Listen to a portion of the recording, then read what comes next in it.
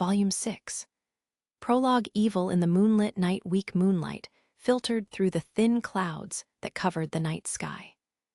With the exception of a few stars twinkling here and there, the dark void overhead felt vast enough to draw earth-dwelling onlookers into its depths. Most people were already asleep at this late hour. Toward the middle of the city, the taverns were alive with the sounds of adventurers. However, in this dim residential area, they sounded distant. One girl kept to the shadows as she made her way into one of the buildings on her way to meet with a god. "Please, Lord Soma, allow Lily to leave this familia." Her voice quivered as she pled. Lily's body was hidden by a threadbare robe as she kneeled in front of him, her head bent low. Her round, chestnut-colored eyes focused on one spot on the floor. The deity she was talking to sat quietly in the corner of the room, holding his knees up against his chest. A cloud shifted in the night sky, flooding the room with moonlight through the open window. The light illuminated a series of shelves lining one side of the room. They held numerous potted plants, as well as several bottles of clear liquor. The two figures sat in the private quarters of the home of Soma Familia's god. Lily had come here to ask Soma directly for permission to leave the familia. This was also that she could be released from the curse of Soma Familia, so that she could stand next to Belle and the others with pride. She had seen her chance and seized the opportunity for a personal audience with Soma himself. Leaving a familia, which entailed the rewriting of the Falna that even then was carved upon her back, required the permission of her god, Soma. Lily knows that this comes without warning, and she apologizes for that and for every other offense she has committed. But please, Lily begs for your mercy. She did not make eye contact or even raise her head. The girl's small, quivering shoulders indicated just how much fear of her god still remained within her. Lily couldn't wipe away the memories of Soma's wine, how it twisted her, overpowered her. The one who created it was sitting in the corner of the room, but the deity did not respond. He looked like a young man of average height. His body and limbs were slender and almost delicate in appearance. He wore a loose-fitting robe, the sleeves and hem dirty with soil. Soma sat in the corner, looking at the wall and muttering to himself. "Operational regulation, penalty, my passion, my reason." Soma's long, unkempt hair partially hid his downtrodden face. He seemed to be shrouded in a miasma of depression and despair. He did not stir, keeping his back to Lily. A new voice not belonging to Lily or Soma filled the room. "Lord Soma is very busy right now, but I'll listen to you, Erd." A human man appeared next to the deity sitting on the floor. Glasses perched on the man's chiseled features. His narrow black eyes had an air of intelligence, but the vulgar smile on his lips betrayed it. "I'm rather surprised to see you alive. I was informed that Kanu perished." Lily desperately fought back the urge to respond. Xanis Lustra, the commander of Soma Familia and an upper-class adventurer at level 2. He had been given the title of Gandharva, the wine guardian. His mind was strong enough not to be manipulated by the divine wine. His will could overpower it. With Soma's notable lack of interest in his own familia, it was not uncommon for Xanis to issue commands in his place. In fact, as the leader, and using the name of their deity for his own purposes, he could manipulate the other members for his own gain. Not unlike the man who'd thrown Lily into a horde of killer ants, Xanis thought nothing of taking advantage of the weak. After concealing her own death and making careful plans to sneak into Soma's quarters, Lily had been found by the one person she absolutely wanted to avoid. "Come to think of it, haven't seen any of Kanu's buddies around. Either you have anything to do with that." The girl answered honestly to the man whose smirk hadn't changed since he entered the room. "Lily doesn't know." Her response was curt and to the point. She fought hard to hold her tongue to prevent her own anger and annoyance from coming through. "Mr. Xanis, Lily is here for a reason. She's waiting for Lord Soma's answer." "Oh yes, indeed. Let's get back to that." Xannies exaggerated his words and nodded his head much deeper than normal, almost as if he were acting in a play. He slowly and carefully enunciated each of his next words. Of course, a large sum of money will be required to exit our group. That's the only thing that can relieve Lord Soma's pain. He spent so much time raising you. He'll want at least 10 million vowels. Lily sat motionless for several seconds. Her spirit seemed to drain out of her body the moment that she understood Xannies' words. What say you, Lord Soma? It's up to you. Soma didn't turn or look up when he responded. The deity was little more than a rock in the corner of the room, not budging a selch. T10 million, Lily uttered as her face turned pale. Her own god didn't know her, nor did he respond to her voice. Xannies chuckled darkly to himself as he stared down at Lily, knowing that any further discussion was useless. Lily collapsed to the floor like a puppet whose strings had been cut. Her thin arms managed to break her fall. Slowly, but surely, the girl climbed back to her feet. Her face void of any emotion, Lily stumbled her way out of the room on shaky legs. The moment she disappeared from sight, a large figure stood in the doorway in her place. "Hey, Apollo's geyser out front," said a very unfriendly-looking dwarf wearing a large calabash gourd strapped behind his lower back. "Very good, Chandra. Show them into the small room down the hall." "Not my job. Do it yourself." The dwarf named Chandra spoke in a gruff monotone as he turned his back on Xannies, then disappeared down the hall as if to avoid a pointless conversation. The man shrugged his shoulders, more amused than annoyed. He turned back to face the god in the corner and spoke. "Lord Soma, I will go conduct negotiations. What is your desire? It's up to you." Soma was completely uninterested. Xannies smirked, chuckling quietly through his nose. His eyes seemed to hide a sneer as he walked toward the doorway. Silence fell as soon as Xannies closed the door behind him. The god stopped muttering to himself now that he was left alone in his room. Bluish-gray moonlight illuminated the plants and bottles on his shelf. Soma reached out, grabbed a bottle, and flipped open the lid. He raised it to his lips and drank the bottle dry in a few quick gulps. Chapter 1. The Furious Rabbit. The stone roads are warmed by the sun overhead on this mild afternoon. The weather's been nice for several days now. Everyone seems to be in a good mood. The city center overflows with happy voices. The wide main street is filled with horse-drawn carts, demi-humans, and travelers in their traveling gear going about their business. Past these waves of humanity, and in the center of the road straight ahead, stands a white tower so tall it pierces the blue sky. But still, I'm so glad that you and the others made it back safe and sound. Sorry to make you worry, and thank you. I'm outside of one of the bars on West Main, the benevolent mistress.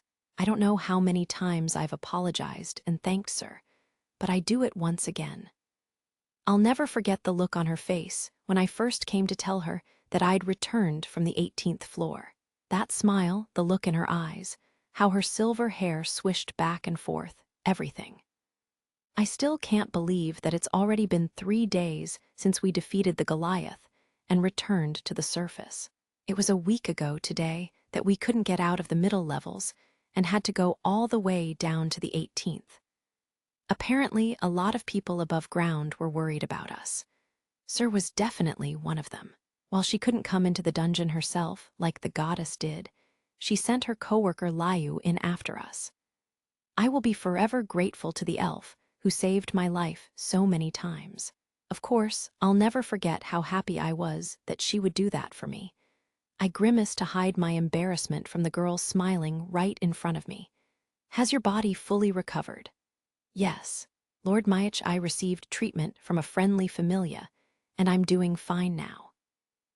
Thanks to Lord Myach and Naza's strongest medicine and potions, I was able to recover all the strength and mental power I'd lost over the past 3 days. We returned to the surface the day after fighting the floor boss. I've spent the past 2 days recovering as well as contacting everyone I know to make sure they know I'm okay. I meet them in person, see their relief, endure their anger, and share a few laughs. Actually, Sir was the first person I'd gone to see, so this is the second time I've seen that smile of relief on her face. The warmth of the sun on my skin and the bright skies are proof that I really did make it out alive. Thanks to that, I can experience the joy of reuniting with people I thought I would never see again.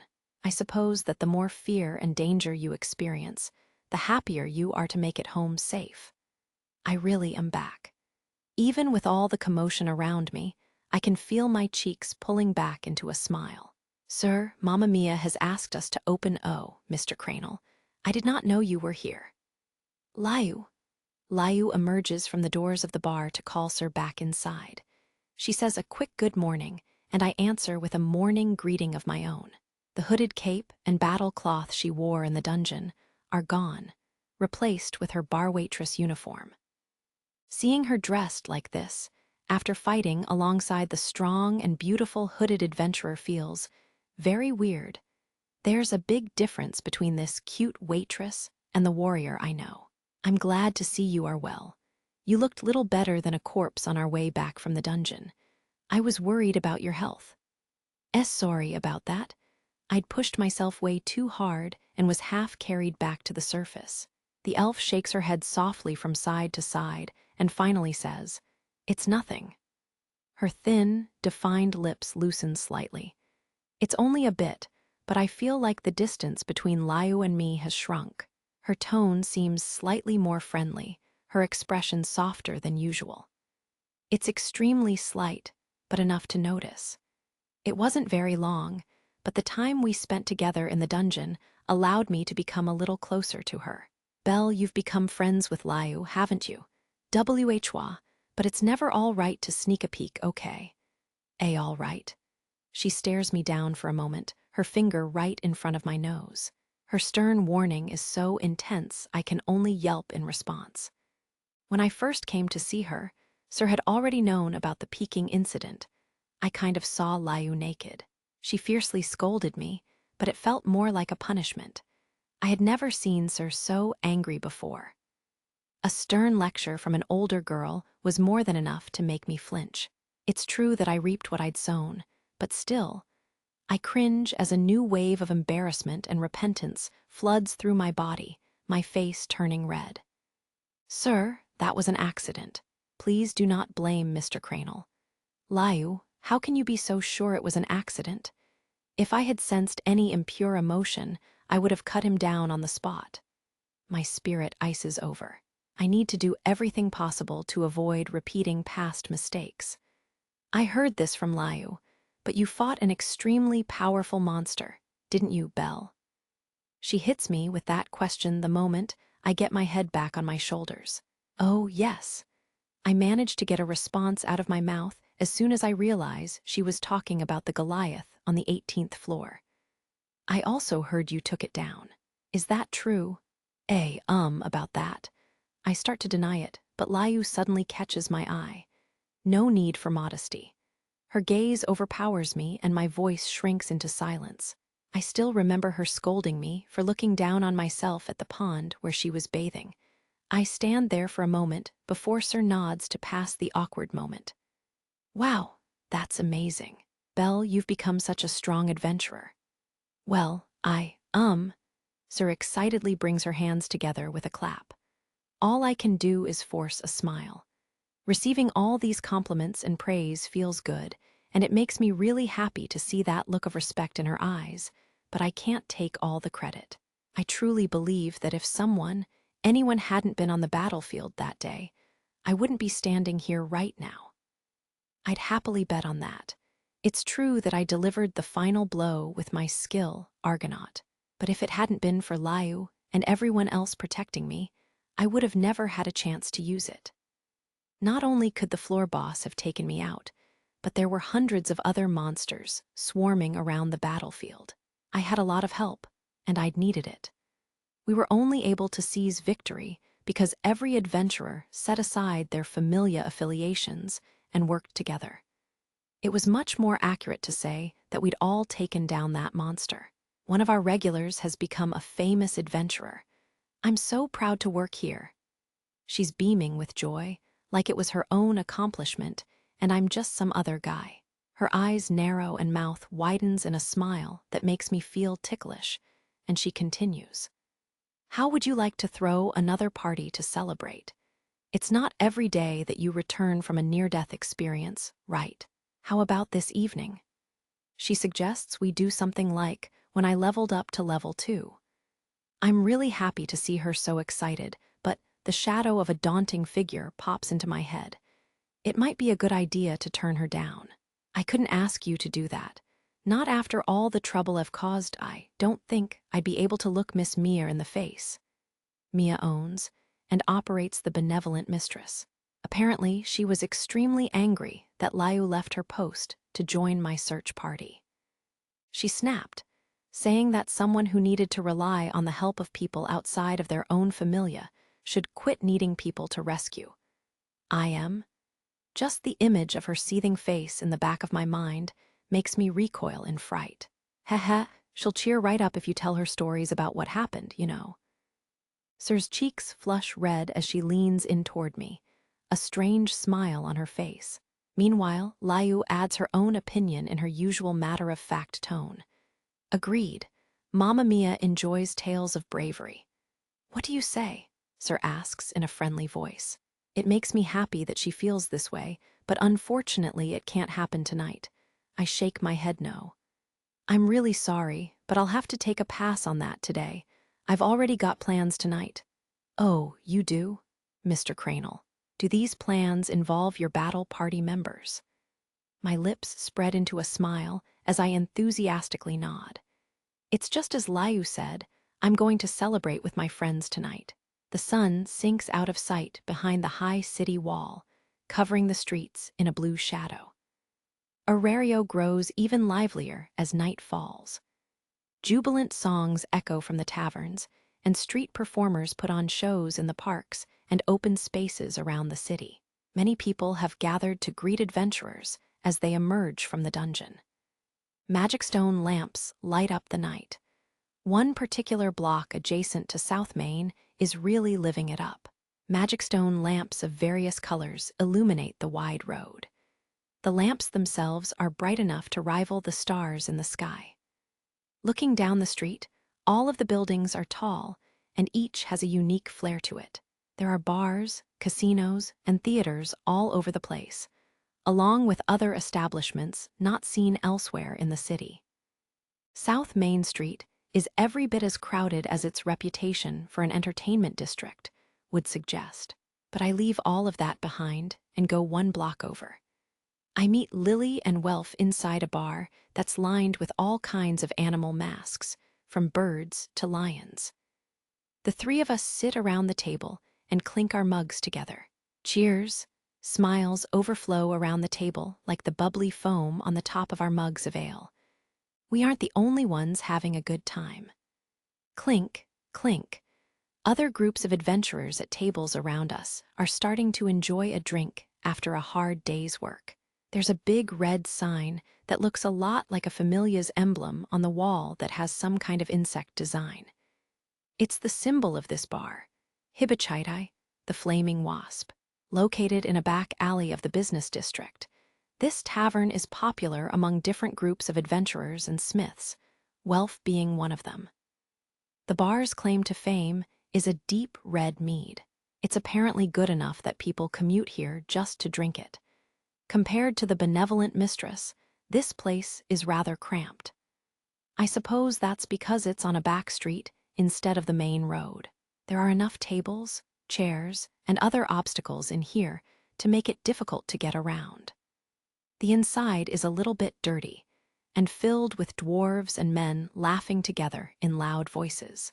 I can't quite put my finger on it, but there's something different about the atmosphere in here. Sir's place is bright and modern, but the Flaming Wasp feels more like an adventurer's bar. Some prom girls work their way past us as I share a laugh with Lily and Welf. Congrats on leveling up, Welf. Mr. Welf is now officially a high smith, yes. That I am, thanks. He bobs his head, looking a bit more bashful than usual. But that smile on his lips, is all the proof I need to know that he's attained both his goal as well as the pride that goes with it. Welf had gained enough excelia through our journey into the middle levels and the many battles on the 18th floor to level up, going from level 1 to level 2. At the same time, he acquired the Forge Advanced ability. Lady Hephaestus updated his status, and the announcement of his rank up was made this morning. He came straight to my goddess's home to tell us as soon as he found out, a massive grin on his face. From there, he went to tell Lily, and now the three of us are here celebrating it. Welf is now a high smith. We can't let this special day pass by without commemorating it. Mr. Welf, are you now free to mark your work with your familia's brand whenever you want? Whenever I want might be pushing it. I'll need Lady Hephaestus's approval along with several of the other leaders before I can use that brand. A weak-ass weapon getting stamped would just sully her name. Now that Welf has joined the ranks of the High Smiths, he's allowed to engrave the letter 1F25 Phi Alpha, Oda Sigma Tau Omicron Sigma insignia on his weapons and armor. It sounds like he can't do it every time, but I bet no. I'm sure that Welf's work will start selling really well. The letter 1F25 Phi Alpha Iota Sigma Tau Omicron Sigma mark has that much influence. Add in the fact that equipment made by a high smith is always in high demand, and Welf's reputation as a blacksmith should spread like wildfire. While I'm extremely happy for my friend, I'm also a little sad. But this means you're leaving the battle party, doesn't it? The main reason that Welf had wanted to join us in the first place was so that he could gain the Forge ability. He's met his goal, so there's no reason for him to stick around. Refusing to let him pursue his dreams would be selfish on my part.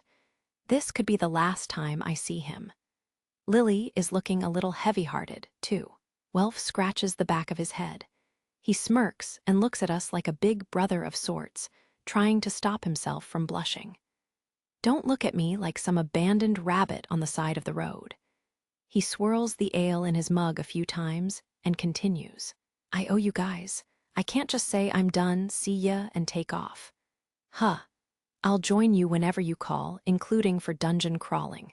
So don't worry, he finishes with a toothy grin. I blink a few times before his infectious smile takes over. Lily's eyes curve upward as the three of us clink our mugs together yet again.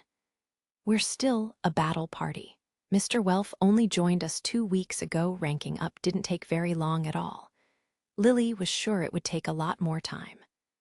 Well, I wasn't exactly sitting on my ass before joining up with you two. But yeah, it happened in the blink of an eye, I suppose. Almost dying 5 times in the middle levels sped up the process a bit. Ahaha. Our conversation joins the din inside the lively bar.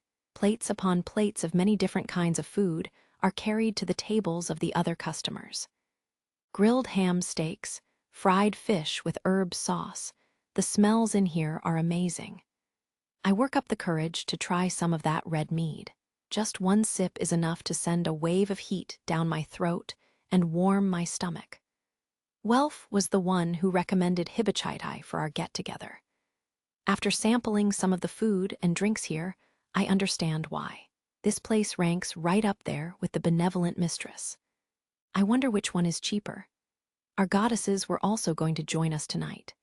But according to Welf, Lady Hephaestus was rather angry with Lady Hestia. Something about Hestia, my goddess, having other responsibilities. Or something like that. She has to work at her part-time job in Babel Tower, and she's not happy about it. She did her best to give Welf her well wishes, but the depression on her face was obvious. Welf had grimaced and accepted the congratulations. So, Belle, you didn't level up? Welf changes the subject. No, not yet, I answer honestly. My basic abilities jumped quite a bit during our 4-day trip through the middle levels, but not enough for my status to go over the top. It's more difficult to gain excelia at level 2 than it is at level 1. The same is true for leveling up, but Lily is sure that Miss Liu received most of the excelia from the last battle. Lily is disguised as a young werewolf girl using her magic to hide her true identity. The wolf-like ears on top of her head twitch back and forth as she talks. I agree with every word she said. The last battle, the floor boss, Goliath, we joined forces with the adventurers from Riviera to attack that monster. There had to be more than 100 of us working together, protecting one another and creating openings for others to attack. However, the Goliath summoned swarms of monsters into battle. Other adventurers took them on so that we could focus on the Goliath alone. There must have been at least 500 of us, now that I think about it. All adventurers who take part in group battles are entitled to a share of the excelia gained during combat. Even so, the ones who shouldered the heaviest burden get the largest shares. In this case, Isfi and Layu, because they held the Goliath at bay the longest. And Layu inflicted more damage. I'm sure that she received far more excelia than anyone else. If Welf and the others hadn't covered for me, bought me time, I would have never landed my last attack. Layu, however, did almost everything by herself, facing down a monster of that size alone to protect her allies, and still charging forward. I'm still in awe at what she accomplished. Her heroic deeds are worthy of being immortalized in a book of heroes. Remembering how she moved, the crispness of her strikes, her aura itself still sends shivers down my spine. So, what was it? That Goliath? Since the topic seems to be drifting in that direction anyway, Welf asked us directly about the irregular that we encountered on the 18th floor. The three of us lean in close, so as not to be overheard by the people around us. There is no explanation, other than it was an irregular, floor boss appearing in a safe point hasn't happened in this era. That bastard was stronger than the rest of them, yeah. It was tossing upper-class adventurers around like bugs. If another one of those things shows up, we'll be wiped out for sure. I think you're right, a black floor boss. A stronger monster Rex. A monster appearing on a floor that it shouldn't have, which sent us spiraling into the deepest pits of despair. Everything about it defied common sense. Simply dismissing it as an irregular didn't do it justice. Lady Hestia seems to know something about it. The moment she saw that black thing emerge, she said it had been sent to eliminate her. The dungeon was angry that gods were inside. The gods stayed out of the dungeon to hide their presence. Seeing how she had reacted and hearing what she said, I can't shake the feeling that the gods and goddesses have some kind of connection with the dungeon. Perhaps these all-knowing deities are hiding something. Did Lady Hestia tell Mr. Bell anything? Lily asks, but I shake my head no. After the battle, the goddess apologized several times, but dodged the question whenever I asked her. She kept acting like it was something that I wasn't allowed to know, and I couldn't fight against her divine will. It made me feel rather anxious. But she doesn't want to say, or maybe she doesn't need to. That's the impression I got from her. Discovering mysteries that lurk within the dungeon might be our job as adventurers, hours and hours alone. These thoughts and more ran through my mind as I had stood, slack-jawed, in front of the goddess. Welp, that's about all we know, isn't it? How did people take the news? Welf changes the subject to improve the mood at our table. We start talking about what happened after the battle and the current situation. There was no confusion or panic within Aurario, because the guild issued a gag order right away. We are the only ones who know the real story, along with anyone else who was there. Don't say a damn thing is how they put it. There'd be a pretty big penalty, too. The guild can really be tenacious. Lily has heard Riviera is back in business on the 18th floor. The dungeon appears to be normal, with nothing out of place. Lily's very good at gathering information because of her past as a thief and con artist. She's got a lot better handle on what's happening than Welf or I do. Apparently the dungeon and the city of Aurario are well on their way back to normal. The guild's efforts to keep everything quiet must have paid off. After all, the guild has power over all adventurers because it controls their income as well as managing the dungeon's resources. Despite all of that, I wonder if the residents of Riviera really went back. It had been a life-threatening situation, so I'm not sure if they're fearless or extremely motivated merchants, or just crazy. Speaking of that, Belle, you all right. I heard the guild threw the book at you and Lady Hestia. The penalty had to be pretty steep. Ah, yeah, to be precise. Penalties were levied on both my familia and Lord Hermes's familia. Lady Hestia and Lord Hermes were summoned to the guild to provide information on the incident. That's when the hammer had fallen. Completely ignoring their explanations, the guild declared this incident to be a calamity, a disaster in which gods are directly responsible. Both of them received a stern warning and a harsh penalty. As for the penalty, it was a fine. How much was it, Mr. Bell? Half of our familia's assets. Ouch. On the contrary, we'd gotten off easy. The guild knew that Hestia Familia was extremely young, and that we didn't have much in the way of savings. We were only fined a few thousand vals, still quite a bit of money, though. The item drop left over after the battle with the floor boss, Goliath's hide, was practically forced onto me during the craziness that followed our victory. It was probably worth enough to cover the penalty. However, I'll never forget the goddess walking slowly to the guild, carrying large sacks of money, tears dripping down her face as she shuddered her way there. On the other hand, what Lord Hermes had to go through bordered on tragedy. Members of Hermes' familia are involved in many different fields and had considerably more assets. The amount of money that they had to hand over to the guild made our fine look like pocket change by comparison. The look on Lord Hermes's pale face, dryly laughing, still hasn't left my mind. All Mrs. Fee did was sigh. I try my best to smile back at the look of shock on Welf's face after my story. We enjoyed our food after that while being completely surrounded by the loud voices of other customers. Suddenly, I notice that something about Lily seems off. So I turn to her and ask, "Lily, are you feeling okay?" Thinking back, she hasn't been her usual self all night. She's listlessly looking at nowhere in particular. What is it? It's like she's desperate not to look at me. She's here physically, but I think mentally she's somewhere else. "Sorry, Mr. Bell." Lily spaced out. She responds to the concern in my voice and flashes a smile in an attempt to reassure me that everything's okay. Mr. Bell's reputation has improved considerably in the past few days. At the very least, the adventurers who witnessed the battle know Mr. Bell's strength. That's great. That was an obvious attempt to change the subject. I awkwardly nod back at her. I look over at Welf out of the corner of my eye. He has noticed, too. He's looking at Lily over the top of his mug. He puts it back on the table and meets my gaze. Now's not the time, he mouths at me with a shrug. Lily, in her werewolf child form, swishes her tail back and forth, trying to look energetic. I'm pretty sure Welf's right. Get this, some bunny just got famous overnight. A loud voice cuts through the din. It came from an adventurer sitting at the table beside us. The prum adventurer, speaking much louder than he needs to, is holding a glass in one hand and sitting at the table with 5 others.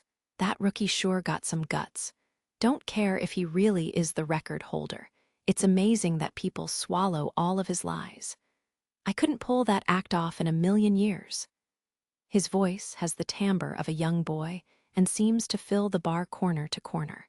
I can feel the eyes of other customers start to focus on us as the 3 of us glance at the table. A golden bow and arrow in front of the burning orb, no, that's the sun on their emblem. All 6 of the adventurers, including the prum, have that symbol somewhere on their clothing. They're all in the same familia. The prum leans back in his chair and takes another swig of ale. Our eyes meet and his lips curl upward. Anyway, I've heard he's extremely good at running away. That must be how he got the level up. He ran away from that minotaur until it collapsed from exhaustion. That's a bunny for ya. Quite the talent. His tone, it's really dry. Is that contempt? Prums are known for their big eyes, and this one's no exception. He keeps talking really loudly, almost like he wants me to hear him. The other adventurers at the table are doing nothing to stop him. In fact, they look thoroughly entertained. Of course, I don't like what this guy's doing, but I keep my mouth shut. It's better to avoid conflicts between familias. My goddess told me as much the day I joined, and Ina drilled it into my head after that. I have every intention of following their advice. On top of that, I don't have the anger or the courage to say anything back or do anything about it. Pitiful, I know, but true. I hear their taunting laughter, but I do my best to ignore it and block it out. The other customers in the bar must be expecting something. I can feel it in their gaze. Oh, you know what else. The bunny joined up with two random pieces of riffraff, a washed-up Smith and some puny supporter. That party's so unbalanced I'm surprised they can even stand. I turn my back to their table and look at Lily and Welf. KKK. The men in their group laugh even harder along with the Prum's cackling snicker. My shoulders twitch. I can't ignore those words. I can't help but clench my fists upon hearing my friends insulted. I spin around my chair to face them. Immediately, Welf and Lily grab my arms. Cool it, don't worry. Let 'em say whatever they want. Mr. Bell, don't listen to them. Welf has a cool enough head that he takes another drink from his mug. Lily sounds like she's scolding me. It's been a long time since I've felt a red surge of anger that strong. Thanks to Welf and Lily, though, it's ebbing away, and I manage to control myself. We're at a bar, and I've been drinking. I might be a little drunk. I tell myself as much over and over, take a few deep breaths, and try to relax. Then, the Prum clicks his tongue in our direction, as if he's disappointed that we've kept our tempers in check. His next words take on more of a violent tone. I also know that his familia is led by some goddess, not worthy of even the slightest shred of respect. You'd have to be pretty weak and stupid to join a disgraceful deity like that. In that moment, sparks burst in my field of vision. I jump to my feet, my chair flying backward. Take that back, I howl. Forgetting myself, sound explodes from my mouth. My ears vaguely pick up the sound of my chair crashing into the ground as I glare daggers at the Prum man. Lily's staring at me, lost for words. That's how angry I am.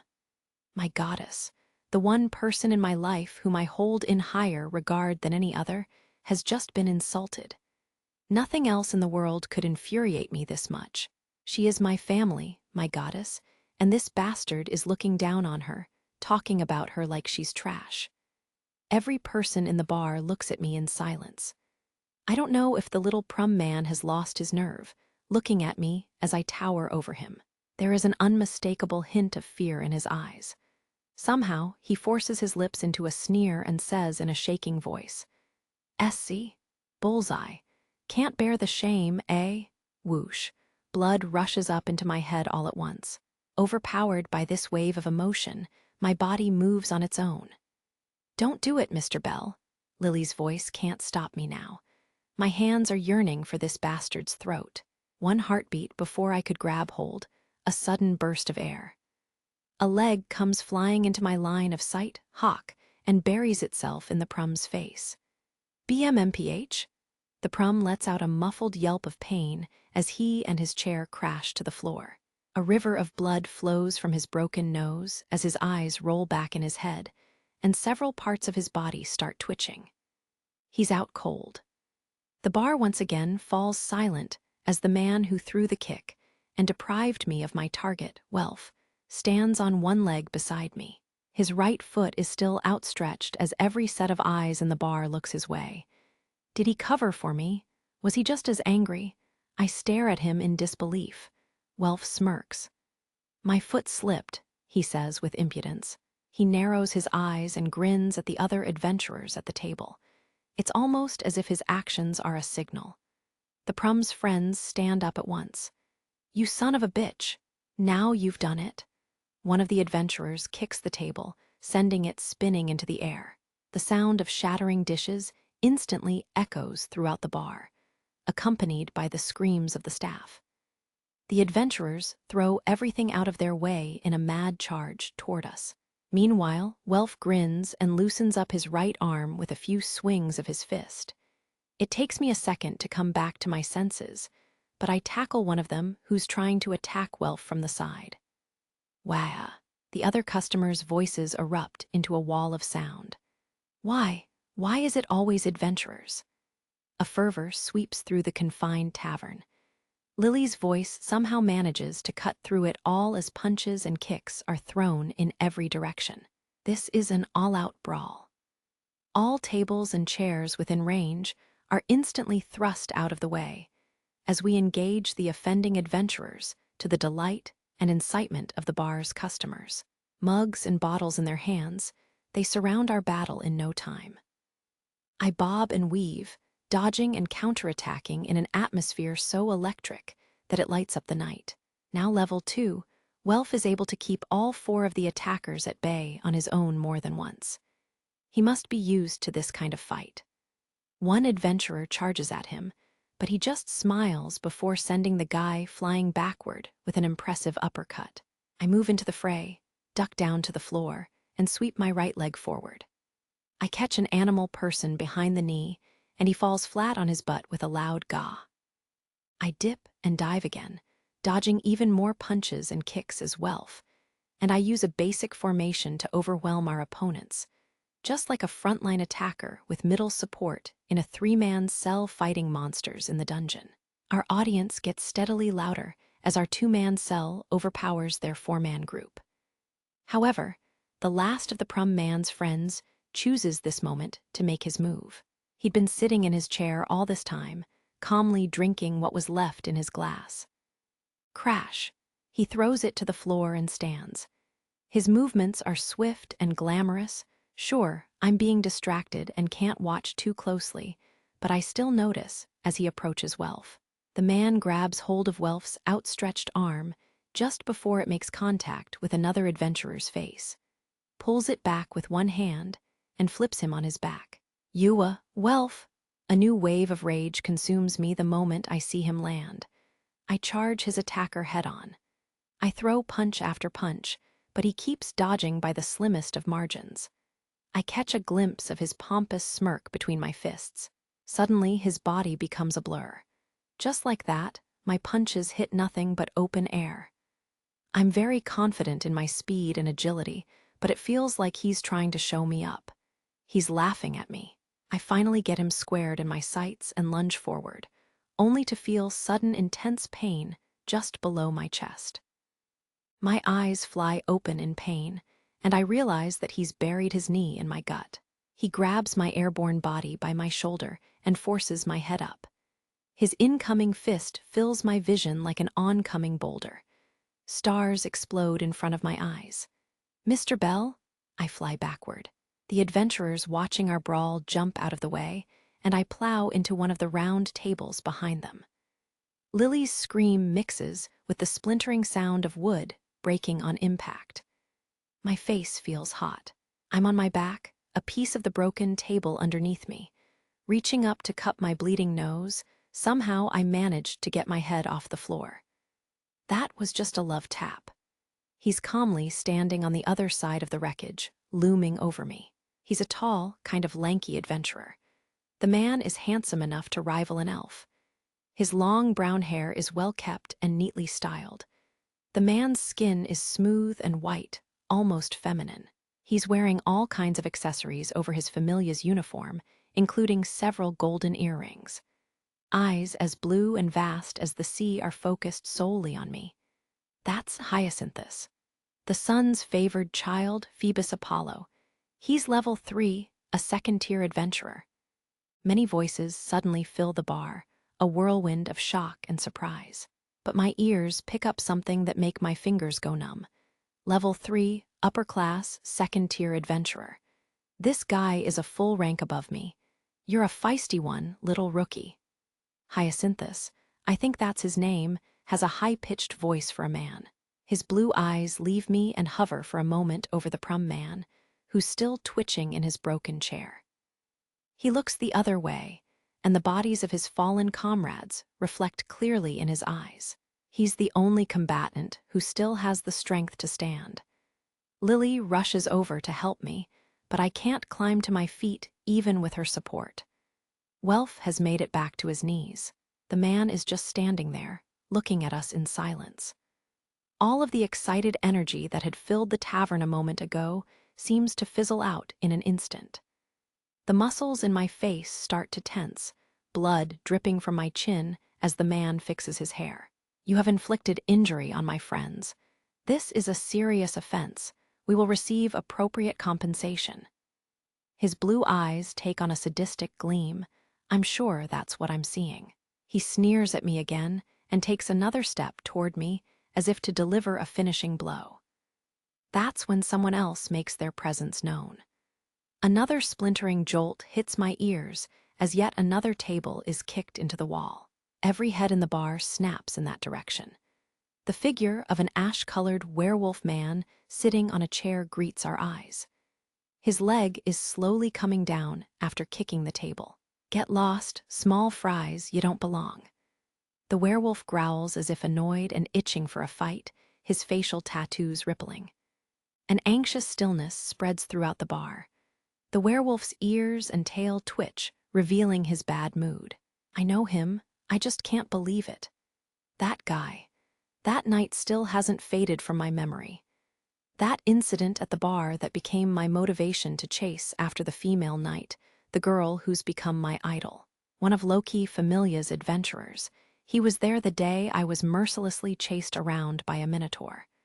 I think his name is Bete. It's your fault that this piss-weak beer started tastin' foul, too. You killed my buzz, you repulsive wimps. Get out of my sight. He and a few other adventurers around him are all wearing the trickster emblem.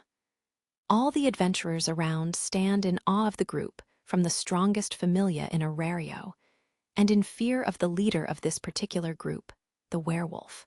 While much more boorish and harsh than Eyes or the others, he has the same aura of strength. I'm sure the others here have picked up just how dangerous this man is. Only the handsome man is able to speak, or even remain calm as he shrugs back. How rude. Apparently low-key Familia has gotten sloppy. They forgot to put a leash on their dog, of all things. Bete's amber eyes instantly narrow, his temper flaring as he glares at the man. Wanna be torn in half, pretty boy? Werewolf and human size each other up. The tension in here is suffocating. Time stands still before the handsome one breaks eye contact first. I've lost interest in this, he says as he turns away. We're leaving, he tells his companions as he walks toward the exit on his own. The four of them somehow manage to stumble to their feet, lending a shoulder or two to their unconscious prum ally, and follow their leader out the door. The last of them gone, a tranquil calm falls within the bar. Did he just help me? Loki Familia forced the other group of adventurers out. For the life of me, I have no idea why Mr. Bete would do something like that. My mind stops racing and I wipe the dried blood off of my face slowly but surely. The werewolf steps forward. He's coming right toward me. Comes out of my suddenly tight throat, and I'm not the only one. The adventurers who witnessed our brawl waste no time in getting out of Bete's way. My butt's still on the floor as I look up at his imposing figure. He comes to a stop right in front of my feet. My heart trembles. The feeling of being made into a laughingstock that night rears its ugly head in the back of my mind. He made me feel like a fool in front of Eyes. I could do nothing, only run away. That despair threatens to take over my mind once again when suddenly I see his left hand reaching down to me. He's extending his hand, but there's no time to take it. He grabs hold of my collar and forcefully pulls me up. I can't breathe. Know your place. He pulls me up to his face, nose to nose. The rage burning in his eyes is overwhelming. No sound comes out of my mouth. I have to nod. I can feel the strength pulsing in his fingers. Just keeping eye contact is terrifying. Then he lets me go, dropping me on the spot. Thump. Pain shoots up my legs and into my back as soon as I hit the floor. Mr. Bete's mouth twitches before he turns around and walks toward the door himself, anger emanating from his back. His tail swishing looks like an ash-colored flame in his wake. The rest of the adventurers in his group quickly jump to their feet. One of them sets some money on the counter, as all of them follow him outside. First the handsome man and his group, then Loki Familia leave Hibichai. "Are you okay, Mr. Bell?" "Damn those guys, what were they trying to pull?" Lily sits down next to me as Welf massages his lower back, eyes still on the door. I nod at Lily and follow Welf's gaze. The door is still open. I can see the dark back street and even a piece of the night sky. I touch my face and instantly feel pain course through my swollen lip. The bar staff is already hard at work, throwing away broken chairs and tables and sweeping up the splinters that litter the floor. We're the only ones left, but none of us knows what to say. A little time has passed since the brawl at Hibichai. Welf, Lily, and I have made our way to a hidden room under an old church, Hestia Familia's home. "Oh, so there was a fight," the goddess calmly says as she rubs medical cream on my face. "It's cheap stuff, so anyone in Aurario can buy it." My face tenses up whenever her fingers pass over one of my many cuts and nicks. We're here to explain to her in our own words what happened and heal up at the same time. We're not hurt too badly, but the goddess was extremely surprised to see us covered in bumps and bruises when we arrived. Lily told her what happened, and the goddess seemed to accept her explanation. We apologized to the bar's owner after the fight and told him that Hestia Familia would pay for the damages. "Turns out you're a bit more rambunctious than I thought, Belle. I'm kind of happy about that, but it makes me sad, too. Mr. Bell has been acting like Mr. Welf. Mr. Bell has been behaving more and more like a violent adventurer ever since he met Mr. Welf." Hey, you know that's not true, wait a sec. There has got to be a nicer way to say that." The goddess's gentle fingers glide across my face as we sit side by side on the bed. Lily and Welf are on the sofa, directly next to us. The two of them have been arguing ever since Lily claimed that only an idiot would waste a potion to recover from a bar fight, and began roughly smothering Welf's injuries with the same ointment the goddess is using on me. Lily's taken on an aura of superiority ever since we left the bar. Lily can't believe this. This'll come back to haunt us. Please consider how worried Lily is. She keeps repeating herself under her breath. The goddess listens to what she has to say and does her best to smile at us. "I'm surprised at you, getting into a fight like this. Then again, you are a boy, Belle." Her thin fingers are gentle as she rubs more cream onto my face. I feel really bad for making her worry, but I stay silent. Satisfied with my treatment, the goddess takes her hand away and looks at me with serious eyes. "However, fights are never a good thing. It's just like what your supporter said. You realize you really got hurt this time." I let her finish, and then immediately stand up. "Everything that happened in the bar, all the anger, I can't keep it in anymore. But those guys, they insulted you." This might be the first time I've ever talked back to her.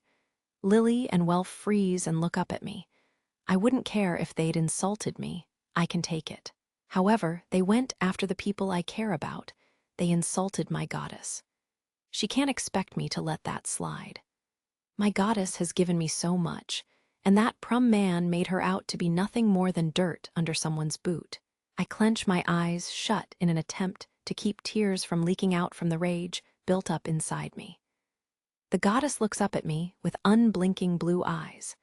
She just stares at me for a moment before a small smile appears on her lips. "I'm happy you would get this angry for my sake, but doing so put you in a lot of danger, and that makes me much sadder." The goddess's soft tone is in stark contrast to my body shaking in anger. "I understand how you're feeling, Belle. If it were the other way around and someone insulted you, I'd be mad enough to breathe fire. But if I got into a fight over it and came back injured like you did today, how would you feel?" I'd want to cry. "See, that's how I feel. I know it's unfair, but please don't get angry if you hear someone say something bad about me. Gods are happiest when their children are healthy." And then she smiles at me. "Make a joke out of it next time. Something like, "That wouldn't anger my goddess. She's got a big heart," or something like that. My goddess's words cool my hot head. She gently accepts all of my anger and rage, contains it, and helps me let it go. Her smile unravels the knots of emotion that had built up in my chest. I fall silent, nod, and apologize. "I'll put up with it next time, I'm sorry." I look at the floor as I make my promise before looking up at her face. She's smiling from ear to ear, absolutely beaming, like a healthy flame in a fireplace. Tap, tap. She pats the bed next to her. I do what she's asking and take a seat on the bed. She gently runs her fingers through my hair. I'm starting to blush, but I don't move away. Lily and Welf watch the two of us. They do nothing to try and hide their amusement. A calm, serene mood fills the hidden room under the old, run-down church. Lily's worried about how the other familia will respond. It would be nice if they didn't hold a grudge and come after Mr. Bell. The goddess had been rubbing my head and shoulders and was about to lean in for a hug when Lily voices her concern. Welf runs his hand over his black jacket, looking for damage. He doesn't even look up when he adds, "I started it. Bell should be fine." That may be so, but adventurers have a lot of pride. If their familia is concerned about losing face, there might be a problem. That's a good point. The goddess looks over at Lily and agrees with her. Shall I talk to their god to prevent problems down the road? I'm sorry, goddess. I bow a little bit, but the goddess forces a smile. Oh, it's fine. Do you know what familia they were from? She asks me. I think. I try to remember everything before the fight started and recall the details. My memory clicks, and I tell her. They wore a sun emblem. Golden emblems bearing the mark of the sun flashed in the moonlight pouring down from the cloudless night sky. They gathered in a dark alley, away from the light of the magic stone lamps. A group of 6 men made up of humans, animal people, and prums had found their way into one of the countless alleyways in the city of Arario. Gimme a break, Hyacinthus. Why do I always have to do the crappy part? Hee, don't be that way, Lewin. You get to be the star. Hyacinthus grinned at the little man, who still had the well-defined outline of a boot on his face.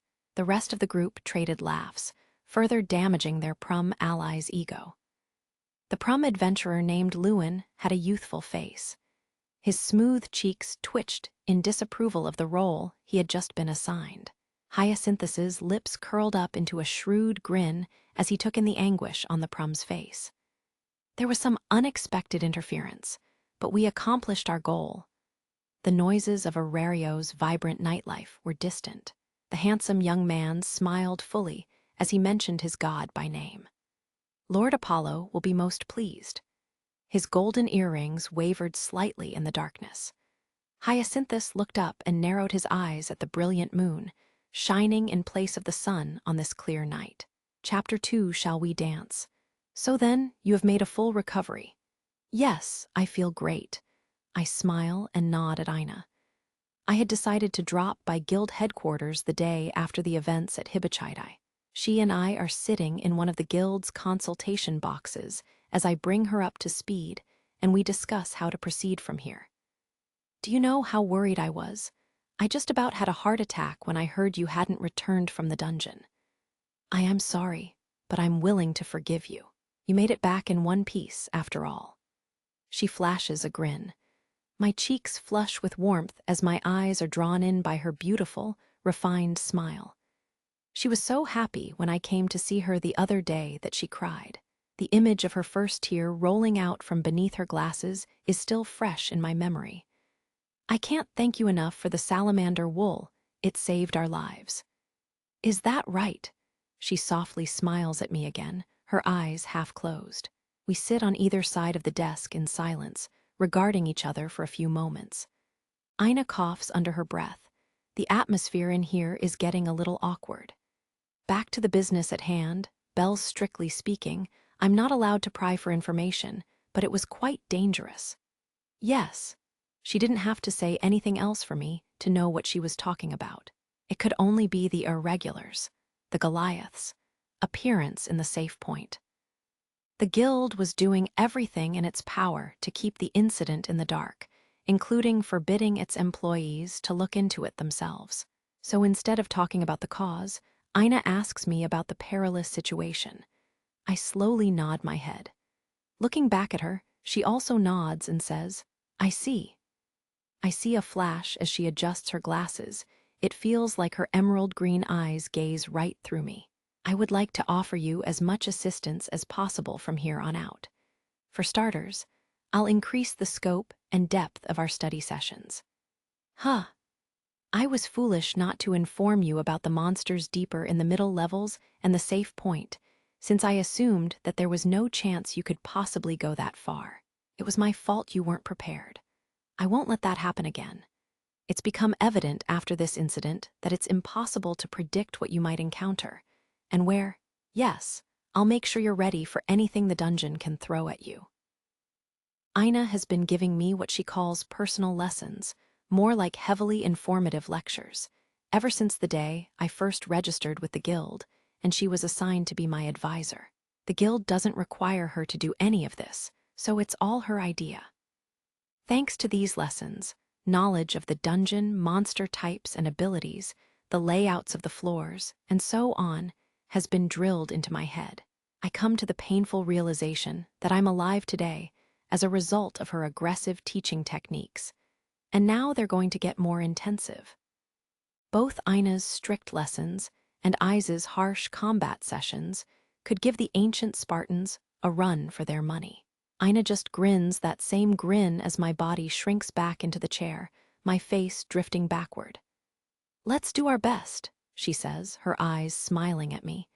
She's really worried about me. I can't refuse her offer. I lightly return the smile, nod again, and say, "I will. All that's left to discuss are your plans for today." My heart rate goes back to normal and our conversation resumes. I tell Ina the schedule I have in mind. "Ah, sure. I'm planning to go back into the dungeon in 2 days." "In 2 days, is it correct to assume that you're taking a rest?" "Well, the truth is that Welf, the smith I have a contract with, is making some new equipment for me." I see a spark of understanding flash in Ina's eyes the moment I mention Welf's name and our contract. We lost a lot of weapons and armor on our trip to the 18th floor. My light armor is in bad shape after the battle with the Goliath. While it's still usable, Welf insisted on crafting new gear for me. The work of high smiths, those who have acquired the forge ability, puts the quality of all others' work to shame. This is Welf's first job as a high smith. He's a bit more excited than usual. I can't wait to see what kind of armor and weapons come out of his workshop. In that case, you will resume dungeon activities once your new equipment is complete. Yes. Which floor are you planning on going to first? I think it's best that we start at the 13th floor.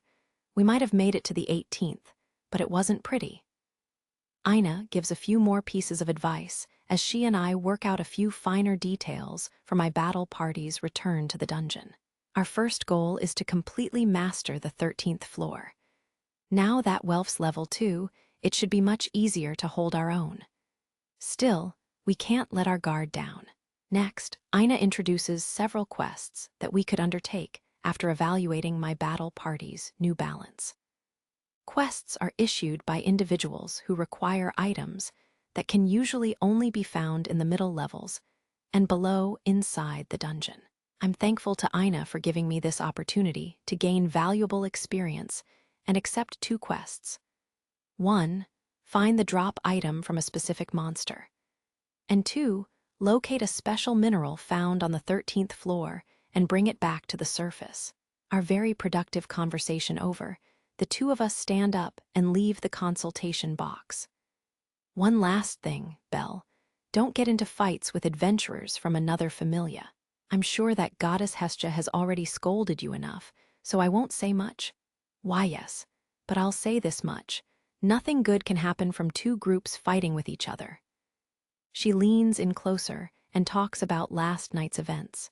In the worst case, the entire city of Aurario could become a battlefield if 2 familias fight head-to-head. A chill of fear runs down my spine as I gulp down the air in my throat. I thought I'd understood how dangerous these fights could be, but the seriousness in her voice makes that threat feel very real. We had just returned to the lobby, and I was about to say goodbye to Ina at the reception counter. I feel someone looking at me from behind. Turning around, I suddenly meet the gaze of two female adventurers in the corner of the lobby. Both of them seem to be looking at my eyes and hair for some reason. They must have been trying to find me because they're coming this way. It's about noon. There are usually a lot of adventurers coming out of here at this time of day, and today's no exception. The two women weave their way through the white marble lobby and come to a stop right in front of the two of us. "Belle Cranel, am I wrong?" The lady with short-cut hair asks in a strong, curt voice. That's me." I'm at a loss as to how to respond. Her partner lightly drifts up to me, long hair lightly swishing behind her as she nervously sways back and forth. This," she bows forward, her eyes glancing up at me as she holds out a letter. "No, it's an invitation. The envelope is extremely fine and sealed with a wax emblem. Ingrained in the wax is a bow and arrow in front of a sun." My eyes widen in surprise. The short-haired girl opens her mouth to speak. "The name's Daphne, that's Cassandra. As you can see, we're from Apollo Familia." The lady, Daphne, introduces herself and confirms what I thought. An emblem that simultaneously inspires images of an archer and a beam of light through the darkness. Apollo Familia. These two are in the same group as the adventurers last night at the bar. Ina leans over to me and whispers in a hushed voice, "Daphne Lawlos and Cassandra Elian. Level 2, third-tier adventurers. They must be well-known veterans. I'm sure both of them are older than me." I picked up on the aura of strength emanating from Daphne right away, but she seems calm and in control. The same can't be said for her friend Cassandra. The air about her is distant, a childlike innocence in her eyes. I'm pretty sure they were waiting for me, watching all the adventurers come in and out of the guild from a spot where they could see everything. I freeze in place, looking at both of the ladies in turn. The one named Cassandra takes another step forward. You see, it's an invitation. Lord Apollo is going to hold a celebration, and if you'd like, if you don't want to, that's okay." Slap. Daphne hits the back of Cassandra's head with an open palm and steps in front of her. "Oa," comes a soft cry. Daphne ignores both the cry and the beads of cold sweat running down my face and shoves the invitation into my hands. "You must inform your goddess." "Got that? You got the invitation." "I understand." Daphne steps away as soon as I get the words out of my mouth. She must not have wanted to waste any time on idle talk because she motions to Cassandra and turns to leave. She suddenly stops in mid-step and looks over her shoulder, short hair shifting to the side. "My condolences." "What?" I open my mouth to ask, but Daphne doesn't say anything else. She's already halfway into the crowd. Cassandra makes a small bow before taking off after her. Ina and I watch them go. I look down at the invitation in my hands as soon as they disappear out the front entrance. That night, the goddess and I are at home, just like usual. I tell her everything that happened this afternoon. An invitation to the celebration of the gods. The opened envelope lying in front of her. My goddess sits in her chair as she reads the paper in her hands. We've just finished dinner. All that is left on the table are 2 cups of hot tea. The goddess was tired after a long day at work, so I'm washing dishes. It's been about a month and a half since Ganesha held one. I imagined someone would organize something soon. The celebration of the gods is a party for deities by deities. I've heard that part of it is so that the host can brag about their familia's influence and power, but it's basically a place for the gods and goddesses to have fun. My goddess has participated in at least one of these celebrations before. This time, Apollo Familia will be hosting a celebration in 2 days. Apollo Familia, I've looked into them myself. They have a good deal of influence as well as many powerful adventurers. One of their battle parties successfully slew the Goliath on level 17. The guild gave them a D ranking. Compared to our undersized Hestia familia, they are far more prominent in Aurario. What should we do? We can't ignore it, not with the fight yesterday. I feel absolutely horrible. The goddess looks trapped, as though both decisions are impossible. The brawl with Apollo Familia was only 24 hours ago. How would it look if we refused their invitation so soon after? Thinking about it logically, ignoring their invitation would be like throwing mud in their faces. The goddess's mouth pouts up toward her nose in thought. I quickly apologize. This is all my fault, goddess. No, it's all right, Belle. You don't have to feel that way. The truth is, I don't like Apollo that much. Can I ask why? A lot happened in Tenkai. I tilt my head to the side, confused by the change in the goddess's tone. Anyway, back to the matter at hand. This celebration is a little bit different than usual. A bit more interesting, she says while looking at the invitation, a grin on her lips. I gave her the envelope without reading it myself. What could be so interesting about this celebration? I start putting dry dishes away, but my mind won't stop racing. It's pretty well decided that we have to participate. Mayach and the others probably have their invitations by now. Chances like this happen once in a blue moon, so why don't we all enjoy this together? Enjoy this together? I look over my shoulder at the goddess. This may be a little out of the blue, but Aurario is greeting spring now. The heavy clouds of winter have all disappeared, leaving behind the blue sky as a background for all of the blooming flowers. I've heard that many people come to Aurario this season to visit because the weather is very stable. The seasons were beginning to change when I came to the city about 2 months ago. It could be said that outsiders like me coming into Aurario are what make this city so lively. The air is still crisp in the mornings, but the temperature steadily increases day by day. Signs that summer is fast approaching are everywhere, but I know that the changing of the seasons isn't why I feel so hot right now. Rumble, rumble. The wooden wheels of our horse-drawn carriage grind against the stone road beneath me. I run my fingers through my bangs for no reason at all. My palms are moist with sweat. I can't relax. I don't think my body will calm down until tonight is over, but we have to get there first. I cast my gaze out the window and watch the red-tinted cityscape pass by. The carriage comes to a stop. The horses neigh in the background as the door of our fancy carriage opens in front of me. I step outside. I'm not used to these clothes. Wearing a coat with tails feels weird. Even the sound of my expensive shoes clicking with each step sounds like someone else. My feet finally beneath me. I turn around and extend my arm to the girl behind me. Lady Hestia emerges from inside the carriage, a joyous smile on her lips. Just like me, she's wearing extremely formal clothing. She looks even more beautiful and stunning than usual. Thank you, Belle. You're pretty good at this escort thing. Really? She's taking long, elegant strides toward me. I'm so nervous that my joints are tightening up. A puppet could move more freely right now. More and more extravagant horse-drawn carriages arrive every moment. Handsome men and dazzling women wearing some of the most expensive clothing I've ever seen fill the street.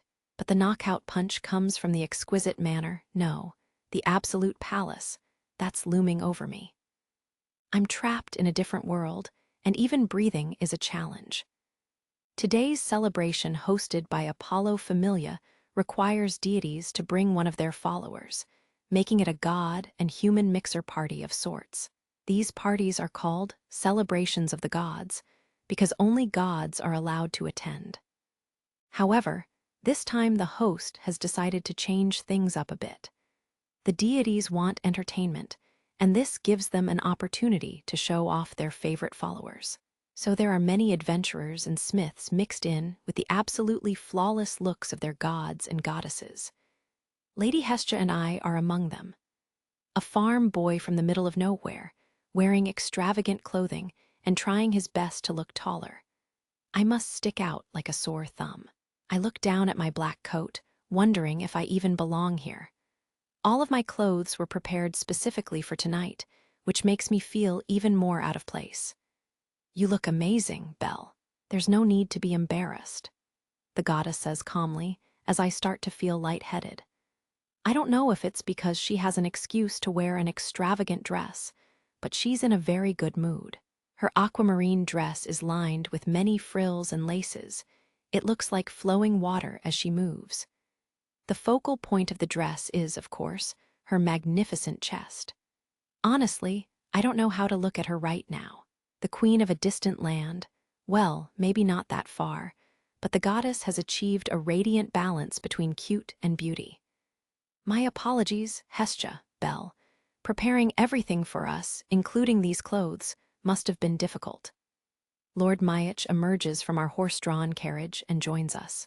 Naza is beside him, her hand resting in the crook of his arm.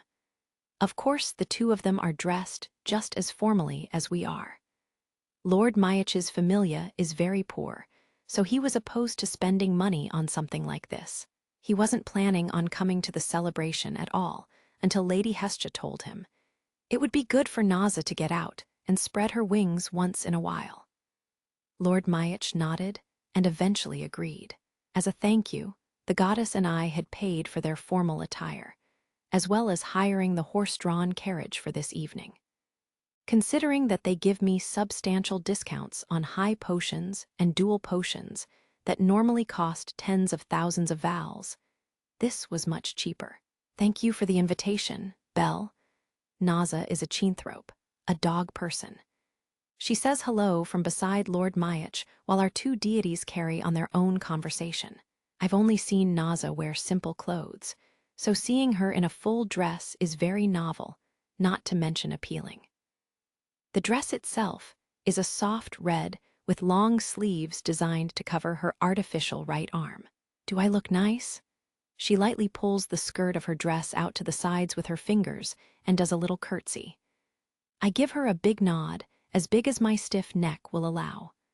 Her eyes are the same as always, half closed, but there's the joy in her expression that I haven't seen before. Swish, swish. Her tail happily flicks back and forth beneath her dress. Well then, shall we proceed? Sure, all right, Belle. I'm counting on you. Why, yes. Slowly but surely, I reach out and take Lady Hestia's extended hand. I turn to the front and am once again overwhelmed by the extravagant palace in front of us. The doors to the front entryway are open. All of us make our way inside, our clothes and shoes sparkling as we pass through the well-lit doorway. My breath leaves me. It's a different realm, one that I have no connection to, a world of the night. If someone had told me when I first came to Arario that I would be able to be a part of this realm alongside my goddess, would I have believed them? I'd be lying if I said I wasn't excited, but more than that, I'm nervous. Time stands still as I'm swept up in the luxurious atmosphere around me. I take a small breath before taking my first step into the hallway. Other guests make their way into the building as well, men escorting the women. Lord Myach and I each take the hands of our partners and join the line flowing deeper into the palace. The entrance hall is just as ornate as the outside of the building. Golden pillars decorated with hundreds of candles line the hallway. I have to squint my eyes. The soaring style of architecture makes it feel very open. Alabaster statues designed to look like every single god and goddess stand in different areas of the hallway, like small shrines. The hallway leads to a set of equally extravagant stairs. The location of tonight's party is waiting for us at the top, the second-floor ballroom. The ballroom is already noisy with guests who had arrived before us. And of course, the ballroom is just as well decorated as everything else. Many chandeliers equipped with magic stone lamps hang from the ceiling, and long tables with elaborate spreads of food run down the sides and back of the ballroom. There's a balcony beyond the tall, thin windows. The sun has already set, and no light is coming in from outside. This building is located on North Main, surrounded by the houses of some of Arario's wealthiest residents. That could be why the sounds of the taverns and nightlife feel very far away. This place is so quiet that it's hard to believe I'm still in the same city. It's amazing that a place that can give you the feeling of stepping into another world exists in Arario. That person, I've seen him before. That adventurer has been famous for a while. He's strong, too. I haven't heard good things from other members of his group. They're a bit afraid of him, actually. Be careful. I catch glimpses of well-known adventurers as we go into the center of the ballroom. One elf looks like she'd rather be anywhere but here. There's a dwarf whose clothes are too tight, and some sharp, vigorous-looking animal people and Amazons. Humans and demi-humans are intermingling with the gods and goddesses. Naza tells me a lot of things as we go, but I'm still overwhelmed by this atmosphere. Ah yes, there you are. Mayach, too. This is a surprise. Hephaestos, Take. A god and goddess greet us as we make our way toward the corner of the room, and Lady Hephaestos and Lord Take-Mikazuchi. Lady Hestia rushes out to meet them, followed closely by Lord Mayach and Naza, who smile and give short bows. Hey, says Naza. You look well, says Lord Mayach. Both sides smile and say hello. You brought Makoto, Take? Thanks for what you did the other day. Why yes, and no, it's nothing. Who is accompanying you, Hephaestos? I don't see anyone. He's a strange one, leaving me here to explore the party on his own. Lady Hestia expressed her gratitude to Makoto, the human hiding behind Take-Mikazuchi's back. The girl who came deep into the middle levels to save me not too long ago is now blue in the face with nervousness. Her long black hair has been expertly braided and matches her flowing dress. She's physically shaking. I'm glad it's not just me. She must not be used to exposing her shoulders because she's huddling in, making them as small as possible. Even the tips of her ears are turning red. I can relate. I don't blame her for standing there with her eyes flying left and right. Lord Mayach and Lady Hephaestos continue their conversation beside us. Hey, everybody's here. Let me join in the fun. Ah, Hermes. I turn around in time to see Lord Hermes practically bound over to our group. He's wearing his usual charming smile, his eyes narrowed. Lord Take-Mikazuchi doesn't seem to be too happy about this. Mrs. Fee is right beside him, her silver glasses sitting comfortably on her face. Lord Hermes, please lower your voice. There's a hint of protest in her tone as she sighs under her breath. Why did you come over here? We haven't had direct contact for very long at all. Hey, come on, Take-Mikazuchi. Didn't we just work together? Don't leave me out in the cold. Lord Hermes slips by the obviously perturbed Lord Take-Mikazuchi after giving us an energetic greeting. A few moments later, he's standing in front of me, showing off a toothy grin. Hi there, Belle. Love that jacket, that's what I call style. And Naza, wonderful dress. Thank you. Appreciated. What's this? Got some butterflies in your stomach, little Makoto. Your cute face is going to waste. See cute. Unlike Lord Mayach and myself, Lord Hermes is dressed rather casually. He goes around our circle, complimenting everyone from my goddess to Naza. His eyes twinkle like a kid who's found a new toy when he turns to face Makoto. He reaches out and takes her hand before pressing his lips onto her fingers. Poof, Makoto's face practically explodes in a deep red blush. Thud. Smack. Lord Take-Mikazuchi slaps Lord Hermes in the back of the head at the same time that Mrs. Fee drills her heel into his shin. Many of us have come out tonight. This time, the children are with us. Tonight's celebration promises to be a bit livelier than usual. Lady Hephaestos and Lord Mayach strike up a conversation to try and ignore Lord Hermes's whimpers of pain after he collapses to the floor. But they're right. This is starting to feel like a party. Even our little corner of the ballroom is starting to get noisy. I think I'm getting used to this atmosphere, though. My guests, I'm glad to see you've all arrived. A loud voice echoes through the ballroom. Every head around me instantly turns to face the other side of the room. There is a god standing in front of the opposite wall. He has blonde hair that seems to shine like the sun. The bright and wavy locks glide over one another like early afternoon sunbeams. With a smile that is equally as brilliant, his handsome looks are powerful enough to make me, another male, stand and stare. He's pretty tall, too, and wearing a crown of laurels on top of his head. Two very powerful-looking adventurers, a man and a woman, are standing just behind him on either side.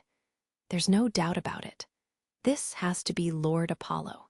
An idea came to me about how to make this event special. How do you like it? Dressing up the ones we hold most dear and bringing them to our celebration. What could be more delightful?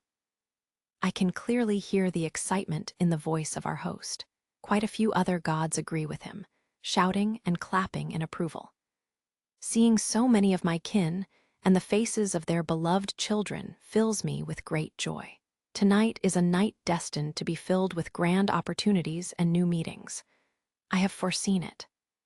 I step to the side to get a better view, when suddenly, Lord Apollo's gaze sweeps over the crowd, but then seems to instantly lock on me. I frown for a moment and look behind me over my shoulder.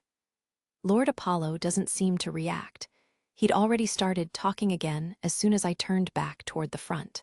I might be overreacting because of what happened between me and Apollo Familia. That has to be the source of this awkwardness I'm feeling. I should just ignore it. The night is young. I have assembled only the finest wines and freshest food. So by all means, wine, dine, and enjoy yourselves.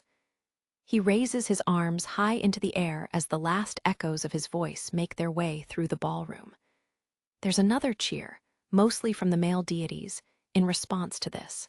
Wineglasses with all sorts of designs carved into their bases are filled and clinked all around me as the party officially gets underway.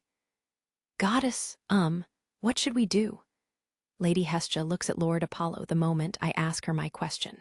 I want to settle things with Apollo, but it might be a good idea to wait. He looks a little busy right now. Of course, we need to clear the air after what happened at the bar, but all of Apollo Familia is in motion. The Familia members are all dressed in their uniforms and are taking the role of attendants for the other guests. Lord Apollo is surrounded by other deities, greeting and talking as he tries to make his rounds. It would be difficult to even say hello at this rate. Just like Lady Hestia said, we should wait for things to settle down a bit. Well, it's not every day that we get to do something like this, so let's enjoy the party. Let's dig into the food, Belle. Ah, sure. The goddess and I join Lord Myich and the others in their circle next to a table. All of them already have wineglasses in their hands. Miss Mikoto, thank you for everything you did on the 18th floor. You did so much to help me. It was nothing. Really, I didn't. Mikoto must have gotten used to this atmosphere and overcome her nerves. She responds quickly. Not only was she part of the search party, she also came to our rescue when my goddess was kidnapped by other adventurers. I tell her how grateful I am, but she just lightly shakes her head. Do not forget what you accomplished, Sir Bell. Facing down a floor boss under those circumstances and delivering the final blow. It's embarrassing to say this myself, but your strength and bravery left a profound impression on me. And no, I wouldn't have been able to do that alone. Actually, alone I wouldn't have been able to do anything. There's an air of nostalgia in her voice, but I can't claim full credit for what happened. The two of us exchange a few more denials. We smile at each other before we know what is happening. Sir Bell, if you are ever in danger, summon me at any time. My sword shall defend you. Miss Mikoto, Captain Aoka and Miss Chigusa would also like to lend you their strength, just as I would. Well, me, too, if any of you are in trouble, call me anytime. I'll do anything I can to help. We promise to help each other in the future. Mikoto's face melts into a smile as we both nod. She extends her right hand. I feel a wave of shyness rush through me before I reach out and give her a firm handshake. If I may ask you a question, I've heard that you grow at an incredible rate. Would you be willing to share some advice? Bell's not completely human. I dope him up with muscle-building pills of my own design every day. Naza joins our conversation, clearly enjoying herself. Please don't tell stories like that. I take another look around the room. I've heard rumors that these celebrations of the gods are overwhelmingly strict when it comes to etiquette, but there seems to be none of that here. The gods and goddesses are laughing, drinking, and enjoying themselves. Everything seemed so formal at first, but it turned out to be no big deal. The only thing left that's making me uncomfortable is this absurdly luxurious building. Does this building belong to Apollo Familia? Is this their home? Esfi answers my question right away. No, it is not. This building is under the jurisdiction of the guild. Familias and merchants who require this facility are able to rent it as needed. Lord Take Mikazuchi opens his mouth to speak. I only know of one god who prefers to hold celebrations at home, and that's Ganesha. Most of us wouldn't think of inviting other familias directly into our base of operations. Everyone's always looking for something to give them an edge. It's impossible to keep secrets from this many of us all at once. Lord Mayach adds his own explanation. I understand and nod back. Lady Hephaestus and Lady Hestia are standing next to our conversation, their eyes scanning the room. This celebration has a different feel to it. Many gods who don't normally participate in these events are here tonight. Yeah, Apollo has some unique ideas. I take a look around the room for myself. I see a lot of smiling faces and pause a moment to take in the atmosphere, but there's something else on my mind. Excuse me, what's Lord Apollo like? Oh, are you interested, Belle? Lord Hermes turns to face me. Yes, I say as I make eye contact. His orange eyes smile back at me as he takes a step closer. He's an interesting one. I've known him since we were in Tenkai, and even now I haven't gotten bored of him. That guy has provided us with millennia of entertainment. Huh? I feel my eyes pop open. I wasn't expecting that answer. Anyway, he's rather frisky. Even though he's not an adventurer, we still gave him the title Phallus the Passionate because it fit him so well. PH Phallus. Why would they do that? I have no clue. He's quite the persistent lover boy, wouldn't you say, Hestia? How should I know? My goddess has her back to us, sampling the food more like stuffing her face, when she snaps at Lord Hermes's playful verbal jab. She immediately dives back into the food, shoveling it into her mouth a little more vigorously. Lady Hestia said that she doesn't like Lord Apollo did something happen. Also, he is extremely tenacious. Huh. I flip my head back around to face Lord Hermes. I'm just about to ask what he meant by that, when suddenly, wah, a wave of sound comes from all directions simultaneously around me. It drowns out my question. Would you look at that? The big cheese has arrived. Lord Hermes sounds surprised once he finds the reason for the commotion. I follow his eyes and instantly find the source of everyone's excitement. All of the attention in the ballroom is focused on one giant animal person and the silver-haired goddess standing beside him. Who's that? That Belle is Lady Freya. I'm sure you've come across the name Freya Familia before. I lightly nod my head yes. It's a lot to take in at once. Freya Familia, they're just as powerful as Loki Familia. It wouldn't be a stretch to say that those two groups are the heads of the Labyrinth City in terms of strength and influence. Even newbie adventurers have at least heard about both Familia's bravery and deeds, so that silver-haired goddess is the leader of that Familia. The celebration's mood instantly picks up upon Lady Freya's arrival. She's just that beautiful. Silver eyes and a well-defined body line, her large breasts and thin waist are hidden behind a dress that looks like it was woven in heaven itself. She takes one step forward, and all eyes in the room lock onto her. Another step, and the gazes follow. She's quite a ways from me, but I'm already hot under the collar. I've never seen anyone so alluring. Huh! Without warning, Lady Hestia's twin black ponytails shiver out of the corner of my eye. But this other goddess is just so dazzling. Lady Hestia's face emerges from the table, takes one look at Lady Freya, and then glances at me with wide eyes. As if understanding everything in a flash, she jumps toward my shoulder. Don't you dare look at Freya, Belle. Biwa. Any child who sees a goddess of beauty will get brainwashed by her charm. Coming in directly from my side, she almost knocks me off my feet. I somehow manage to regain my balance with the goddess draped around my neck, forcing me to look away. A goddess of beauty, it's common knowledge. A deity who is beauty incarnate, with the ability to entrance gods and mortals alike. It looks like the goddess wasn't kidding. Almost everyone around me is slack-jawed, staring at her. Man, woman, it doesn't matter. They're just standing there as if their spirits have left their bodies. Mikoto and Naza are fighting hard against Lady Freya's influence. Naza's eyes are clenched shut as she shakes her head back and forth. Mikoto has turned the other way, but her entire face is blushing. Only Asfi seems to be holding her own. She's looking out in the middle of nowhere, like a daydreaming kid. First Ganesha's celebration, and now this one. Freya never comes out in the public this much. How do you mean? I hear Lady Hephaestus whispering as I struggle to free myself from Lady Hestia's grasp and ask for clarification. It's Hermes who clears things up. Lady Freya usually stays in her room on the highest level of Babel Tower, rarely showing her face in public.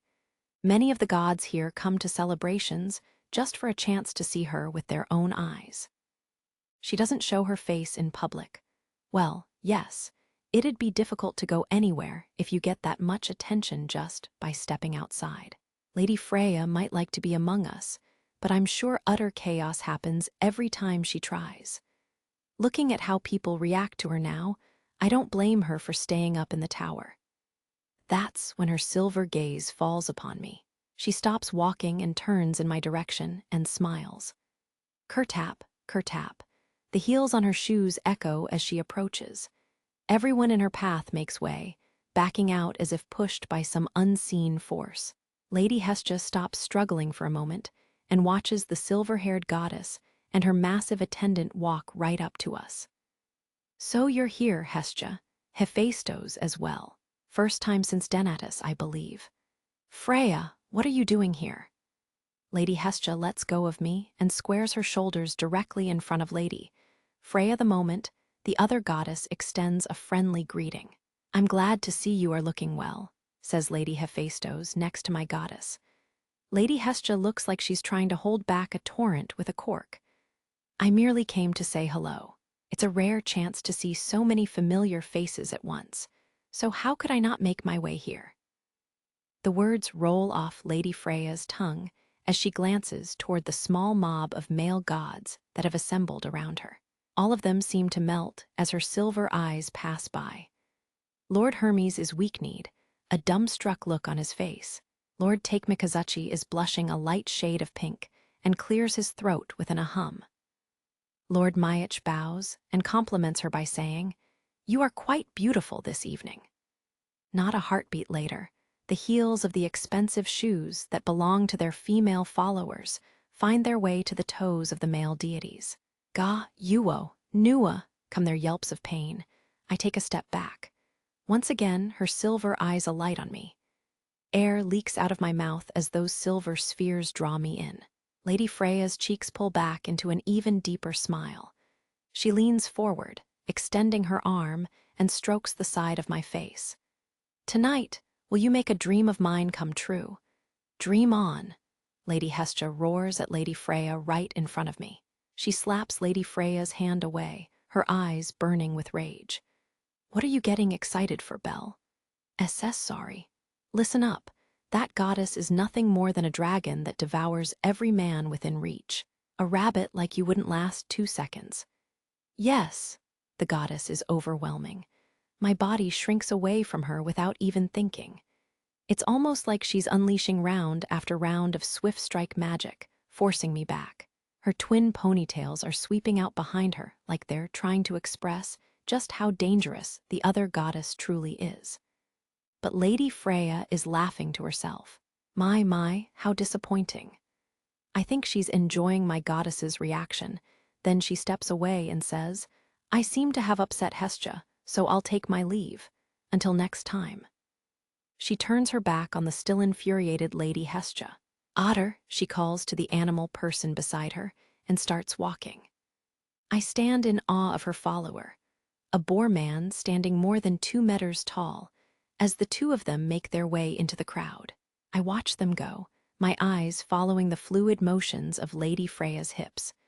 My body cools down the farther away she gets.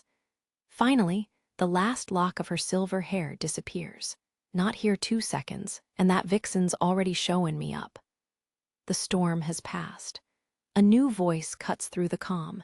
It's coming from the other direction. It catches me off guard.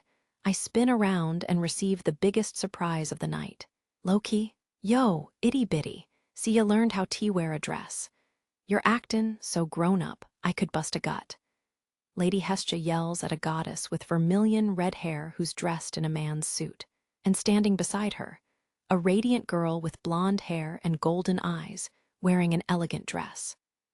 My eyes go wide and my face burns. Her dress a light green, eyes look slightly embarrassed standing just a little ways in front of me. "Just when did you get here?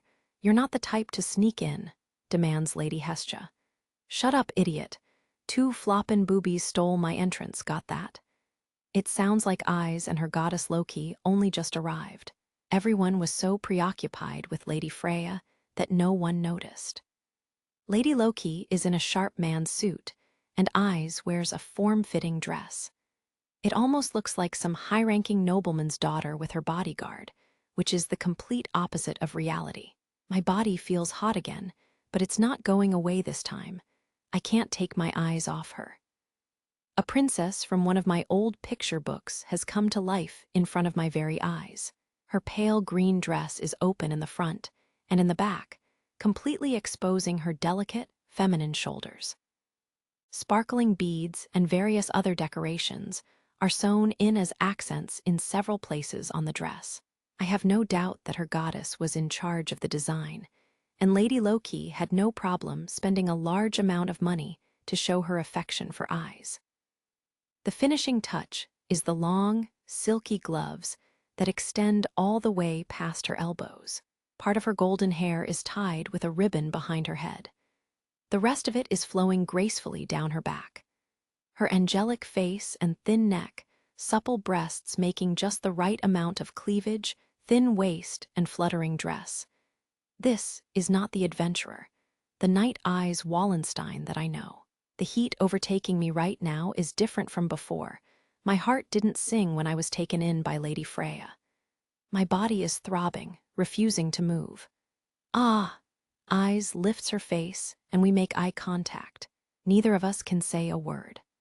I feel my face blush as she quickly looks to the floor, her hands together in front of her stomach as her shoulders lightly twitch up and down. SHFF, her body swishes back and forth under Lady Loki's shadow. So cute. Ouch. My goddess buries the toe of her shoe deep into the side of my shin. Is it that obvious how I'm feeling? Does my face betray me?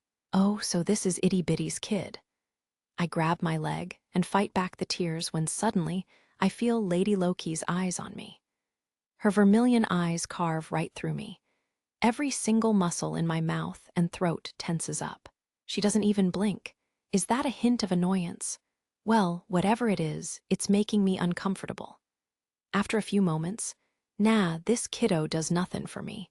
My eyes is so much better it's like comparin' heaven and earth." Her words crack like a whip. I know that Eyes is out of my league, but that hurts a lot.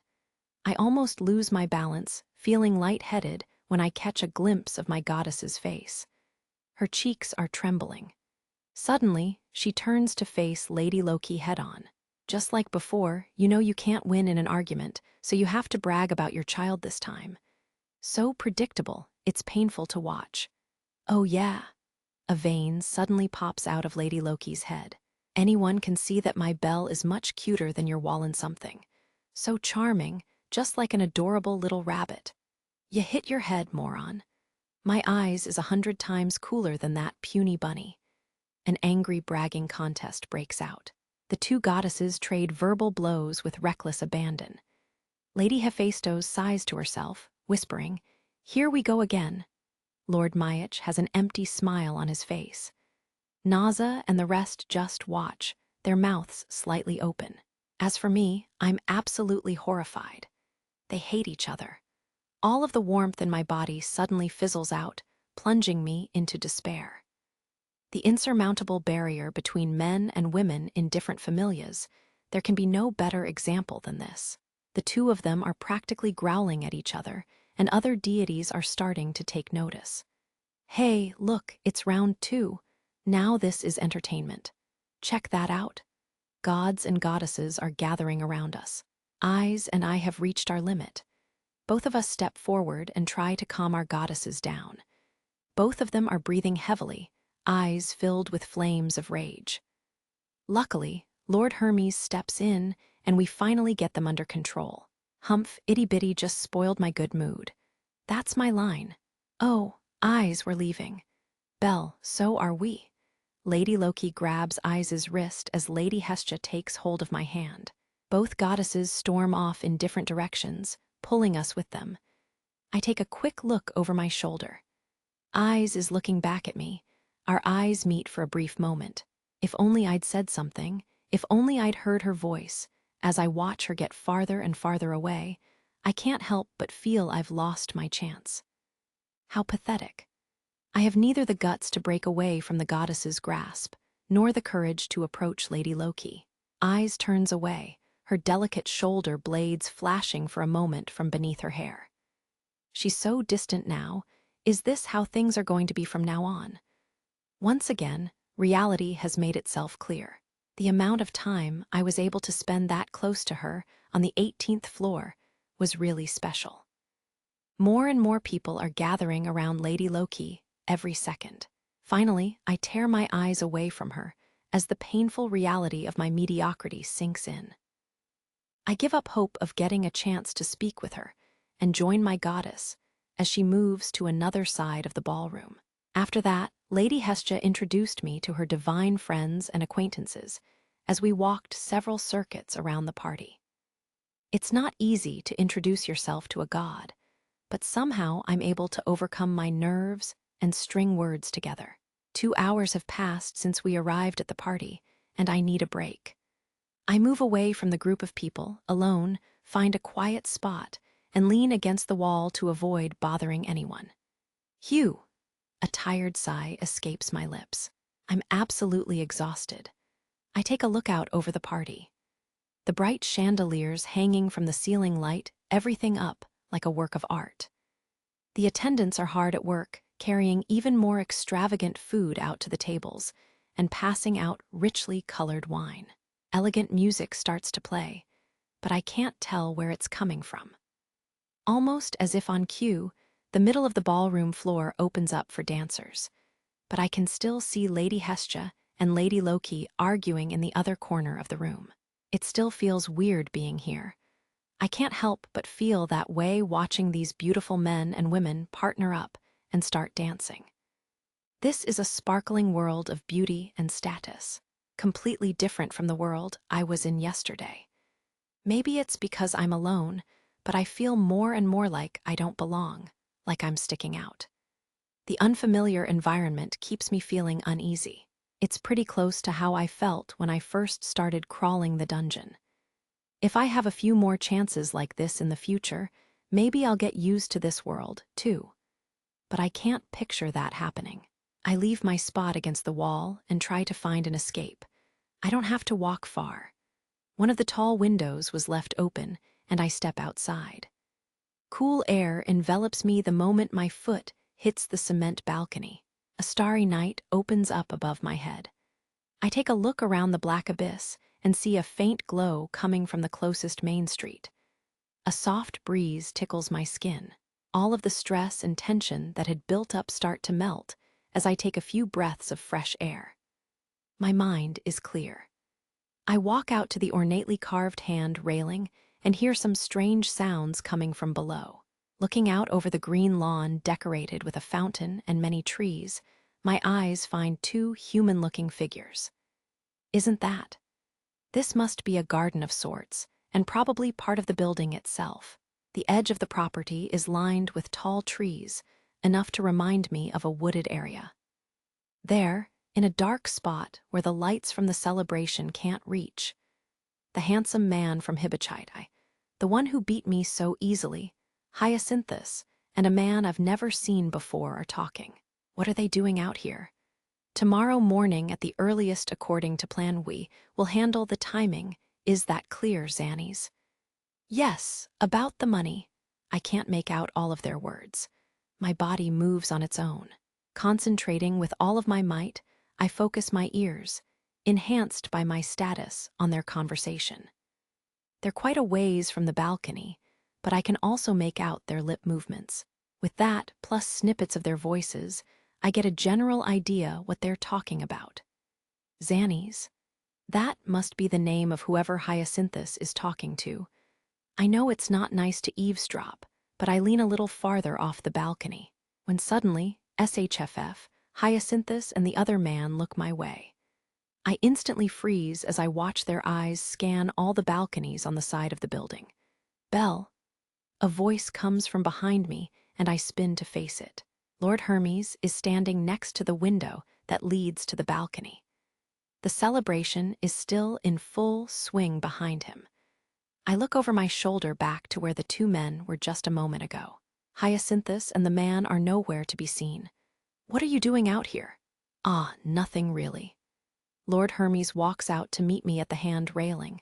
I was eavesdropping, but I can't exactly say that to him. I wish I could have heard more of their conversation, and I try my best to reassure myself that it was nothing important. Oh well, it doesn't matter. Here, drink up. Thank you. Lord Hermes has one glass in each hand and holds one of them out in front of me. I take it and thank him. Only once I get it to my lips do I realize it's just water. Honestly, I didn't want any more wine, so I'm grateful. I look at Lord Hermes with questioning eyes, as if to say, why are you out here? He takes a swig of the wine in his own glass and grins at me. We never did have a chance to chat. Sorry, I'm not one of those cute girls inside, but may I join you?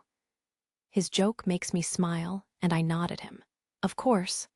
I quickly fix my posture and meet Lord Hermes in the center of the balcony. You and Hestia just keep making progress. I've known who you are for a while now, but after seeing what you can do on the 18th floor, you can count me as one of your fans. I'm not that great.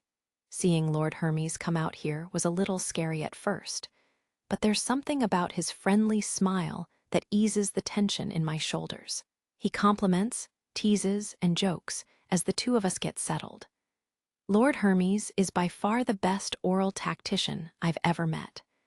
Muffled but beautiful music makes its way from the ballroom's dance floor through the window in front of us. The gorgeous tones fill my ears as Lord Hermes, and I start talking like friends. Say, Belle, why did you become an adventurer? Lord Hermes leans against the hand railing as he asks me the question. The muscles in my mouth tighten up. What am I supposed to tell him? I came to meet the girl of my dreams in the dungeon. I couldn't give up my childhood dream of becoming a hero. It's getting embarrassing, repeating the same answer over and over. I scratch my head and think about it for a moment before finally making up my mind. My grandfather, the man who raised me, said this before he passed away. Aurario has everything you could ever want. If you want to go, go. Oh, Aurario has money and I could meet lots of cute girls, fulfill any dream.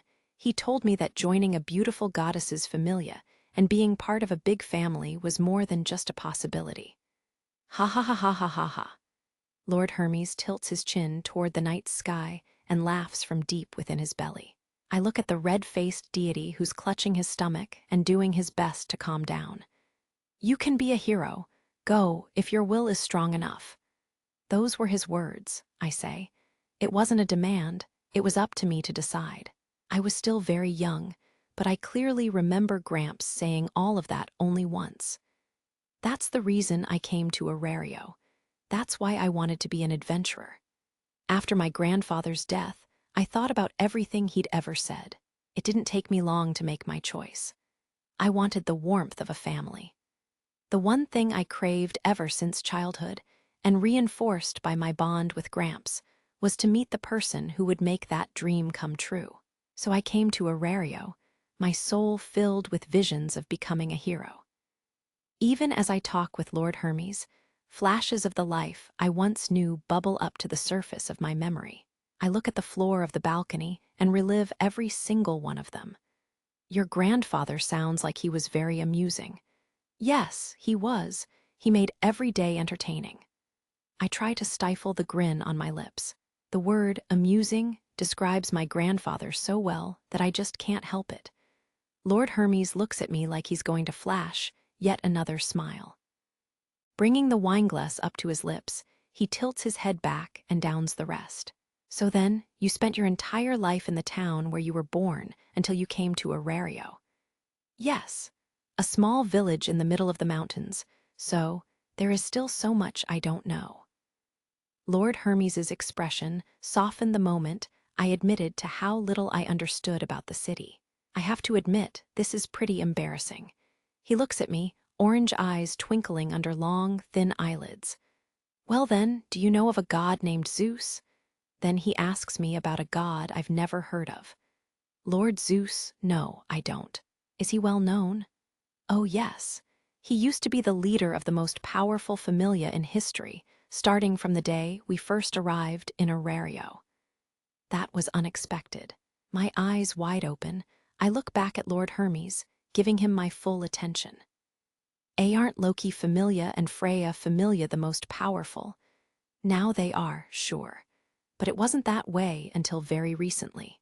15 years ago, to be exact.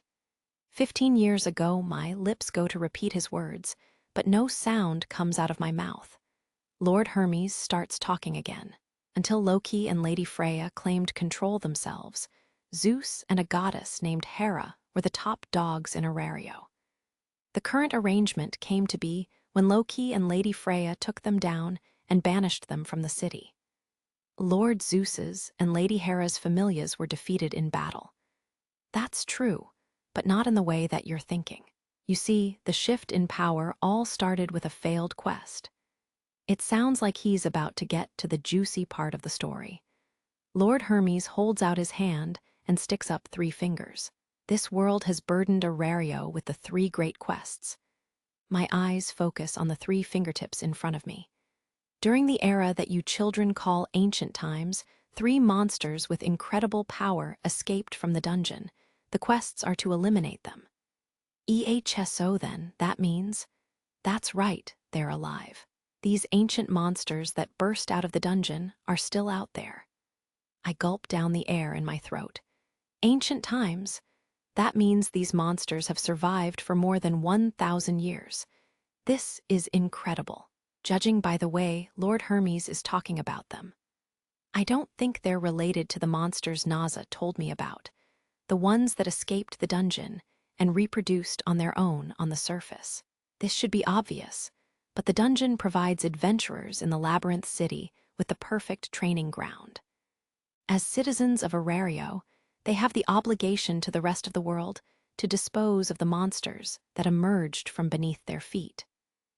No other city can rival Arario in terms of pure power and influence. This is directly due to the dungeon, a place where monsters continuously spawn and provide adventurers with nearly limitless opportunities to level up.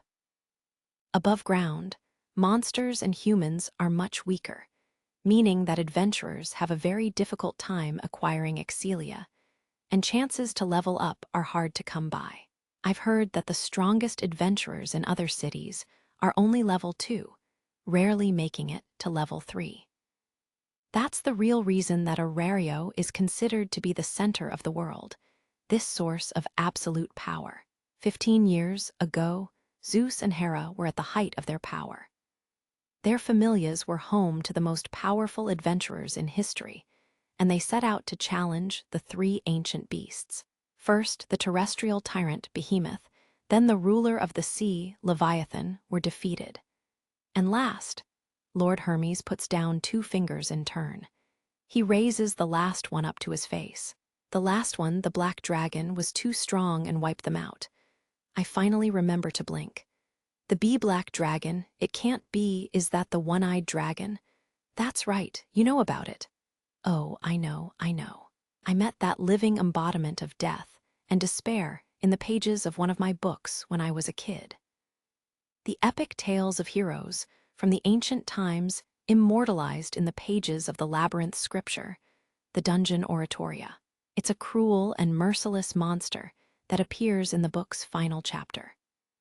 The bravest of the heroes sacrificed his own life to cut out one of the beast's eyes, forcing the Dragon King to retreat into the clouds. Words have left me, but with Lord Hermes's story replaying in my mind, I managed to grunt an affirmation. The living scourge, living legend, the living end. This creature that appears in many heroic tales and legends of old is not just a work of fiction, but alive. I'm absolutely stunned. Both Zeus's and Hera's familias lost their strongest followers in the battle with the Black Dragon, leaving them weak and vulnerable. And now we're back to where we began. Loki and Lady Freya teamed up to force the two high-ranking scrappers, no, their biggest rival deities, out of the city. Lord Hermes smiles again and shrugs his shoulders. It was just a sign of the changing times. Even the guild, which had supported them through thick and thin for generations, didn't protect a feeble Zeus and Hera. Lord Hermes goes on to say that it might be better to say the guild couldn't protect them. That's the fall of Zeus, and how the Erario came to be. The peoples of the world still yearn for the completion of the last of the three grand quests, the slaying of the Black Dragon. As a citizen of Erario, you will have a part to play. Lord Hermes sums up his point while grinning at me as I stand frozen in place. He just explained how the once powerful and famous Zeus familia and the fate of the city of Erario were intertwined. Sure, I grew up in a little village in the middle of nowhere, but it's painful to realize just how clueless I was. This world seems peaceful at first glance, but there's a disaster waiting to happen hidden in the shadows. Where is the Black Dragon now? What's it doing? There's so much I want to know. But as one young and inexperienced adventurer, I don't have the right to know those details. There's not much reason to, but at the very least, the ones closest to that dragon in power are the warriors belonging to the two most powerful familias. Lord Hermes? What is it? Lord Zeus and Lady Hera, can I ask what happened to them? I have a feeling he won't tell me anything more about the three grand quests, so I ask him about the banished gods instead.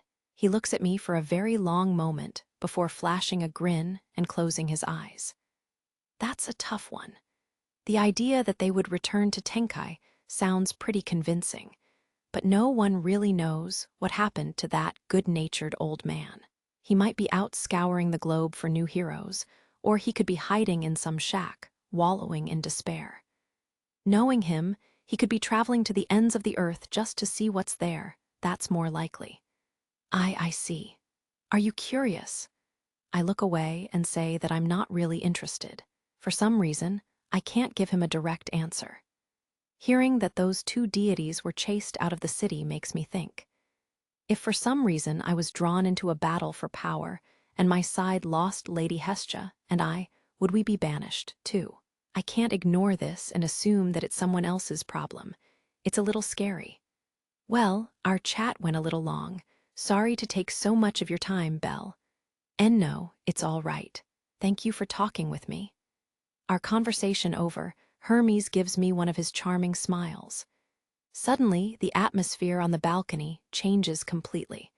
Lord Hermes cocks an eyebrow after I thank him. Say, Belle, are you not going to dance? Take a look inside, see. I follow his gaze, and sure enough, the center of the ballroom is sparkling, alive with movement.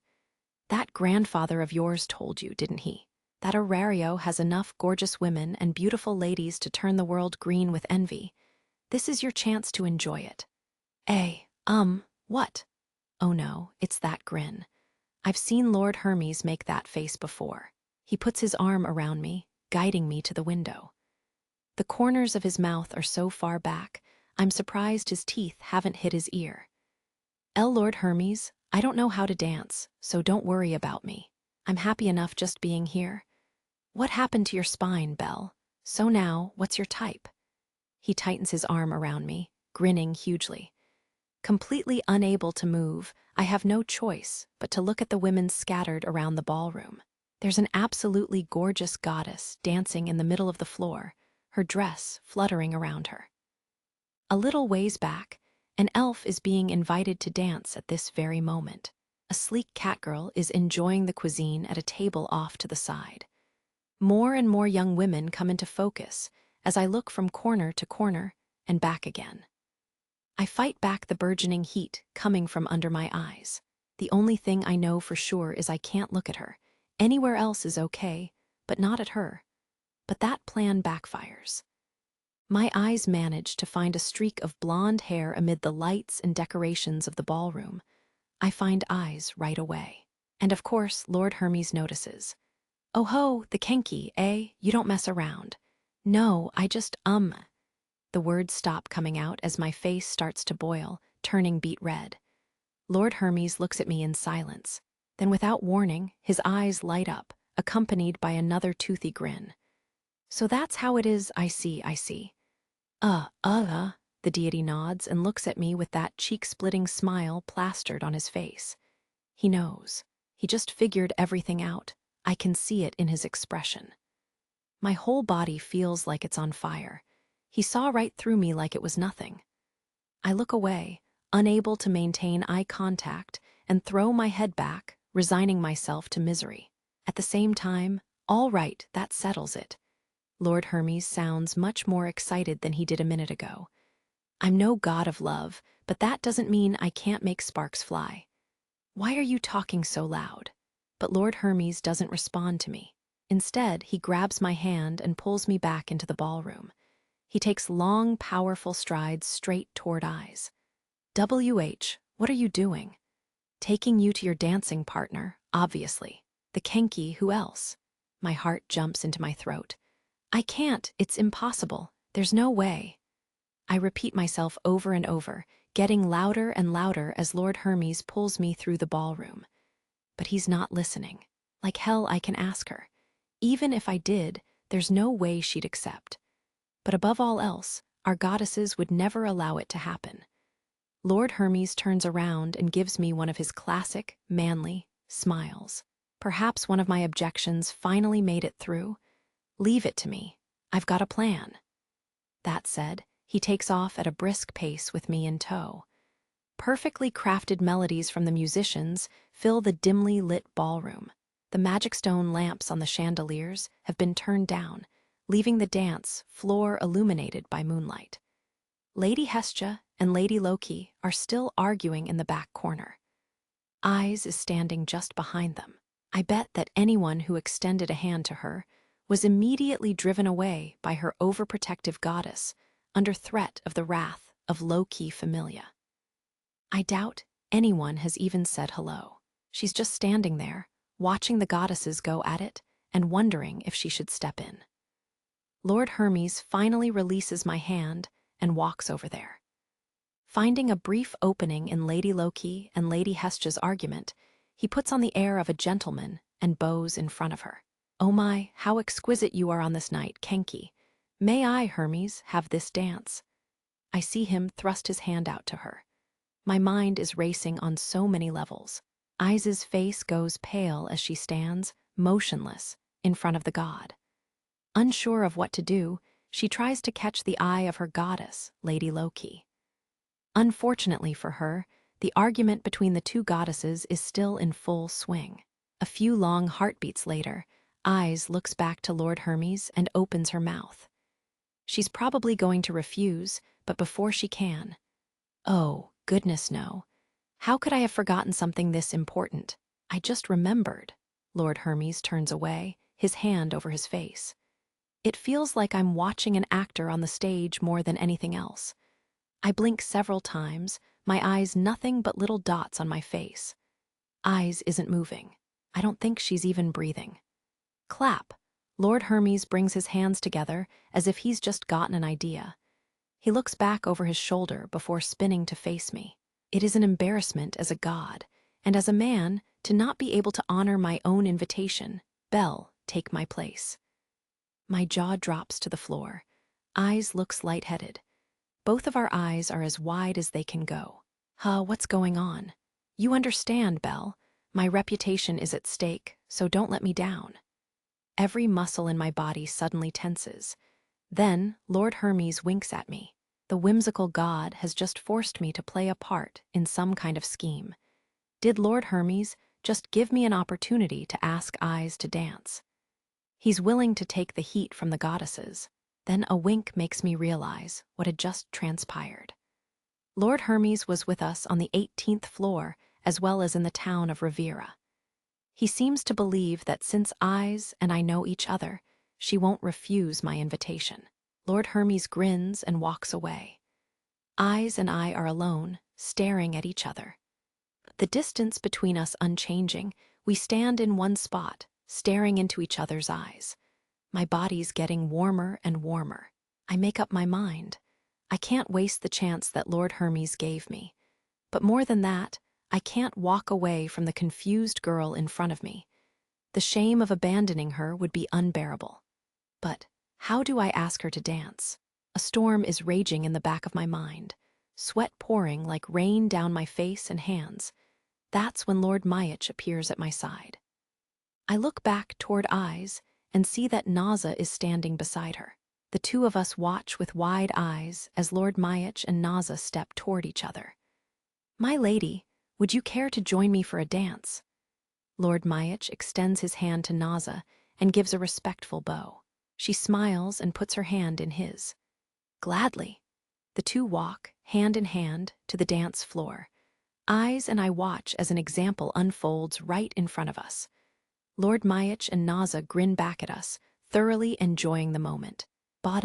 My heartbeat fills my chest. The two of them went out of their way to help me. I can't just stand here anymore. Eyes is looking right at me when I take my first step. Tap, tap. The sound of my footsteps cuts through the other sounds in the room. I gradually approach her, the distance between us disappearing. I come to a stop an arm's length away and meet her gaze. May I have this dance? I quickly look down to hide my bright red face. I extend my left hand, my heart rate increasing every second. I sneak a peek at her face. Eyes, clad in that beautiful dress, is smiling at me. Gladly, I feel the weight of her hand in mine.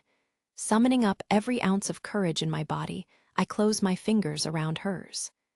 The two of us turn toward the dance floor, holding hands. I hope she can't feel my pulse through my fingers. My heart's beating like crazy.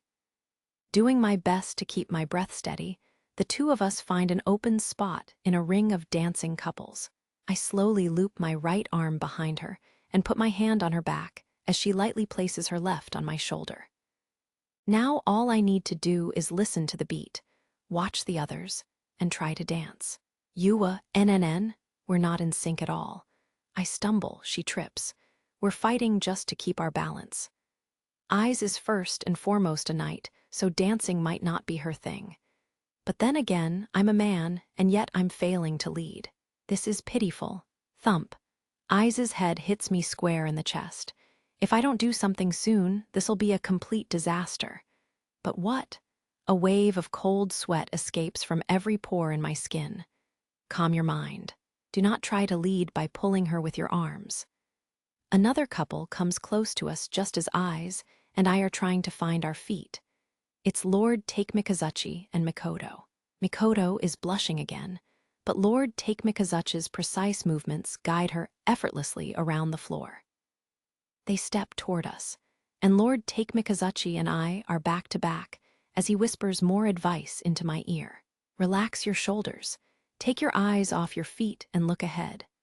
Sir Belle, the battle is not lost as long as you don't step on your own feet. Lord Take-Mikazuchi guides Mikoto right past me. A new bead of sweat rolls down my cheek as I desperately try to decode their instructions. Eyes is listening, too. Our feet start to line up. Your adventurers look at each other, discern each other's movements with your feet, and communicate with your eyes. No techniques are necessary, only advance and retreat. Lord Take-Mikazuchi's words echo over and over in my mind. Just for a moment, It feels like I'm back on the city wall, training with eyes.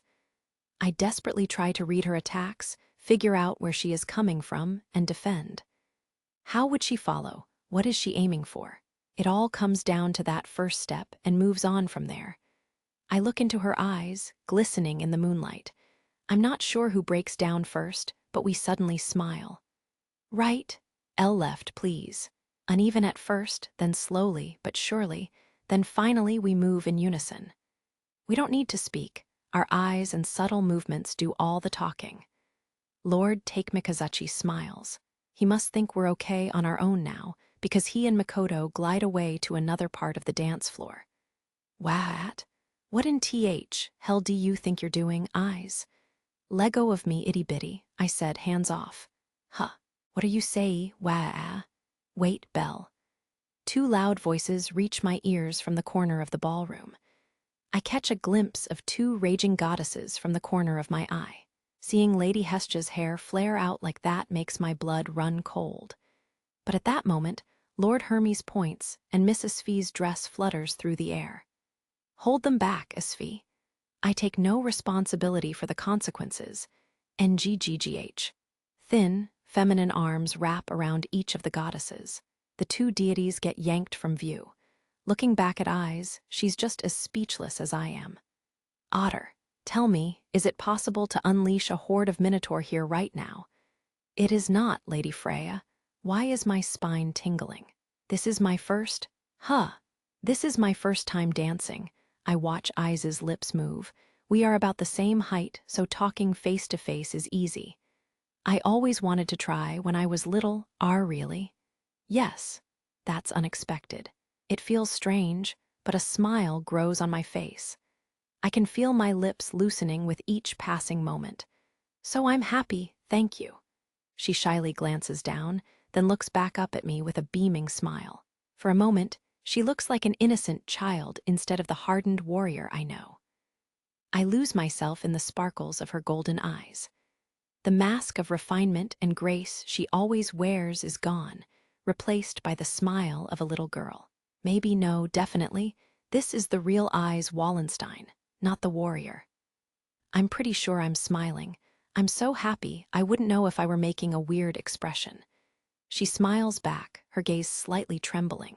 My hand on her waist and hers on my shoulder, we join the ring of couples and dance a waltz. Her golden locks flow in perfect time with the music. Our steps slightly better than before, we spin in place, matching the other couples on the floor. All the beautiful people and perfect clothes sparkle in the moonlit ballroom. The magic stone lamp chandeliers give the illusion of a starry night as she and I dance, the moment feeling like a dream. The dance over, Eyes and I find Lord Hermes and the others standing close to the ballroom wall. I lead Eyes as far as I can until finally I let go. I can still feel her fingers, delicate and warm, in the palm of my hand. My head is somewhere in the clouds, but Eyes sighs as all of her muscles relax at once. Lord Mayach, Naza, as well as Lord Take Mikazuchi and Mikoto smile at the two of us. I don't think I've ever felt this shy in my life, but I need to show them my gratitude. Thank you so much for all of your help. You, too, Lord Hermes. Glad to be of service. He grins at me before opening his mouth to continue. However, he immediately closes his mouth again and sticks both hands high into the air. At least I can die knowing you're happy. Hermes? Two goddesses cloaked in auras of fury appear directly behind Lord Hermes. Snatch. Two arms suddenly pull him off his feet and drag him into the corner. Jaya! A scream of pain cuts through the air. The color drains from my face. Lord Hermes's execution complete, Lady Hestia charges toward us like she were shot out of a cannon. Bang, Eyes goes flying from my side. Belle, you're dancing with me next. Eyes, you're hittin' the floor with me. No refusin'. Lady Hestia grabs both of my hands with vigor. The look in her eyes is terrifying. Eyes isn't doing much better. Lady Loki practically has her in a bear hug. All of my muscles stiffen at once, making my body stand up straight at the speed of light as I hold out my hands. I force a smile. There's no way I can refuse her. Guests, are you enjoying the celebration? Lord Apollo, the host for the evening, appears in front of our group.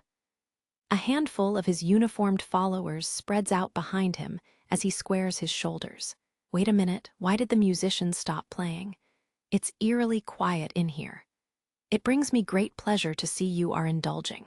That lets me know hosting this celebration was worth it. All of us stop moving, frozen in place as other guests make their way toward us. There's a ring around us in no time at all, and Lord Apollo is at the center. The god wearing a crown of laurels locks his eyes on Lady Hestia as soon as he finishes his general greeting. Much time has passed, but Hestia, it appears my children have caused you some trouble. Yes, and mine you. Lord Apollo smiles, but my goddess is eyeing him suspiciously. First and foremost, we need to settle this. Lady Hestia takes a deep breath as she figures out the exact wording she wants to use. However, the god doesn't give her time. My precious child was critically injured by your boy. I demand compensation. He takes a step forward and makes his claim. I tilt my head in confusion, my nerves getting the better of me. Lady Hestia, on the other hand, becomes furious. That's an exaggeration. My bell was hurt, too. You have no right to demand anything. My dear Lewin came home so beaten and bloodied that day, I had to hide my eyes. My soul wept in his presence. Lord Apollo puts his hand on his chest like an actor, trying to be overly dramatic before spreading his arms open wide. He points out his other followers, all of them crying as if on cue.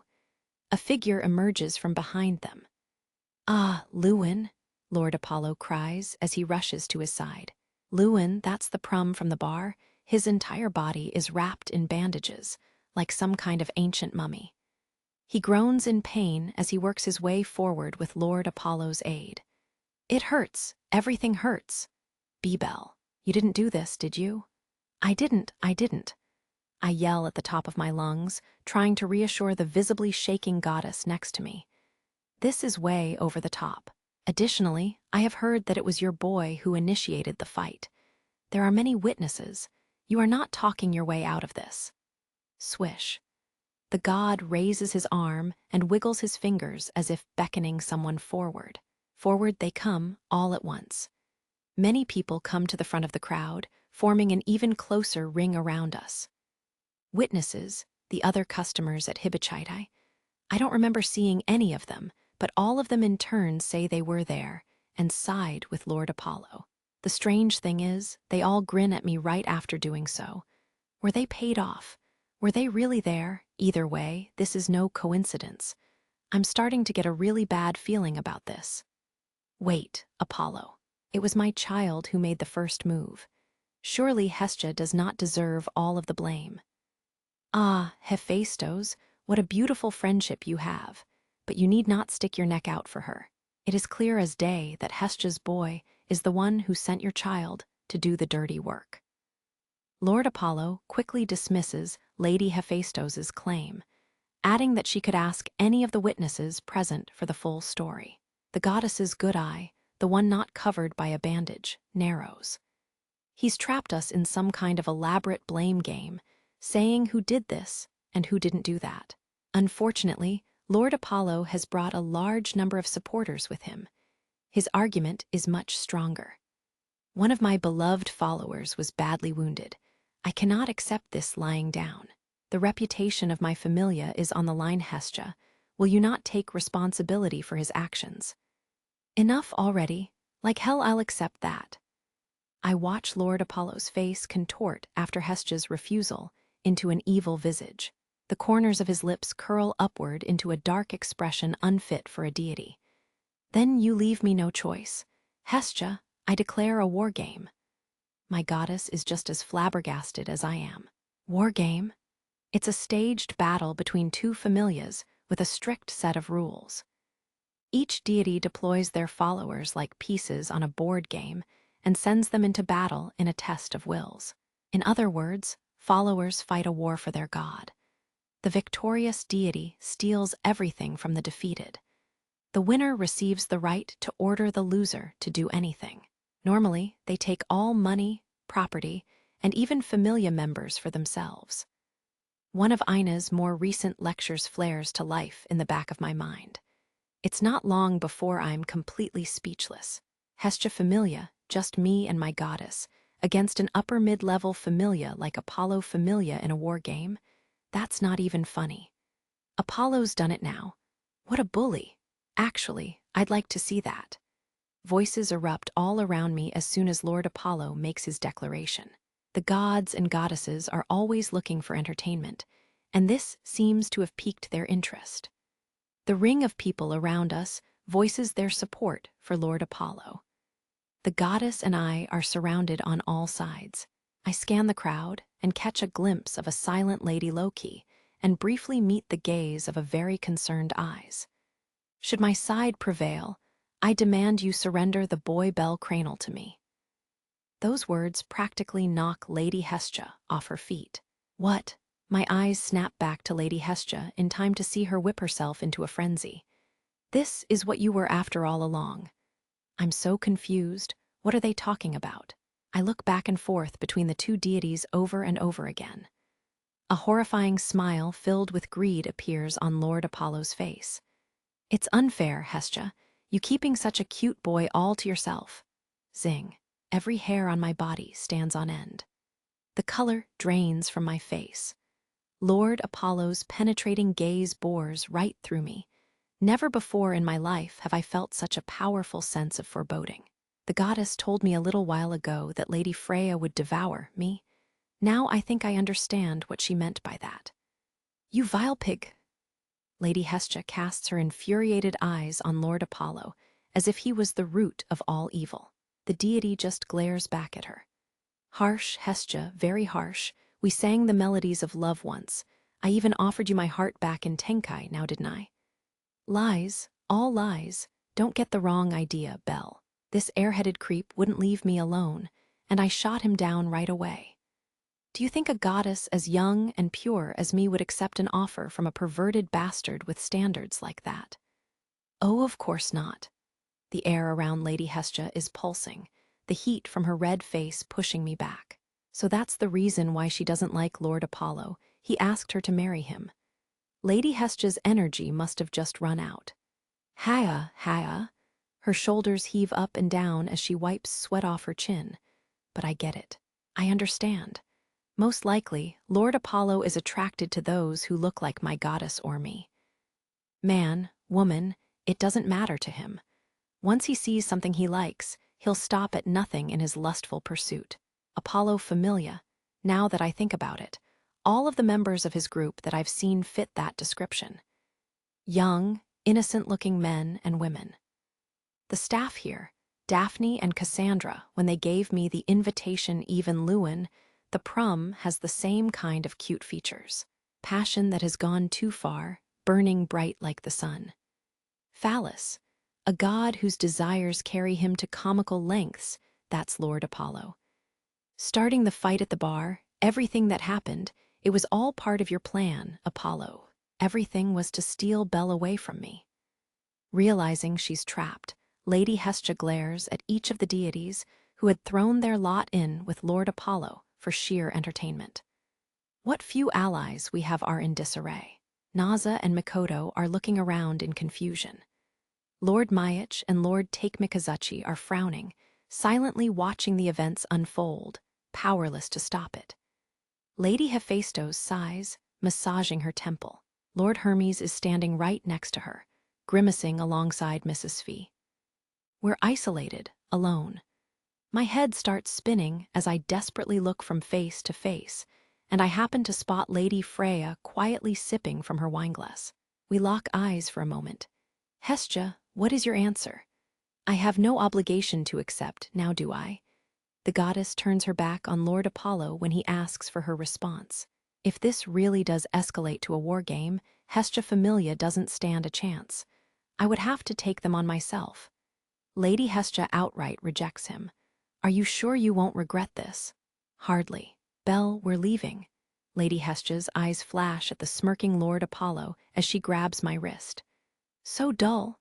Several deities voice their disappointment as they step aside, allowing us to pass. Honestly, I don't think they want to be the one to get in Lady Hestia's way right now. She may be small, but the fury emanating from her is terrifying. We leave the ballroom and walk down the stairs. A handsome young man is standing right next to the exit. We make eye contact. Hyacinthus's cold stare burns itself into my memory. The goddess pulls me past him, but I look back over my shoulder. I watch as the palace of the building and the follower of that deity shrink into the distance. It's almost like they're telling me that this isn't over. Chapter 3, Outbreak. The sun has risen on the morning after the celebration of the gods. Hestia updated Belle's status in their familia's home, a hidden room beneath an old church. The two of them were busily preparing for the day. Belle Cranial Level 2 Strength, C600 and 35 Defense, D500 and 9500 and 94 Utility. C600 and 27 Agility, B700 and 41 Magic, D500 and 29 Luck. I Magic Firebolt, Swift Strike Magic Skills, Heroic Desire, Argonaut. Charges automatically with active action. It went up a little. Belle slipped a potion into his leg holster as he held a sheet of paper in his left hand. He looked over his status one more time, his gaze trained on his defense, which had improved since his return from the dungeon. He hadn't set foot below ground since the battle with the Goliath on the 18th floor 5 days ago. A full 2 days had passed since the brawl at Hibachitai. The hit he took from Hyacinthus during the fight that day was strong enough to earn Excelia and be reflected in his status. His level 3 wasn't just for show. Belle scratched the back of his head as memories of that embarrassing sequence of events floated to the surface. That jackass. Wargame this, wargame that. At the same time, Hestia had just changed into her uniform. She'd been muttering curses under her breath since the moment the two of them arrived at home last night.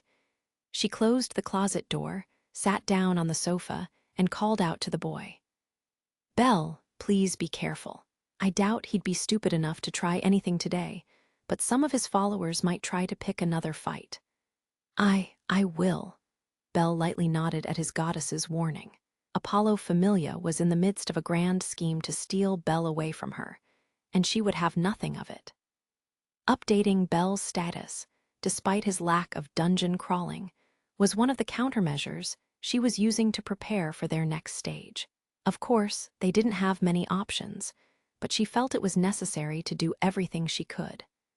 "Promise me, Belle, promise me you'll run away at the first sign of danger. Never travel alone, and always stay in areas with lots of people." "I will. And for the time being, it might be a good idea to work with Mikoto and her group. Takei knows what's going on, so they should allow you to join their battle party." Belle took his goddess's words to heart.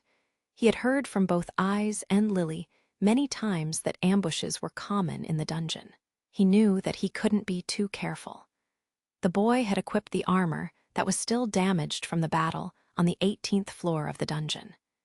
He was wearing his old boots in place of the greaves that had been completely destroyed. Hestia knife and Ushiwakamaru strapped firmly to his lower back, Belle stood in front of the door, ready to re-enter the dungeon. "Belle, both of us are going to Babel Tower anyway, so let's go together." "Yes, good idea." Hestia smiled back at the boy. She was due to work a shift at one of Hephaestus Familia's shops in the tower. Belle opened the door and led the way up the staircase that connected their room to the surface. The short staircase was dimly lit and lined with dusty, unused bookshelves. Belle listened to Hestia's footsteps as he pulled back the segment of wall in the back of one of the church's old storage rooms. Emerging from the narrow room, the boy took a look around. The worn-down place of worship still had an altar at the back, but weeds of all shapes and sizes were growing out of the floor. The ceiling, or rather the roof, had many holes that let through beams of late-morning sunlight.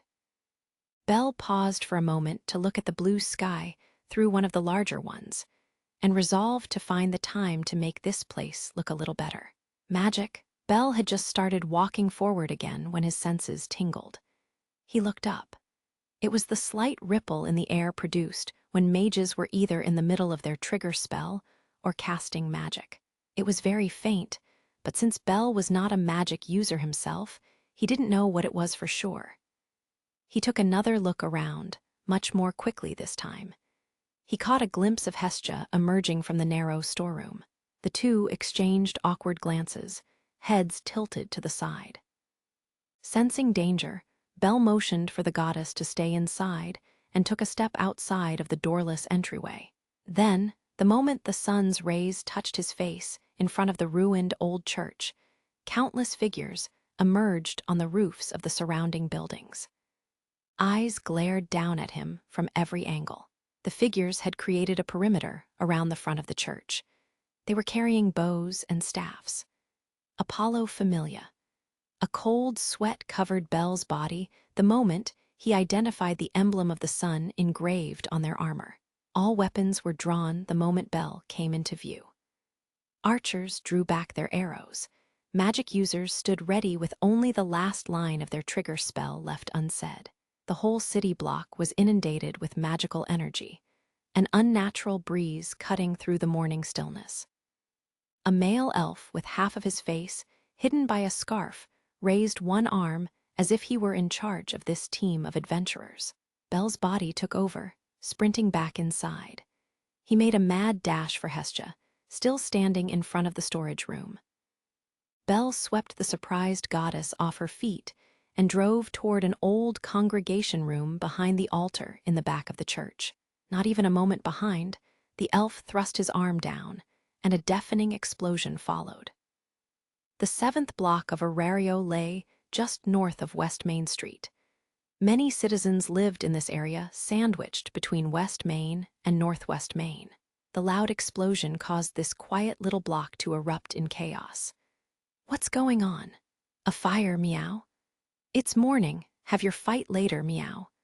Employees of the benevolent mistress, the human girl Ranoa and the cat girls Anya and Chloe, ran out of the building and onto the main street. People were already out, stopping and staring at the dark pillar of smoke rising only a few streets away. Those are the booms of battle, meow. Cole's ears twitched as she watched the plumes of smoke rise. This was no kitchen fire. Only spells could make explosions that loud and smoke that thick. Soon the echoes of another salvo rang out, and even more smoke rose into the sky. The girls' sharp eyes instantly spotted black figures running on the rooftops before they disappeared behind another building. Could this be? Two familias having at it, meow. Been a long time, meow. Other people in the street also came to the same conclusion and immediately ran for cover. In a city with as many familias as Arario, disputes among the groups were not uncommon. Despite being in broad daylight and right beneath the guild's nose, many of them had experienced an outbreak before, so none of them wasted any time in getting clear of the area. Horse-drawn carriages swerved into wide U-turns, and citizens fled in fear as Sir, and the rest of the employees of the benevolent mistress made their way out onto the street. The one exception was the owner, Mia. She simply threw back the curtain of her window and stuck her head outside. The pillar of smoke had worked its way up into the clouds. The familias living around here do you think there, after all, Whitehead, meow? Quiet. Ranoa scolded Anya for her lack of tact. A pair of silver eyes filled with worry watched the smoke billow out overhead. A basket was in her hands, filled with food for a boy who had yet to arrive to pick it up. Another explosion, closer this time. The basket shook in her grasp. Layu, the last of the employees to arrive on the scene, turned to look in the direction of the blast. Waves of magical energy reflected off her sky-blue eyes. The explosion's shock waves overlapped and compounded one another. The old church collapsed under a barrage of magic attacks and arrows laced with explosive powder. The crumbling statue of an ancient goddess that had decorated the deteriorating structure above the doorway fell to the ground and shattered. The wooden door at the back of the church flung open so fast it fell off its hinges. Bell emerged from the new opening along with a suffocating cloud of smoke. Clutching Hestia tightly against his chest, the boy stumbled as he made his way through the debris. He looked over his shoulder as soon as he regained his balance. All that was there to greet his eyes was a burning pile of rubble, all that was left of home. Shya. He didn't have time to mourn. The next wave of figures jumped down from above. A group of animal people brandishing short swords and daggers landed on the ground, surrounding the two fugitives as if they had been waiting for this very moment. Shifting Hestia to his left shoulder, Bell withdrew the Hestia knife with his right hand and deflected an oncoming blade. Block, dodge. His already damaged armor received fresh scars as Bell weaved his way around the attackers and back into the cloud of smoke. The attackers froze, not sure how to proceed. Sensing their hesitation, Bell used the smoke as cover and found his way into the closest back alley. Boo-ah! Hestia coughed hard the moment they emerged from the cloud of smoke. Bell wrapped his right arm around her legs, completely ignoring the ash coating his face. He took off as fast as he could in an effort to get away from their pursuers. They set a trap. In broad daylight, in the middle of the city, Apollo Familia's merciless attacks sent a fresh wave of fear coursing through Bell's mind. This wasn't an ambush in some dark corner of the dungeon. Their enemy openly invaded their territory on the surface with an all-out attack. Since the war game was rejected, had they opted for the real thing? Had Apollo Familia officially decided that Hestia Familia was their enemy? Had they thrown all formalities to the wind, even ignoring the guild's impending retribution? Bell's mind was spinning, each of these questions adding to the turmoil. When suddenly, if the worst happens, the entire city of Arario will become a battlefield if two familias fight head-to-head. Ina's words came to the forefront of his thoughts. Bell realized he was now officially involved in a battle of familias. Bell, who are they? Apollo Familia. The two yelled at the top of their lungs as Bell charged through the 3-meter-wide back alley. Hestia rested her chin on Bell's left shoulder and looked up at the smoldering pyre in the distance. That monster, destroying my and Bell's love nest. Hestia's choice of words caught him off guard, but there was something much more to it. Bell took another look for himself. He had no place to return to. The one place he called home was gone. That fact shook him to his very core. Bell, there in front of us. Bell had the look on his face of a child lost in the streets, his eyes moistening. Hestia's voice snapped him back into the present. Looking forward, he immediately spotted a group of 5 adventurers at the other end of the alley. Each had weapons drawn, blades faintly flashing in the dim light. The boy made a hard right onto another street to avoid them. The sounds of hundreds of footsteps echoed through the back alleys. The voices of the attackers called out to one another. He went this way. Over here. From the right, from the left, from behind, from ahead, they could hear their enemies surrounding them. Bell's face contorted in frustration. He couldn't engage them in combat while carrying Hestia in his arms. His only option was to escape their net. Choosing the narrowest path, Bell willed his legs to go even faster. Just beyond that, 10 archers appeared, standing on the roofs that lined the path. 5 on each side, the team of elves and animal people already had their glinting arrowheads pointed in his direction. Bell glared at them. Hestia's gasp filled his ears, but she didn't take another breath. The boy leaned forward, kicked off the ground, and focused solely on the end of the path. Sprinting straight ahead, he was able to avoid the volley of arrows loosed at him from both sides. He got away. The hell are you doing up there? Bell tore through the path, every inch the rabbit that had become his reputation. Not a single arrow hit its mark. Angry yells and the sound of footsteps on shingles filled the air as Bell managed to put more distance between them. I'm completely surrounded. The hunters had caught up to him, running parallel to his position on the rooftops. The city block was completely inundated with enemies, far too many to evade or overcome. the full force of Apollo Familia was overwhelming. Despite knowing these paths like the back of his hand, he would never be able to get away. Bell bit his lip when he realized that no amount of speed was going to get him out of this. Even still, he ran with all his might, turning and looping his way through the intricate backstreets. "Bell, that's a dead end," Hestia shrieked as she held on for dear life. Indeed, the side of a house completely sealed off the end of this road. Even though they were trapped in a cul-de-sac, Bell increased his speed.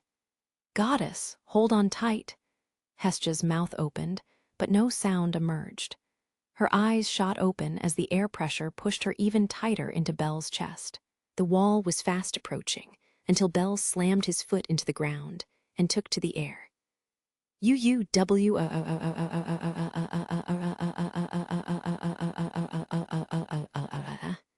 a great leap. Using the incredible increase in strength and speed provided by leveling up, Bell managed to clear the 8-meter wall. Bell's trajectory arced only slightly as Hestia's scream reverberated behind him. Only the tips of his right toes made contact with the roof of the house, but it was enough. His left leg slung forward, and he landed with a soft thud just as Hestia ran out of breath. Free of the claustrophobic confines of the backstreets, Bell enjoyed the feeling of the morning breeze through his hair and the blue sky above. He scanned his surroundings, taking in the roofs of expensive houses and catching a glimpse of the Pantheon to the north. My only choice now is to hide inside the guild. They were the highest authority inside Aurario. None of his attackers would be able to lay a finger on him there once he got inside. The solemn Pantheon, that was Bell's only escape route. He had to take it. "You should give up." Bell spun around to face the voice that came from behind him. Standing on the same roof and accompanied by another battle party of adventurers was Daphne. Cassandra, wearing a long skirt-style battle cloth, was among them. Daphne stood tall, unblinking even as her short hair danced in the breeze. Lord Apollo chases any child he likes to the ends of the earth, at least until he has them. It was the same for Cassandra and me. He chased us from the moment he saw us. City to city, country to country, until we resigned ourselves, he was always there. It's just a matter of time now. It's merely a question of sooner or later. Daphne revealed a piece of her past mixed with a warning. She had been in his shoes, so she could sympathize. Hestia's face turned sour. "I didn't think he was this clingy." Daphne's story made Hestia realize what was really going on. Apollo was taking away all of Bell's options one by one. She was instantly filled with regret, and her dislike of the passionate god turned to utter hatred. He is extremely tenacious. This time, it was the words that Hermes shared with him at the celebration that flared up inside Bell's head. "Surrender. You're going to be my ally soon, so I'd rather not get rough." "I refuse." Tap, tap. Daphne hit the palm of her hand against the sword strapped to her waist a few times. Bell shook his head no. Bell declined her offer and took a few careful steps back. Hestia sighed in his arms. "Should have expected that. Okay, then sick 'em." Daphne drew her sword at the same moment she gave the order and pointed directly at Bell. 3 of her team moved as one, charging straight for the boy. However, Bell turned his back to them and ran across the rooftop toward the guild. "Our target is slippery. Have Lissos's team cut them off." Another one of her subordinates nodded and took off in another direction. Daphne withdrew a dagger and threw it straight at the fugitives. Bell's ears alerted him to the danger. Showing no fear or panic, he rotated his right shoulder into position to intercept the white blade. Sheeing. The weapon didn't penetrate his armor, but the impact threw him off balance. The team of 3 attackers saw their window and moved in. "Goddess, I have to fight." "Oh, okay." Bell regained his footing and turned to engage. At the same time, he cradled the goddess against his left side and pinned her there with his arm. Hestia suddenly blushed. If the circumstances had been any different, this would have been her favorite moment in history. Bell whipped his now free right hand around his back and grabbed the Hessian knife. Their opponents arrived a heartbeat later. Yuwa! Bell swatted away the oncoming sword with his knife before spinning and intercepting a spear coming in from the side. He sidestepped a slice, dodged a stab, ducked under a sweep. He avoided their attacks by the narrowest of margins. The oncoming adventurers' formation and movements were extremely well timed, with the next attack about to hit just as the previous one was avoided. They were a well-trained and highly experienced team. Amid all of his dodging and spinning, Bell suddenly realized that they were preventing him from making any progress toward the guild. At this rate, he wouldn't be able to escape from them with Hestia hanging onto him. There was no hesitation in Bell's movements. Locking eyes with Hestia for a moment, he passed her the knife. Bell thrust his right arm skyward at the same moment that Hestia caught the hilt of the weapon in midair. His three assailants all happened to be above him at that moment. Bell shouted, "Firebolt!" An electric inferno burst from his palm. 3 bursts of his swift strike magic sent all 3 adventurers flying backward. Exposed skin burned and armor charred, the attackers landed painfully on the roof, shrieking in pain. Daphne was taken by surprise, but her reaction was swift. Cassandra, going, the last remaining member of Daphne's team stepped forward. Cassandra raised her staff. With a quick trigger spell, suddenly healing magic had been cast. The adventurers, reeling in pain from their burns, were surrounded in a soft blue light. Their injuries were healed right before Bell's eyes. Mere seconds later, the 3 climbed to their feet with anger in their eyes. Cassandra, the presence of a healer, added to Bell's frustration as he stared her down. A healer made a battle party complete. Their teamwork was exactly how a familia should fight. Realizing he was outclassed and outmatched, Bell felt his blood run cold. Ugh! Even more figures appeared on the rooftops around him, in addition to Daphne's team. The next round of arrows and throwing knives forced him to jump back down to the street. Quite the escape artist, but this is all pointless. He should give up, said Daphne under her breath as she watched Bell run from her vantage point on the roof of the house. She looked more sympathetic than angry as the boy's white head disappeared around the corner. She was not like Hyacinthus and the others who cherished their leader. Daphne had a much less favorable opinion of Apollo due to having been forcefully conscripted into Apollo Familia. However, he was her family now and treated her well. She would follow his orders. She felt it was her duty. At the same time, he was much friendlier toward the ones he favored, and her god tended to favor young men. Now that very same god wanted Bell. Although she pitied him, she would not turn her back on her god's wishes. Daph, don't you think we should stop? That might be better." A voice came from behind her. Cassandra, the only one left on the rooftop other than her, cautiously got her attention. Cassandra shared a similar fate as hers. The 2 of them had stood by each other for a long time because of this connection. Daphne's friend was standing still, fidgeting with her waist-length hair and looking up at her. "Stop what?" "Chasing after that boy, we mustn't trap the rabbit." Daphne sighed at Cassandra's mysterious warning. "Another dream?" Daphne asked, even though she knew the answer. Cassandra's eyes grew wider as she vigorously nodded up and down. The long-haired girl was gifted with prophetic dreams. Unfortunately for her, no one ever took them seriously. That included Daphne.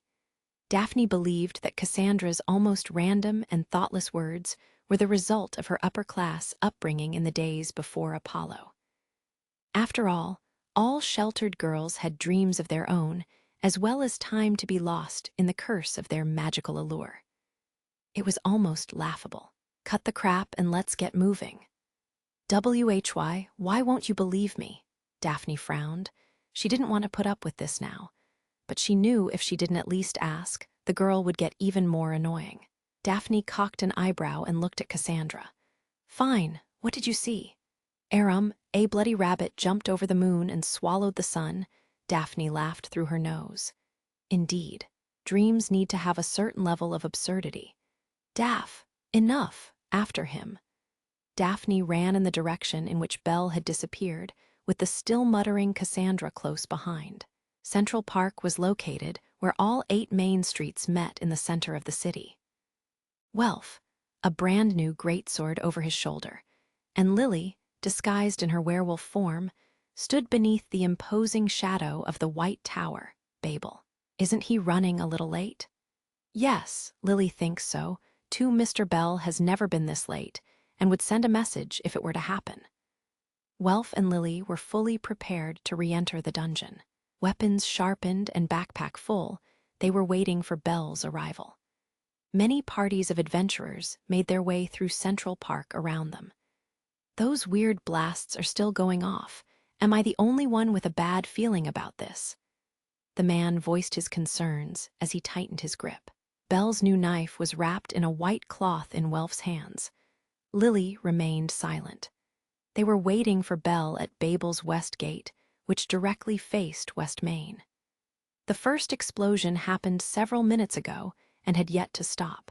The sounds were unnatural, very similar to those created by magic. Citizens and adventurers alike poured into Central Park from the main roads. The usually quiet and mundane park was coming alive with fear and panic. Lily anxiously watched all of the people pouring in from West Main. The crowd of people had grown to the point where they could hear snippets of conversations. Apollo's men. They're attacking someone, starting a war. They're after Hestia Familia, chasing after the little rookie. Lily and Welf instantly locked eyes. Let's move. Right. The two didn't stop to pick up more information from the traumatized citizens about the battle that had been raging since mid-morning as they made their way through the crowd. A moment later, they knew where they had to go when a flash of violet lightning appeared over the 7th block of the city. Has Lady Freya made a move? 2 figures looked down from the roof of the tallest building situated close to Northwest Main, a little ways removed from the destructive game of cat and mouse. Hermes surveyed the battlefield with great interest. He turned to face Asfi as soon as she joined him, and she asked her question. No, Freya Familia is only observing the situation. Is Lady Freya planning to stay out of this one? Asfi adjusted her white cape as she spoke. Hermes brought his hand to his chin, muttering to himself in a soft voice. The odds were stacked heavily against Belle. The boy was tasked with trying to escape as well as protect his goddess in the face of an all-out assault. He was outnumbered more than 100 to 1. Whether Freya had a reason for staying put, or she considered this some kind of a test for Belle, Hermes did not know. His best guess was that she derived some kind of pleasure watching the ever-changing boy react to a challenging environment. She had done the same thing less than a week ago. He was there. It wasn't hard to picture Freya rejoicing in the boy's glow, which was no doubt growing at this very moment. How should we proceed? By taking it easy. Hermes's eyes were back on the chase. He responded to Asfi's question without looking at her. I'm the one and only Hermes, you know. I am and always will be an observer. He wanted to see Belle's story unfold and follow it to the very end with his own eyes. The charming god looked back over his shoulder and grinned at his follower. Asfi didn't say anything, only sighed as she pictured the many problems she would have to solve in the near future. I need a better view. Asfi, help me out. Yes, sir. The two of them jumped to the next rooftop, following the sounds of battle. Argonaut is on the run. Meanwhile, at Loki Familia's home on the northern edge of the city, Tiona had just returned from gathering information on the streets. Other members of the Familia gathered in the common room to listen to her report. Tiona, is that true? No doubt, Apollo Familia is running around in circles, trying to corner him. Eyes arrived in the room in time to hear the Amazonian girl's first report. In turn, the girl relayed all the information she'd picked up in town. The blonde girl's face was blank, but a small, anxious twinge of worry filled her eyes as she looked off into the distance. The dwarf, Gareth, and the elf, Reveria, sat on a sofa in the room and dissected the situation. Been a long time since this many people were fighting in the city. Apollo Familia doesn't appear to be concerned with the guild's punishment for their actions. The sound of footsteps belonging to other members of their familia rained down from overhead. Everyone knew something big was happening outside. Speaking of which, where is Loki? Wasn't she just here? Tiona's twin sister, Tione, posed a new question for the group. Bitet answered her with a very disinterested tone. Said there was something worth watchin'. Already gone, the dunce. All gods have their vices. She responded in kind. Eyes, don't get any strange ideas. Finn, Eyes had ignored the conversation going on around her and anxiously stood up from the sofa. Finn noticed and immediately stepped in front of her. The situation is completely different from the 18th floor. Please, do not try to aid Hestia Familia. The commander of Loki Familia stopped Eyes' train of thought in its tracks. Eyes was a high-ranking member of the Familia. She couldn't strike out on her own. Loki Familia had no reason to assist Belle. Worse, an attempt to do so would cause an even bigger problem. Should an influential group like Loki Familia become involved in the scuffle, the consequences could be catastrophic. I know this is difficult, but Loki forbade us from interfering. We need to let things play out for now. Okay, I understand. Finn's penetrating gaze overtaking her from below, she lightly nodded at the prom. Eyes walked over to the window as the commander issued more orders to other members of their group. Looking past her reflection in the glass, Eyes watched the ominous black cloud spread over the city. Belle ran as fast as he could. Hestia firmly in his arms, he weaved his way through the back streets in a desperate attempt to escape the net his enemies had set for him. Sorry, he yelled as he jumped over a group of townspeople who hadn't evacuated in time. There's more. Belle focused forward as soon as Hestia's warning reached his ears. Two of them stood at the end of the street. No detours, no escape. Belle slowed down only enough to let the goddess safely out of his arms and onto the ground before drawing both knives and picking up speed again. The two adventurers weren't expecting Belle to attack. However, the boy charged at them with both blades flashing menacingly in his hands. He was on top of them before the adventurers could defend themselves. Targeting the joints and their armor, Belle made quick work of the would-be hunters. Memories of his battles with well-armored killer ants in the dungeon flashing through his mind, Belle reached out and took Hestia's hand. The deity had done her best to keep up. I'm so sorry for slowing you down like this, Belle. The young goddess was out of breath, but forced an apology out of her throat. Belle squeezed Hestia's hand as they ran together in an attempt to reassure her. This isn't your fault, goddess. One of the absolute laws of the land was that a mortal cannot kill a god. Only other gods had that ability. Should the deity receive a life-threatening injury, their divine power would instantly activate and heal them completely. Unfortunately, activating Arcanum was against the rules of the gods themselves. They would be sent back to Tenkai as punishment. Should Apollo capture Hestia and kill her, Belle would be left behind as a free adventurer, able to join any other familia. If both of them were captured, Apollo would be able to use Hestia as a bargaining chip. Choose to join Apollo, Familia, and Hestia can remain on Earth. Refuse, and she'd be sent back to Tenkai, and he'd be forced to join. In any case, Belle could not let the hunters capture Hestia. He had to protect her and keep moving. A lot of them are level 2, but Belle hit a group of archers with firebolt before they had a chance to release their arrows. Taking advantage of their surprise and injuries, Belle dashed in close and took out all 3 in the blink of an eye. Belle could hold his own against level 2 adventurers. He was confident he could take them one-on-one, and that he had the agility advantage. He could deal with them as long as he wasn't pinned down from too many angles at once. A vague plan forming in his head, Belle found the angle where the enemy net was weakest and charged through. At last, there was hope. Belle, they can't defend against your magic. Isn't that our best option? You can take them down one after the other." "No, well, I don't want to use that if I can help it." Bell wanted to keep collateral damage to a minimum, especially since his magic involved fire. The western block of Arario was mostly a residential area. If he turned it into a sea of flames, there was no doubt in his mind he would be exiled from Arario, no matter how things turned out. Of course, it was always an option in a pinch, but he couldn't overdo it.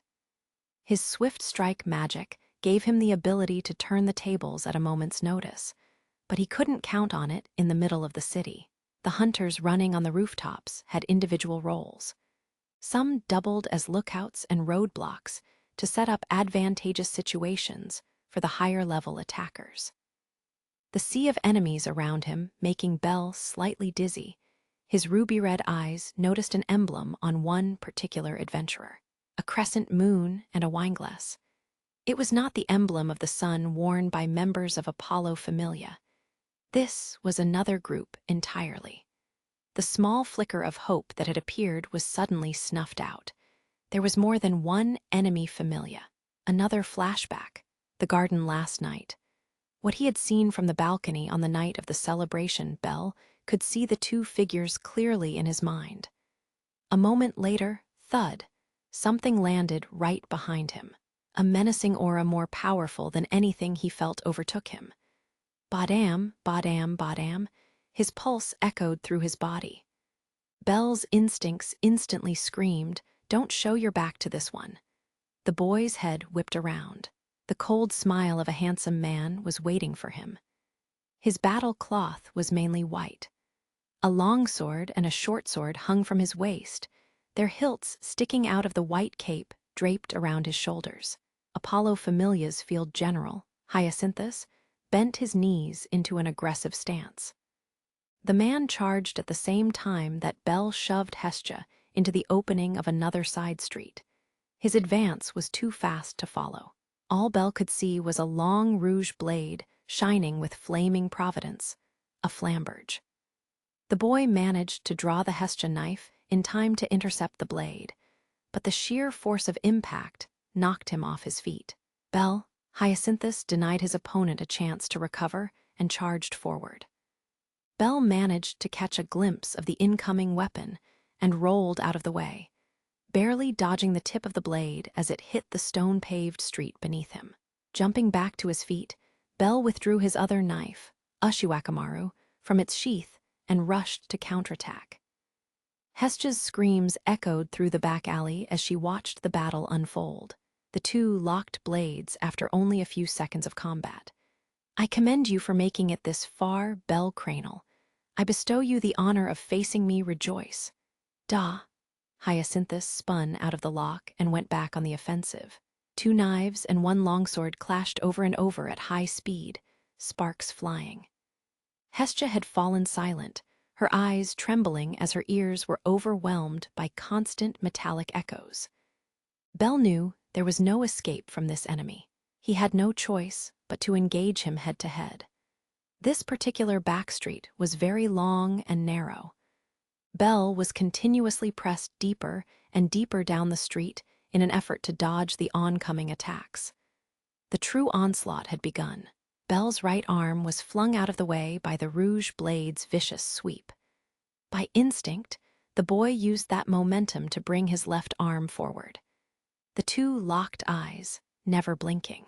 Attacker and defender traded places back and forth instantaneously. Hyacinthus took an aggressive step forward, thrusting his blade directly toward Bell's chest. The white-haired boy sidestepped, just in time, and knocked the sword away with one of his own weapons. Or at least he thought he had. The tip of the sword suddenly connected with his still outstretched arm. Blood spewed from the wound instantaneously. "So that's how it is. You win with speed." Hyacinthus's grin made Bell's eyes shake with fright. Bell was wielding two knives, while his enemy had only one longsword. He should have had the advantage, but somehow every one of his strikes was either deflected or blocked outright. Hyacinthus moved as if he knew what was coming. None of Bell's attacks were getting through. He wasn't fast enough to win this contest of agility. Hyacinthus's white cape suddenly flashed in front of the boy's face. Belle's reaction to the next attack was delayed by just enough to create an opening for attack. The rouge blade arced through the air and came down hard from above. Belle crossed the blades of the Hessian knife and Ushiwakamaru to stop the weapon just above his head.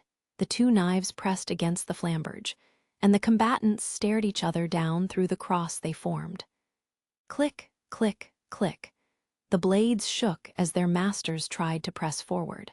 However, the longsword was gaining ground despite Hyacinthus using only one hand. "You can't hold it against me for hating you, stealing Lord Apollo's love as you have, but if that is his will, then I will personally force you into our glorious familia." His strength was overwhelming. Belle saw his own fear reflected in the eyes of his smiling foe. Level 3. Belle's thoughts turned to the moment that they first met. The fight at the bar where he was unable to defend himself. Belle pushed off the ground, focusing all of his strength into his arms and neck, and managed to force the rouge blade upward. Belle glared at his assailant.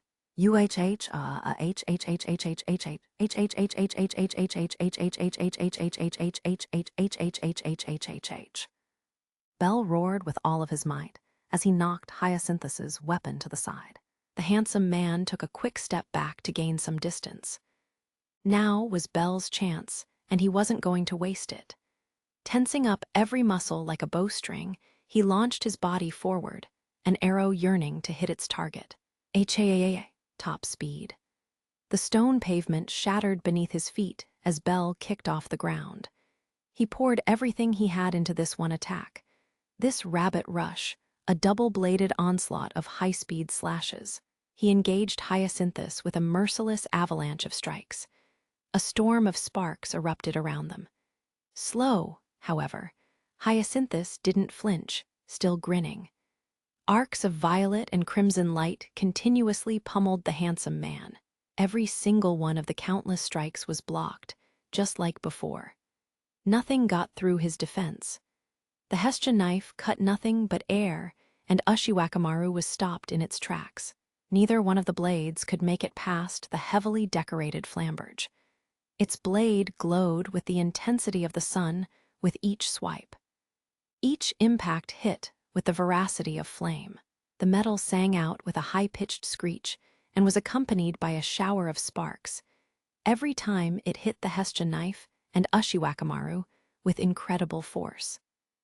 It was a special blade, the solar flamberge, that only the leader of Apollo Familia was allowed to carry. It moved so fast that Belle's eyes couldn't follow, only track the afterimages in its wake. Civilized rabbits do not howl. Belle saw Hyacinthus smirk just before the man's entire body became a blur as he picked up speed. He felt the impacts before he saw them. The crimson light of Ushiwakamaru's blade was redirected out to the side at the same moment that the violet Hessian knife was knocked backward. The blur in front of Belle's eyes seemed to flow, a truly beautiful technique. Both of Belle's arms looped around his body as if swimming through the air. He couldn't breathe, and time seemed frozen in place. Before his eyes could blink, the flamberge slashed from below. His body's reflexive retreat wasn't fast enough this time. Belle's breastplate was sliced clean in half. The tip of the longsword met flesh, carving its way through skin, muscle, and bone alike in one long, graceful slice. Extreme pain shot through Belle like a wildfire. He was hit. His eyes managed to catch a glimpse of the rouge blade on its top swing. Suspended in midair and bleeding profusely, Belle didn't have time to dwell on what had just transpired. Hyacinthus was on top of him once again. Gah! The hilt of the man's weapon connected with Belle's cheek in a sideways swipe. Jumping forward, Hyacinthus raised his right elbow and brought it down hard. The elbow hit Belle square in the throat, making his body flinch. He couldn't even yell out in pain before the man's fist buried itself in his gut and was followed up with a spinning kick. Momentarily blinded by his opponent's boot, the next thing Belle saw was the sky as his back hit the stone pavement. Hyacinthus came out of his spin, keeping close behind. The man's golden earrings jiggled as he landed. "Bell?" Hestja's scream became an inaudible sound before she could finish his name. Bell's body didn't move. He looked like little more than a bloody corpse lying in the street. His chest wound was deep, the still-flowing blood forming a small puddle around his body. Even his face was stained red. At long last, one shaking hand grabbed a hold of the top of the stone. His body lurched to the side as Bell tried his best to sit up. Hestja was stunned speechless at the sight of her bloodied and broken follower in defeat. "Ah, oh, still conscious, I see." Bell's vision was blurry as he willed his upper body off the ground. Tears welling up in his ruby-red eyes, he looked up at Hyacinthus. This was a second-tier adventurer. Hyacinthus was an authentic level 3 adventurer. He didn't depend solely on his superior status. His technique and strategy were top-notch. This was completely different from facing a monster in combat. There was no time to plan or even use magic. Trying to charge his Argonaut skill would be downright suicidal. There was no way Bell could win. He was outmatched, plain and simple. As an adventurer, Hyacinthus was in a completely different league. The feeling of being slammed into the mud in defeat overtook him. Rivers of tears flowed out of his eyes. Bell had no words as the physical pain and mental anguish raging within him expressed themselves on his face. Such a horrendous face, so unlovely. Just what does Lord Apollo see in you? Wah! Hyacinthus stood over Bell, taunting him before mercilessly kicking him in the ribs. Unable to defend himself, Bell's body rolled farther down the street before sliding to a stop in an open intersection. "Stop this at once." Hyacinthus did not respond to or even look at Hestja as he approached Bell. "I have sworn my body and soul to him. Only I am worthy of his affection. The rabbit shall be captured." The man's words were laced with jealousy as he crouched down in front of the boy. "Can't have you causing a fuss. You'll be healed no matter what I do to you, so a few severed tendons won't make much difference." Smiling like a man possessed, Hyacinthus rotated the flamberge in his left hand and pointed the tip at Bell's face. Fear flashed through the boy's eyes. Hestja was running to his aid, but she wouldn't make it in time. The rouge blade flicked upward and was about to swing down onto Bell's shoulder when suddenly several arrows pierced the stone pavement where Hyacinthus had been standing just a moment ago. What? He had dodged the sneak attack by the skin of his teeth. Bell and Hestja were just as surprised by the sudden turn of events. All three of them looked to find where they came from. In the distance, a little ways off of West Main, was an old, run-down bell tower. It was very faint, but there was the shadow of an archer holding a longbow on top of the roof. An extremely long-range attack executed with pinpoint accuracy. A sniper, Hyacinthus muttered to himself. Cheenthrope. Hyacinthus narrowed his eyes just as the next round of arrows was released. This is why I despise upper-class adventurers. Naza frowned as she watched Hyacinthus dodge every one of her arrows. Drawing rounds of arrows from the quiver attached to her waist, she continued her barrage in an attempt to support Bell from afar. She was quick to comprehend what Apollo Familia was trying to do, and she immediately grabbed her weapon, came to the top of this tower, and located Bell. Mayach Familia's former third-tier adventurer was a skilled archer whose accuracy was second to none. She was so far away from Hyacinthus that a normal person wouldn't have even seen a human outline, let alone be able to come within a selch of hitting the target. "Bell, run!" As if her plea had been answered, Bell staggered to his feet just as she was whispering to herself. The boy grabbed Hestja's hand, and the two raced down another street. Hyacinthus started to give chase, but was cut off by Naza's next round. The man looked straight at her, eyes burning with fury. She fired yet another arrow, aiming straight for his chest. Without missing a beat, the rouge longsword knocked the arrow harmlessly out of the air. He must have given up pursuit for the time being, because as soon as the arrow hit the ground, Hyacinthus took off in the opposite direction. Naza saw his white cape swish as her target disappeared from sight. Too many enemies. The dog person turned her attention to the other shadows pursuing Belle on the rooftops and proceeded to take them down one by one.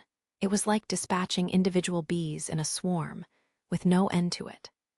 From her vantage point, Naza roughly estimated that there were at least 200 adventurers pursuing Belle. Tossing an empty quiver aside, Naza equipped a new one. She was firing so many arrows that she didn't have enough time to watch them hit their targets. Instead, she listened for the distant yelps of pain and soft thuds as the hunters fell from the rooftops. "Lord Myach, please hurry." A solitary bead of sweat worked its way down her anxious face. "Belle, are you okay?" I'm fine." Belle's breath was shallow and ragged as he responded. Hestia was on the verge of tears. Hyacinthus had inflicted considerable damage. The boy's entire body was in pain. It had taken every high potion he had to close the wound in his chest. They ran with everything they had, putting one foot in front of the other in a desperate attempt to gain some distance. However, Belle couldn't keep his balance and needed Hestia's help to stay upright. His body may not have been moving as well as he would have liked, but luckily, his ears were at full strength. They picked up the sound of the spell coming from not too far away. Magic! Hestia noticed, too. Sure enough, there was an elf mage directly above them holding an outstretched staff. Using that particular building's architecture to shield herself from Naza, the mage had been lying in wait while casting an enchantment. What's more, her hiding spot was out of Firebolt's range. Belle and Hestia immediately took off in the other direction, but it was too late to completely escape the imminent blast. A lightning spell with a particularly long range flashed right behind them. The hair on the back of his head singed. Belle hugged Hestia in close as the two hit the street and rolled.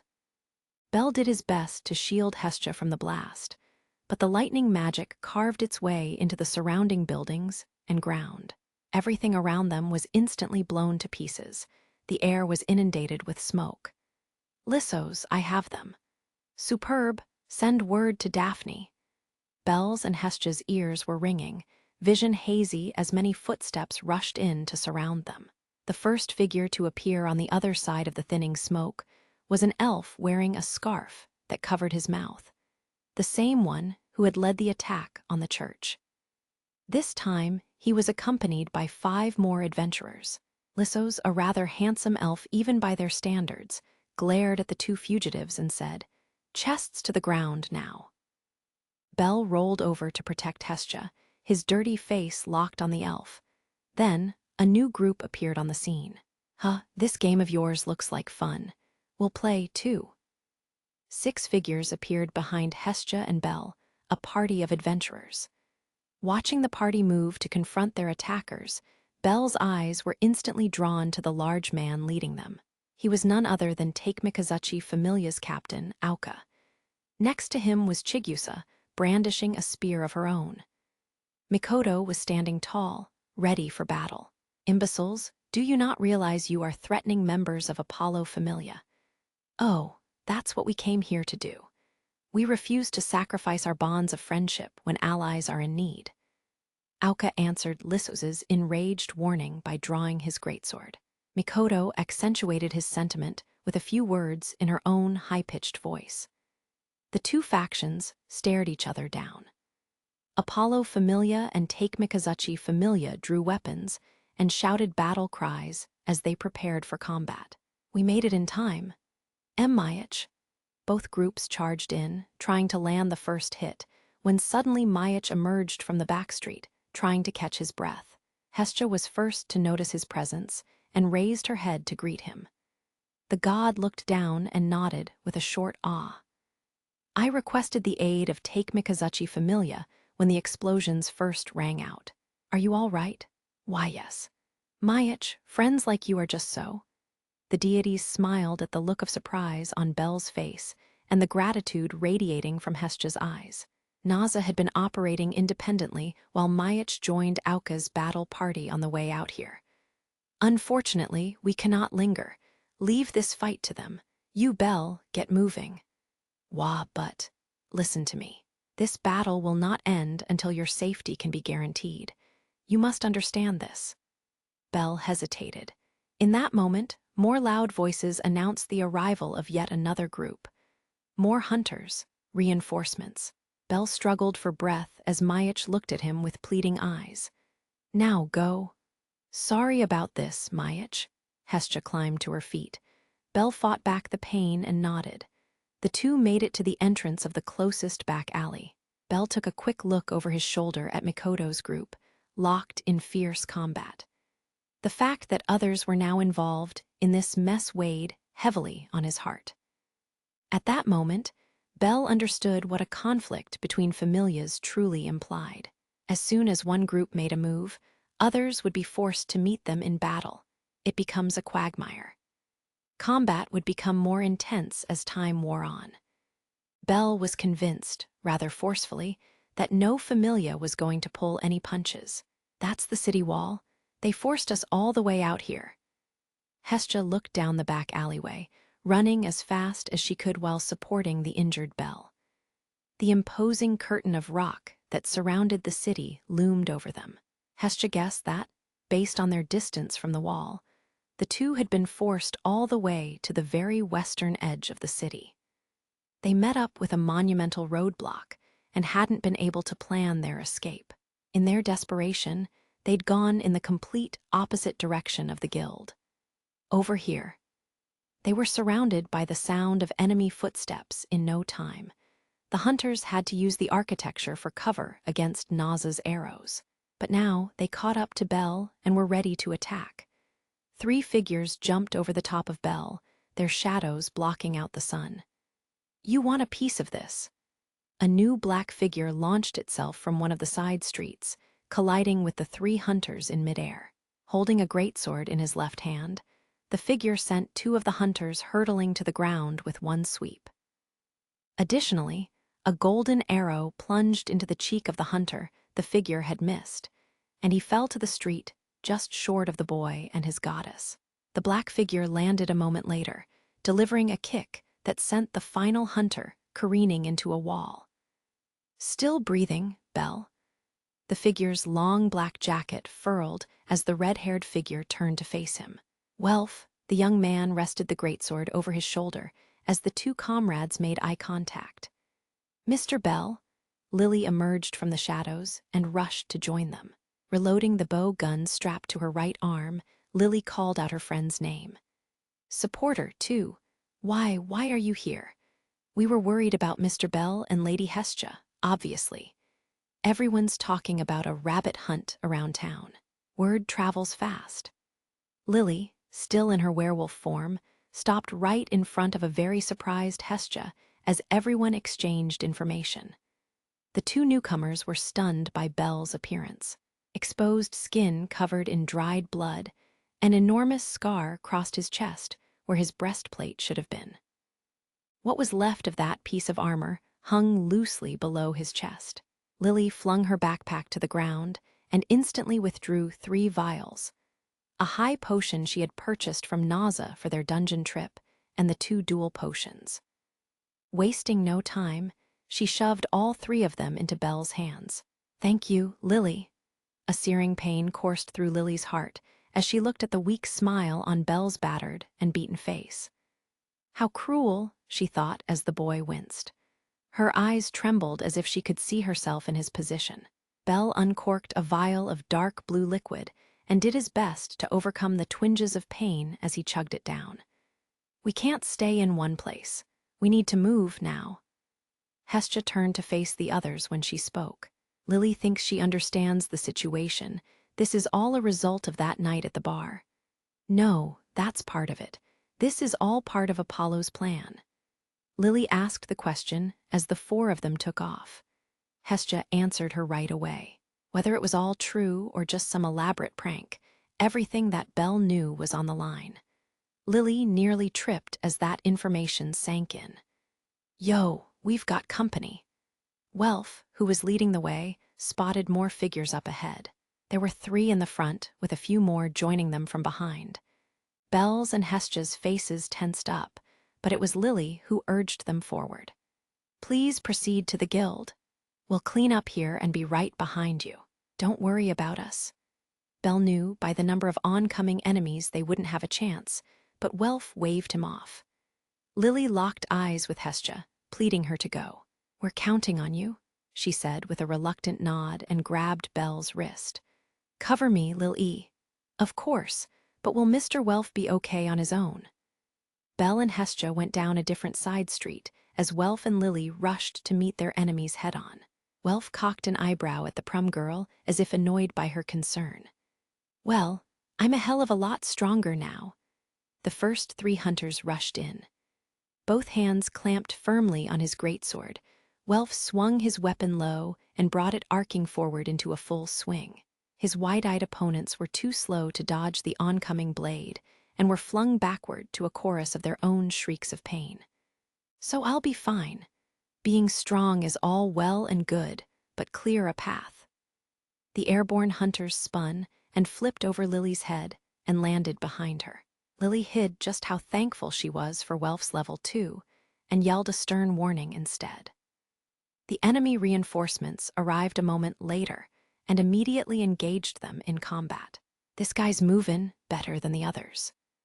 Welf and Lily fought back against a party of level 1 and level 2 adventurers. Welf quickly dispatched the weaker opponents as Lily drew the only upper-class adventurer's attention away from him with arrows from her bow gun. Welf spun like a top as he got into position and landed a blow that launched the upper-class adventurer straight into the wall behind them. "Mr. Welf, out of the way." "Huh, you can't be serious." Lily withdrew a fist-size pouch from her backpack and threw it into the oncoming ranks of the next wave of hunters. She covered her nose with her sleeve even before the pouch reached its target, a morble. Welf's face went pale as he ran in the opposite direction. Poof!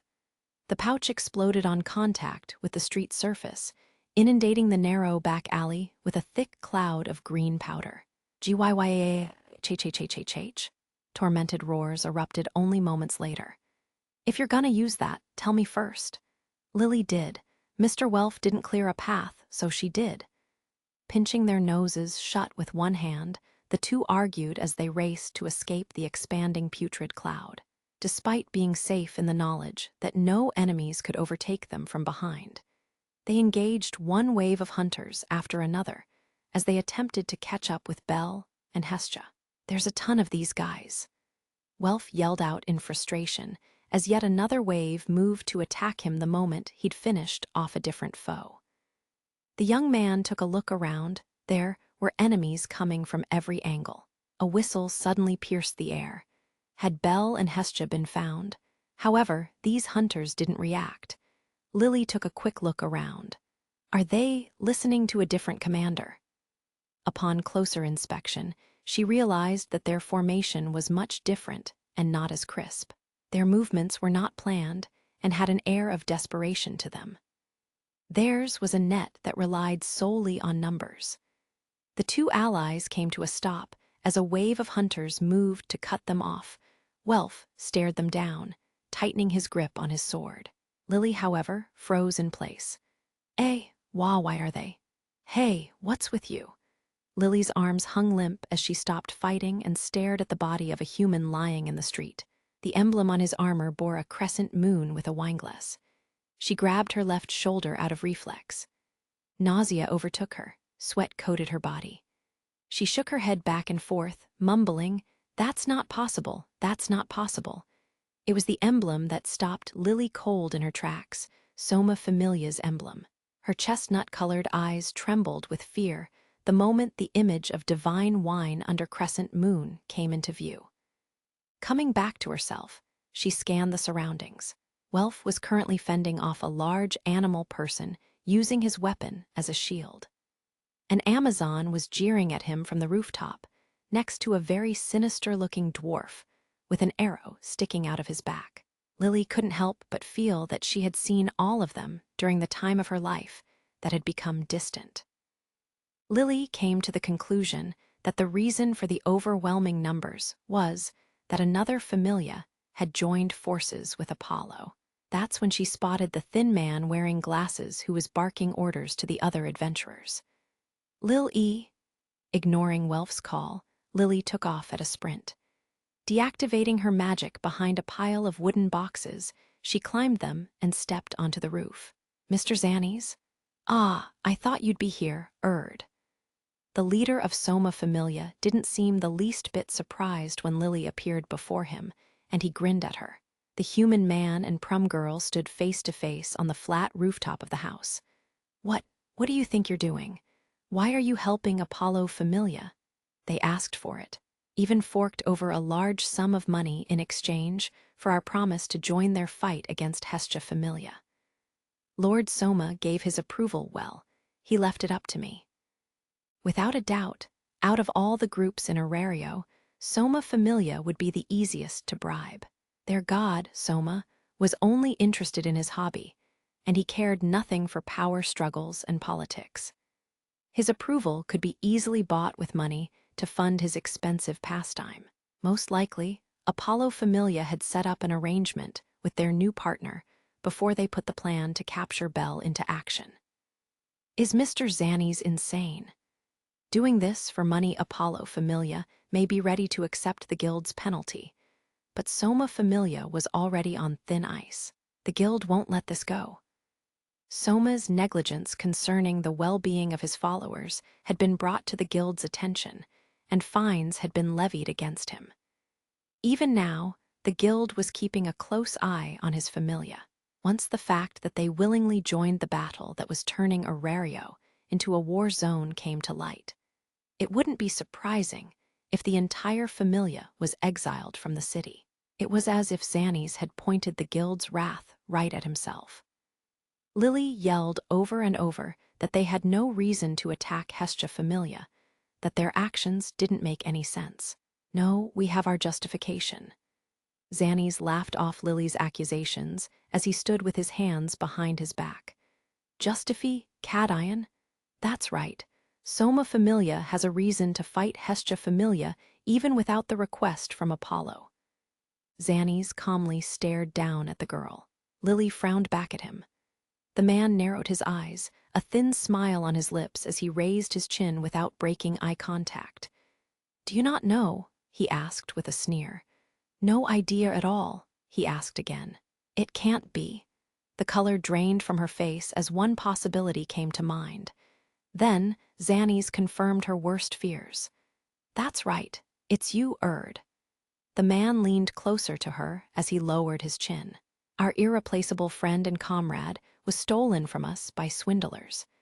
The time had come for us to exact revenge with justice on our side." Lily's knees went weak.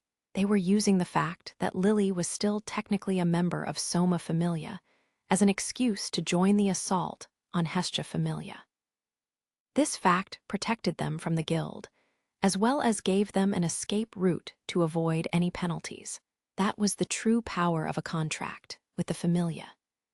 If they were able to prove that one of their members was still bound to their god, but working for the benefit of another, it would be next to impossible to punish their actions. No matter how much Lily would try to explain the circumstances, the voice of the Familia would win out. Lily was another reason that Belle and Hestia were in danger. "I, too, believed you to be dead until very recently. That is, until I happened to hear the story of one man at a bar." "And that is?" "Just the exploits of the little rookie on the 18th floor and the little Prum supporter who tagged along with him." Lily cursed at her own carelessness. She always used her magic, Cinderella, to take the form of a werewolf child while on the surface. However, she deactivated the magic while in the dungeon to preserve her mental strength. Now, because of the events on the 18th floor, the group of adventurers there that day not only knew her true appearance, but also that she was in a party with Belle. What's more, that information was spreading. Zannies must have acquired this information before receiving the offer from Apollo Familia. Once money was offered, he seized his opportunity. "Do not fret, Erd. I will assure Lord Soma of your innocence in this matter. Hestia Familia is completely in the wrong. She'd warned them. Lily had warned Hestia and Belle that Soma Familia would one day seek revenge. That day had arrived. The flames had reached them. That was how Lily felt. She'd made a horrible mistake. Her past was a wildfire just waiting to ignite. What's more, she'd fanned the flames to the point of a raging inferno. This was all her fault. The evil ones who tricked you, used you, and profited off you shall receive a fitting punishment. Apollo Familia will crush them into oblivion. Lily felt dizzy, the rooftops spinning around her. Her whole world was crashing down around her. She was a plague, infecting everything and everyone she cared about. Her body trembled as memories of the nice old couple and their flower shop flashed before her eyes. Soma Familia had destroyed it, and she was the only reason they had ever found that flower shop at all. A storm of grief and guilt raged inside her tiny heart, threatening to work its way up her throat and into a scream of self-loathing. She opened her eyes and looked out over the battlefield. Naza had been chased from her perch on top of the bell tower. Take Mikazuchi Familia was pinned down on all sides a few blocks away, and Welf continued to trade blows with the hunters just below her. All of them were in danger right now because of Soma Familia. She had been foolish. Lily should have never strayed anywhere near Belle and the others. It was absurd to believe that her plague would never reach them, that their warmth and generosity wouldn't be destroyed by the flames that followed her. Eyes glistening with tears, Lily's neck gave out and her head slammed into her chest. Please. What? Please leave Mr. Bell and his friends alone, Lily pleaded with Xannies in a weak, trembling voice. She raised her face to look at him. There was no life in her eyes. Lily will return to Lord Soma. So please, stop this. Please leave them alone. It was simple math. If Soma Familia was using Lily as a justification to participate in this fight, then all she had to do was take herself out of it. If surrendering to Xannies would reduce the amount of hunters pursuing Belle, it was more than worth it.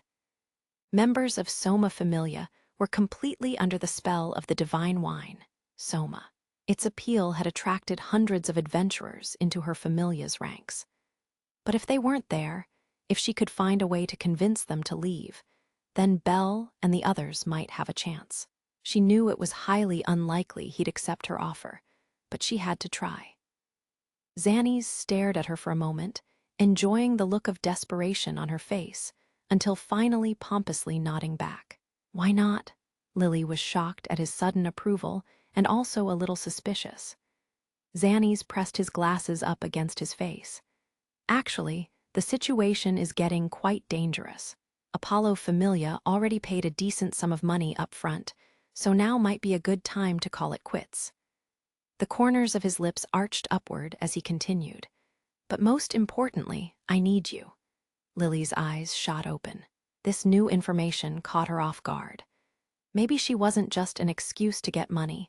Maybe there was some truth in Xannies' claim. What could she, a useless weakling who'd brought about the destruction of everything she cares about, be needed for? As long as Xannies kept his promise, she had no choice but to follow his orders. Stand beside me. I will give the signal to retreat as soon as you do. Xannies reached inside his jacket and withdrew a small flare gun. Lily did not respond, silently doing what she was told. The man smiled with satisfaction, raised the flare gun to the sky, and pulled the trigger. A ball of sparkling light instantly shot high into the air. Many of the adventurers in the 7th block of Arario stopped fighting the moment they saw the arc of light. Just as Xannies had promised, the members of Soma Familia started to withdraw. Hey, Lil E, with roughly half of his assailants leaving the area, Welf finally had enough time to call out to his ally from the street below. Lily took a step toward the edge of the roof and looked down at him with listless eyes. Come, Erd. Yes, Lily nodded as she turned around at the sound of Xannies' command. Welf looked up at the two in disbelief. The man turned on his heel as Lily said her final goodbye. Lily's returning to Soma Familia. She won't cause any more trouble. Please tell Mr. Bell." "The hell are you saying? I can't look Bell in the eye and say that. Get back here." "Lily's sorry, farewell." She gave one last bow before following Zanny's. The prom girl disappeared from Welf's line of view. What the hell does she think she's doing? He tried to pursue them, but unfortunately, he met up with a group of Apollo Familia hunters and was forced back into combat. "Damn it," he screamed at the clouds. There was no choice but to give up the chase. Bell and Hestia had lost count of how many hits their bodies had absorbed. The tally had just increased by yet another. With all the hunters' arrows, the spells of magic users, and upper-class adventurers wielding every weapon imaginable, neither of them had time to catch their breath. For some reason, their pursuers had been yelling at one another for a while now. Apollo Familia was starting to get desperate and had ramped up their assault. The two fugitives had made it back to their old neighborhood. It was oddly still, all residents having already evacuated. Once again, the sounds of war descended on this normally peaceful block. Firebolt! Bell released his magic into a worn-down stone building that had been empty for years. The flaming lightning bolts ignited the debris inside the building, creating yet another explosion of smoke. Bell used it as cover to escape the eyes of his pursuers and took off in a completely different direction. "Ha ha! Bell, this way." Hestia grabbed the boy's hand and guided him off the main road as Bell fought back pain just to inhale. She found a drainage canal that ran beneath the street level. Leaving the back street, they found the closest stairwell and raced down to the water level. It wasn't long until they reached the city sewer's entrance. "Are you okay, Bell?" "I'm so sorry, goddess." Bell leaned against the wall before sliding all the way down to the ground and offered Hestia an apology. Hestia shook her head before looking around to find their escape routes. They were beneath what could have been a very large bridge, open on both ends with water flowing behind them. She guessed that the water must be running deeper into the city. The street-level landscape was visible at the other end. Although they couldn't see them, they could hear the yells and hurried footsteps of their pursuers coming from just outside. Praying with all their might that they remain hidden, the two talked in hushed voices. "Can you still move?" "I'm fine. I can." Bell used the last of the potions he'd received from Lily in order to recover from at least some of the damage he had taken. Hestia watched his staggered breathing with remorseful eyes. Without warning, a booming voice erupted from the other side of the wall. "Are you listening?" "Bell Cranel," Hyacinthus's voice. Hestia sat shoulder to shoulder with Bell. The boy clenched his eyes shut. "Wherever you hide, wherever you run, we will find you. This game of hide-and-seek is meaningless." The man's proclamation filled the air around them. Hyacinthus must have been standing in a high place because the echoes reverberated in every direction. On land or in the dungeon, it doesn't matter. Your days of peace are at an end. Bell gulped as he understood what the man's words meant. Even if by some miracle they escaped the hunter's net and made it to the guild, Apollo would pursue him for the rest of his life. They would attack him on sight in the city, in the dungeon, or wherever else he tried to go. The boy was feeling the full power of an influential familia dedicated to accomplishing a goal. Just as Hyacinthus said, the chase would not end until there was a clear resolution. He would never be able to live a normal life. Hestia sat silently next to him. Bell was in shock from the realization. The goddess's eyes narrowed, her mind made up. "Bell, please listen." Hestia moved in front of him, crouching above the boy's outstretched legs and looking him in the eyes. The ruby-red spheres looking up at her, she let it all come out. "Since Apollo is serious about this, there is no future for us here. We have two options: fight a battle we can't possibly win, or run away from Arario." Hestia ignored the look of shock on the boy's face and continued. She knew the boy comprehended their situation. "I'm willing to go anywhere as long as you're with me. It doesn't matter if we're being chased all the time. I'll run alongside you until they give up." Hestja's resolve was unyielding. She would miss the friends she had and the peaceful days she'd spent living in the city. But as long as Belle was with her, she didn't care where they lived. That was clear as day. Leave Arario with the goddess and live somewhere far away. Hestja held her hand to her chest, trying to steady her beating heart as she waited on the edge of her seat for Belle's response. In truth, running away might be the only real option for Belle and Hestja. It was the same for the other familias that came out on the losing end of these battles. Just like Hermes had told him about Zeus, leaving Arario was the only way. Belle thought about it. Just the two of them, he exploring the wonders of the world with Hestja. Listening to the wind blow through a forest, sitting on top of a hill under the blue sky, feeling a sea breeze on his face while exploring a port town. She'd be wearing a one-piece dress and a fancy hat. He'd be carrying the bags from that day's shopping. They'd walk down the street, smiling. Such warm, inviting thoughts. How wonderful would this journey be? Living a new dream? It was possible. The two of them could have this future. But his heart might have been swayed by Hestja's words, but images of all the people he'd met in the city suddenly surged through Belle's mind. People he'd laughed alongside, all the girls who had shared smiles with him, all of his days as an adventurer, all of the chance encounters. He remembered everything. A new image took over his heart. The start of it all, meeting the knight with blonde hair and golden eyes. The side of her face, blonde locks flowing. His heart couldn't leave that behind. Hestja's expression gradually disappeared, as if she were reading the boy's thoughts like a book. Her lips tensed as she reached out and grabbed a hold of both of the boy's hands. The deity asked the surprised human a question. "Belle, do you love me?" Belle's voice cracked in confusion. This is important." Blushing a light pink beneath her eyes, Hestja kept talking. "If you say you love me, I'm ready to do anything. If I believe your words, all other petty emotions mean nothing, and I can do anything you ask. I can fight." She squeezed his hands. "I love you very much, Belle. You're just so cute, I can't help it. I want to live with you forever, always be by your side. I don't want anyone else to have you." Her fingers shook. "What do you think about me?" Then she asked her question again. Now blushing profusely, Hestja once again locked eyes with Belle and looked at him with all seriousness. Belle, too, had turned bright red, but he had no clue what the goddess was trying to say. I revere you. That's not what I'm talking about." Belle's shoulders drooped as Hestja yelled in his face.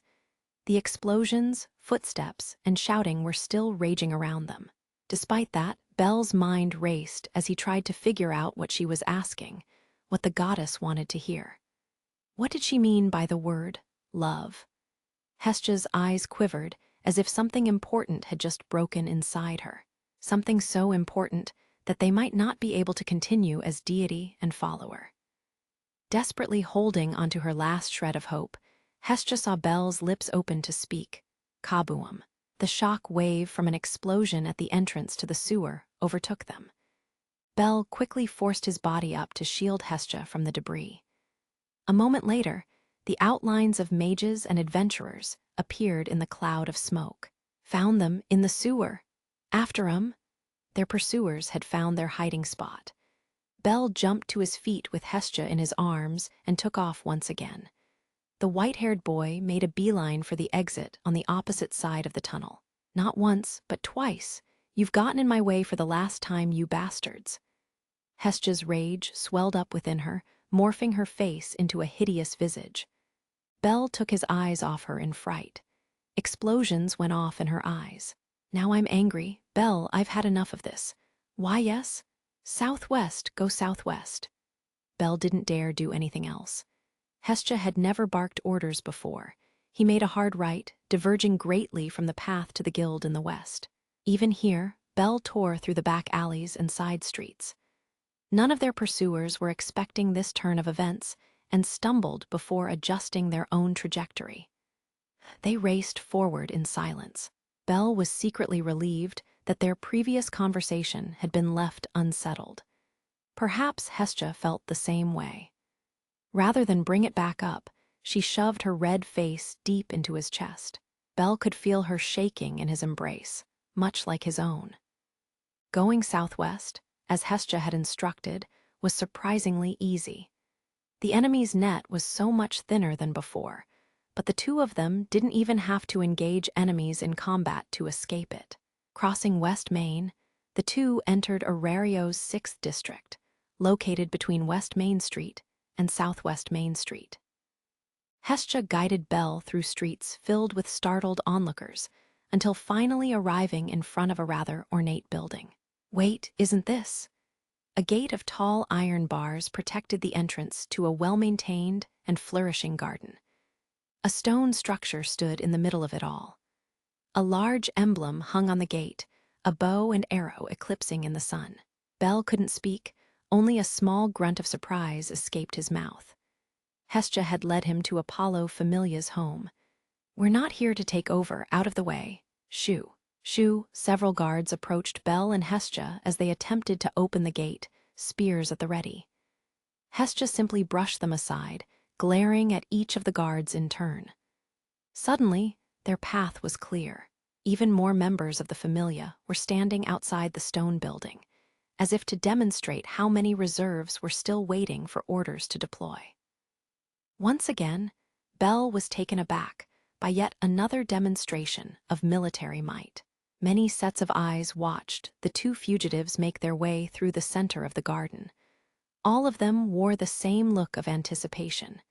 Creak. The joints on the front door sounded as Apollo emerged. My, Hestia, what are you hoping to accomplish, coming all the way out here like this?" The deity walked down the front steps of his abode, his perfectly polished teeth sparkling in the sunlight. Hestia watched him descend, fury emanating from her eyes. Apollo made his way through his army of adventurers, the young Prum Lewin at his side. The two came to a stop directly in front of Bel and Hestia.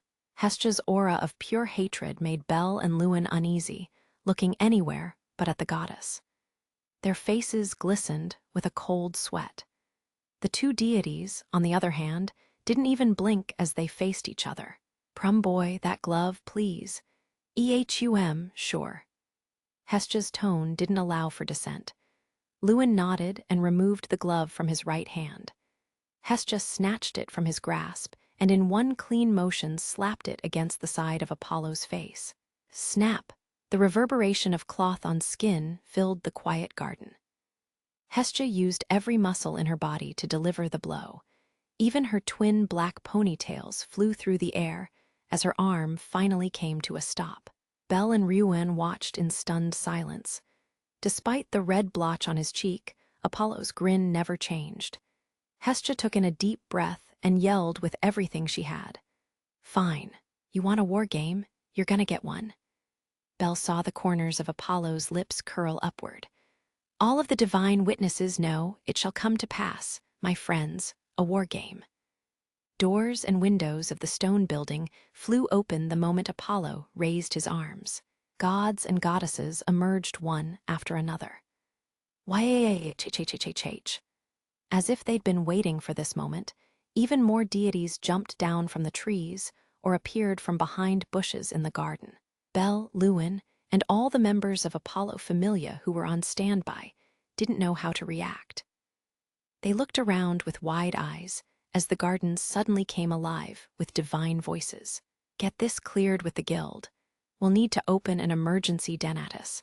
Everyone's invited. This is so exciting. Been a long time common." A sudden whirlpool of excitement enveloped the humans. The gods were starving for entertainment, and now there was going to be a show. Loki's voice was right in the thick of it as the deities started to organize the war game. "It's settled, then. The finer details of our game will be decided at Denatus. The day shall be announced later. Let's enjoy this, Hestia." Apollo sneered at Hestia, without the faintest hint of fear or anxiety amid the chaos around them. Apollo turned his back on her and went back inside his abode with Lewin in tow. "Gee, goddess."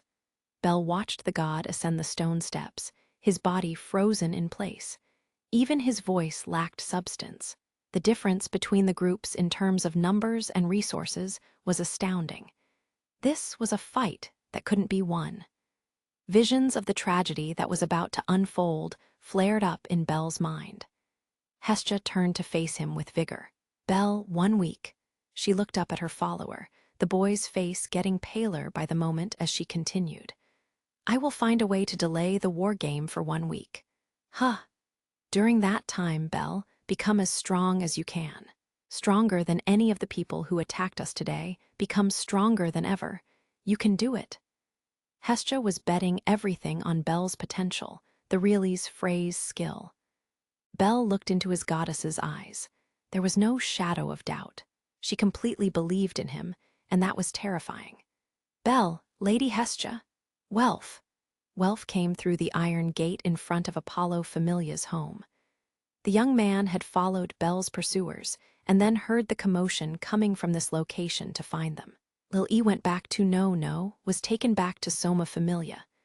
"The other guys got in my way, couldn't help her, I'm sorry." This unexpected news left Belle and Hestia reeling in shock. How? Why now? Was she safe? Belle's spirit ignited. Question after question burned through his mind. But it all came down to one thing: he had to rescue her. He needed more information. He needed to talk to Welf. However, Hestia's hand wrapped itself around his elbow before he could take his first step toward the red-headed man. "Belle, do as I say. But, I swear to you, I will rescue our supporter. So please, have faith in me." Hestia cut off Belle's attempt to argue. The goddess believed in her child. All she asked was that he believe in her. Belle's veins burned with adrenaline, but the look in Hestia's eyes cooled the flames. The muscles in his tense body relaxed, until finally, he chose to believe. All of the emotions that raged through his mind just a moment ago now at ease. He nodded. "Belle, please give me my knife before you go." "Here." "Welf, I apologize, but I'll need your strength to rescue our supporter." "No need for apologies. I'm ready for anything." All instructions given, Hestia looked up at Belle one more time. "The rest is up to you. Now get moving." "Yes."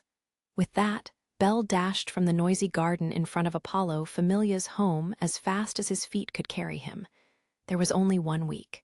He had until then to get stronger than his enemies, stronger than Hyacinthus. The status on his back felt hot as he ran. Fatigue, mental strain, none of that mattered to him anymore. He set a course for the tall tower in the north, where the Sword Princess was waiting. Chapter 4. Those who gather the news that a war game would be held spread like wildfire among the gods. Of course, the adventurers and citizens of Arario couldn't help, but notice the jubilant and high-spirited deities all around the city. It was no time at all before every living thing on the surface of the labyrinth city knew what was going to happen. Something else transpired just mere moments after Hestia and Apollo's announcement had been made official. "That's it. That tower has to be." Belle had left Apollo Familia's home at a dead sprint and worked his way through a city much more active than usual. Weaving through unfamiliar territory, he arrived at the northernmost block. 1 month ago now, he trained with her on top of the city wall. Doing his best to remember the landmarks she taught him, Belle desperately searched to find the building she called home. The white-haired boy practically flew down North Main Street, furiously pumping his arms in perfect rhythm with his strides. The side streets webbed out around him. His eyes desperately scanned for something familiar. He turned into one side street, filled with decorative houses and well-known structures.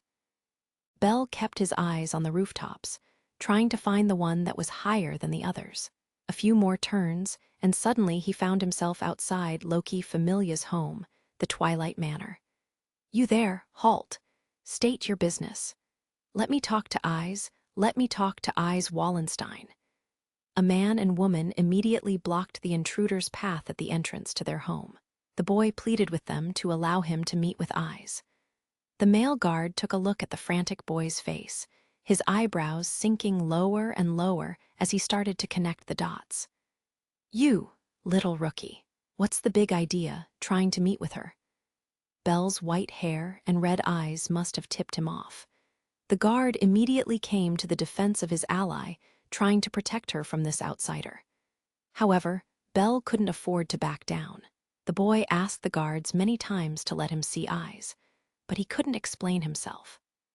The guards' voices grew steadily louder and angrier as the boy's pleas became more and more desperate.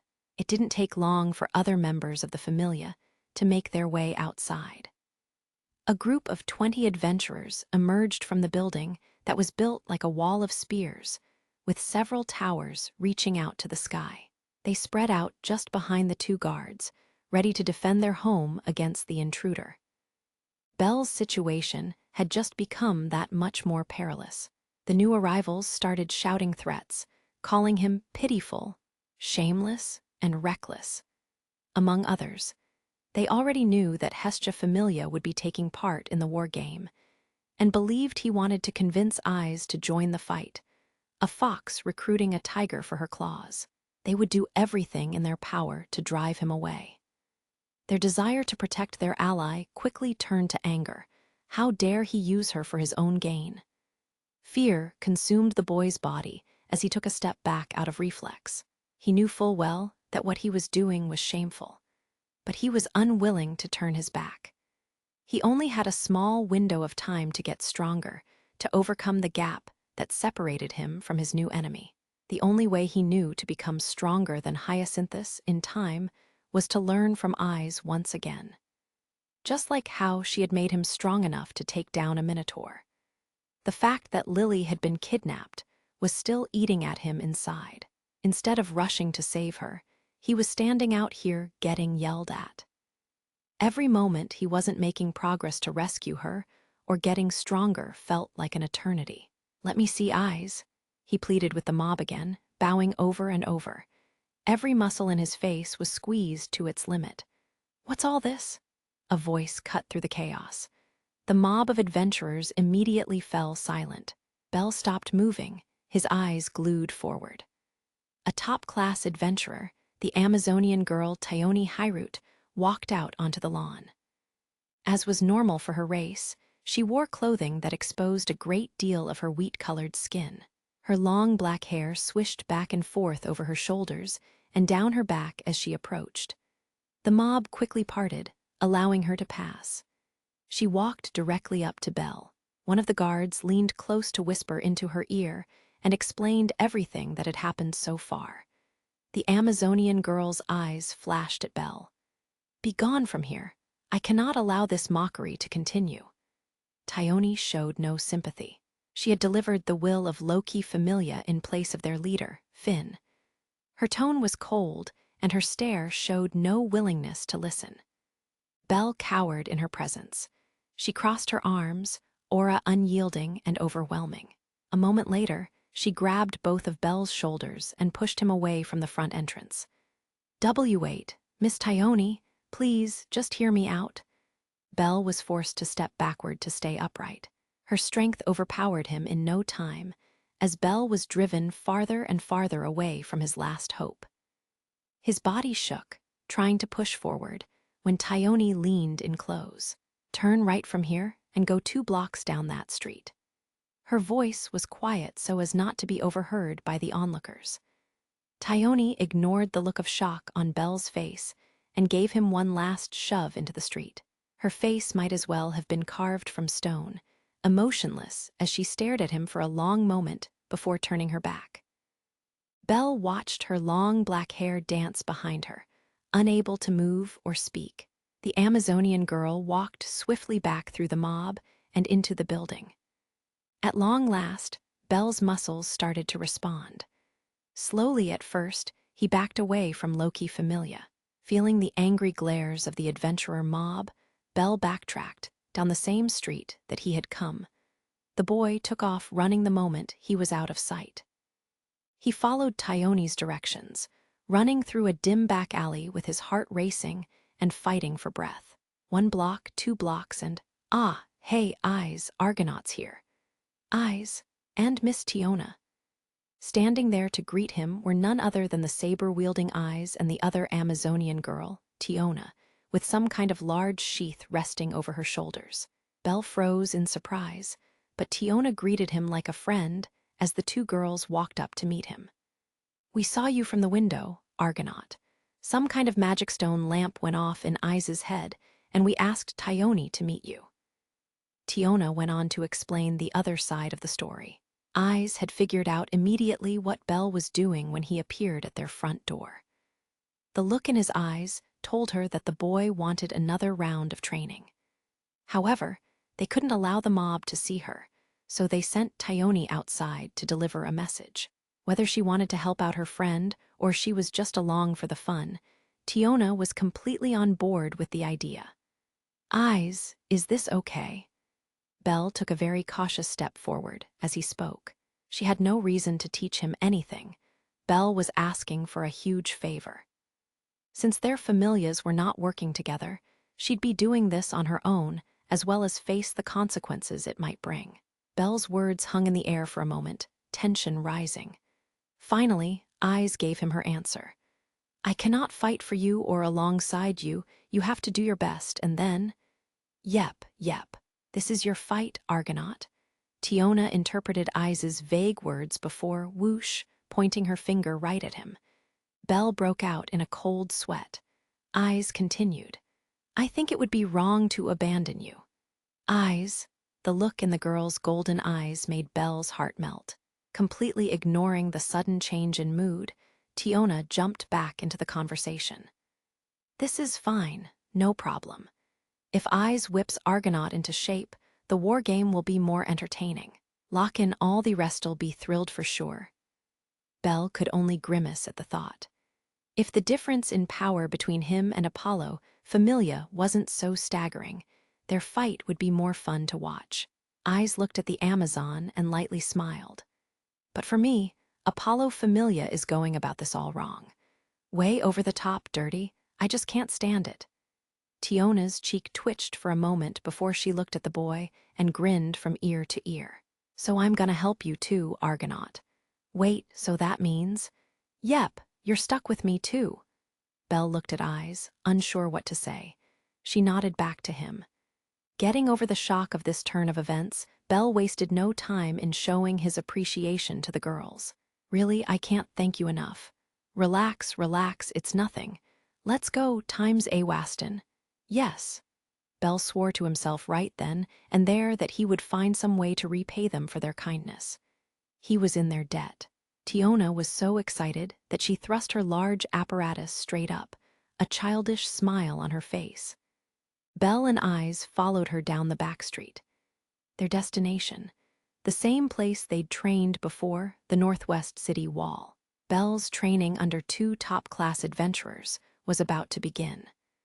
The guild officially approved the war game between Hestia and Apollo almost immediately. At the same time, preparations began all around the city. However, no one was busier than the guild employees. They had to find a way to allow both sides to unleash their full potential within the rules of the game, while posing no danger to the citizens of Arario. The combatants would need supplies, directions, and most of all a stage on which to conduct the war game. It could start any day. There was no time to waste.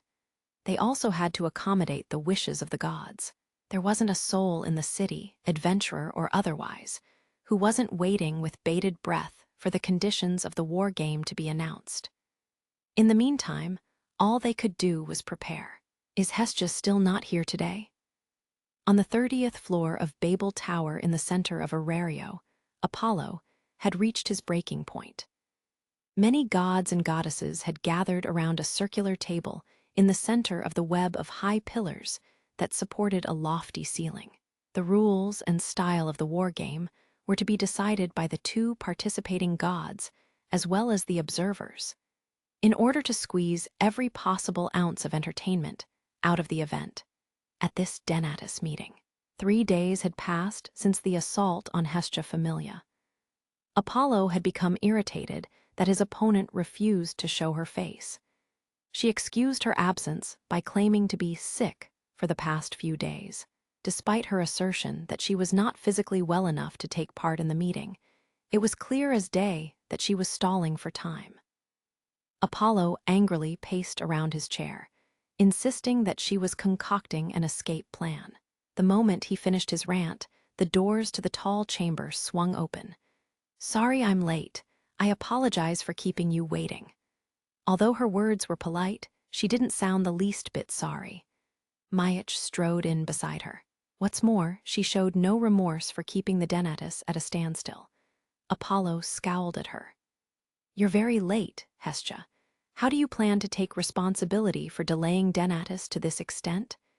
"It's not my fault I got a fever after being chased around the city by your followers. For a while there, I thought I was a goner." Hestia once again brought up her health to circumvent Apollo's complaints. Mayach sided with Hestia, backing up her claim. Yes, she was in dire straits. Yeah, itty-bitty's a moron, but enough burn in time. Can't we get going?" Loki was leaning back in her chair, one eyebrow raised and hands behind her head, as if she were out of patience as well. All of the deities returned to their seats, and the discussion finally got underway. The first order of business was for Hestia and Apollo to sign the necessary paperwork with everyone present as witnesses. "Once I'm victorious, I claim Bel Cranel. I want to make that perfectly clear.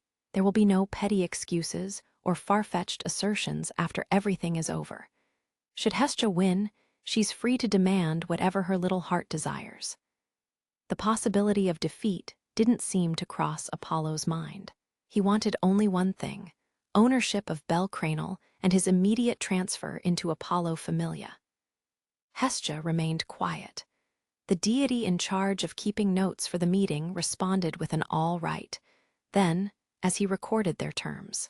Next up, they needed to decide how the war game would be fought. One-on-one, the best of our familias settle everything. Wouldn't that be exciting? Hestia didn't even look at Apollo as she made her suggestion from her spot at the round table. It could be held at the Colosseum for everyone to see. The final battle right in front of our eyes. How could anyone not be entertained? I agree.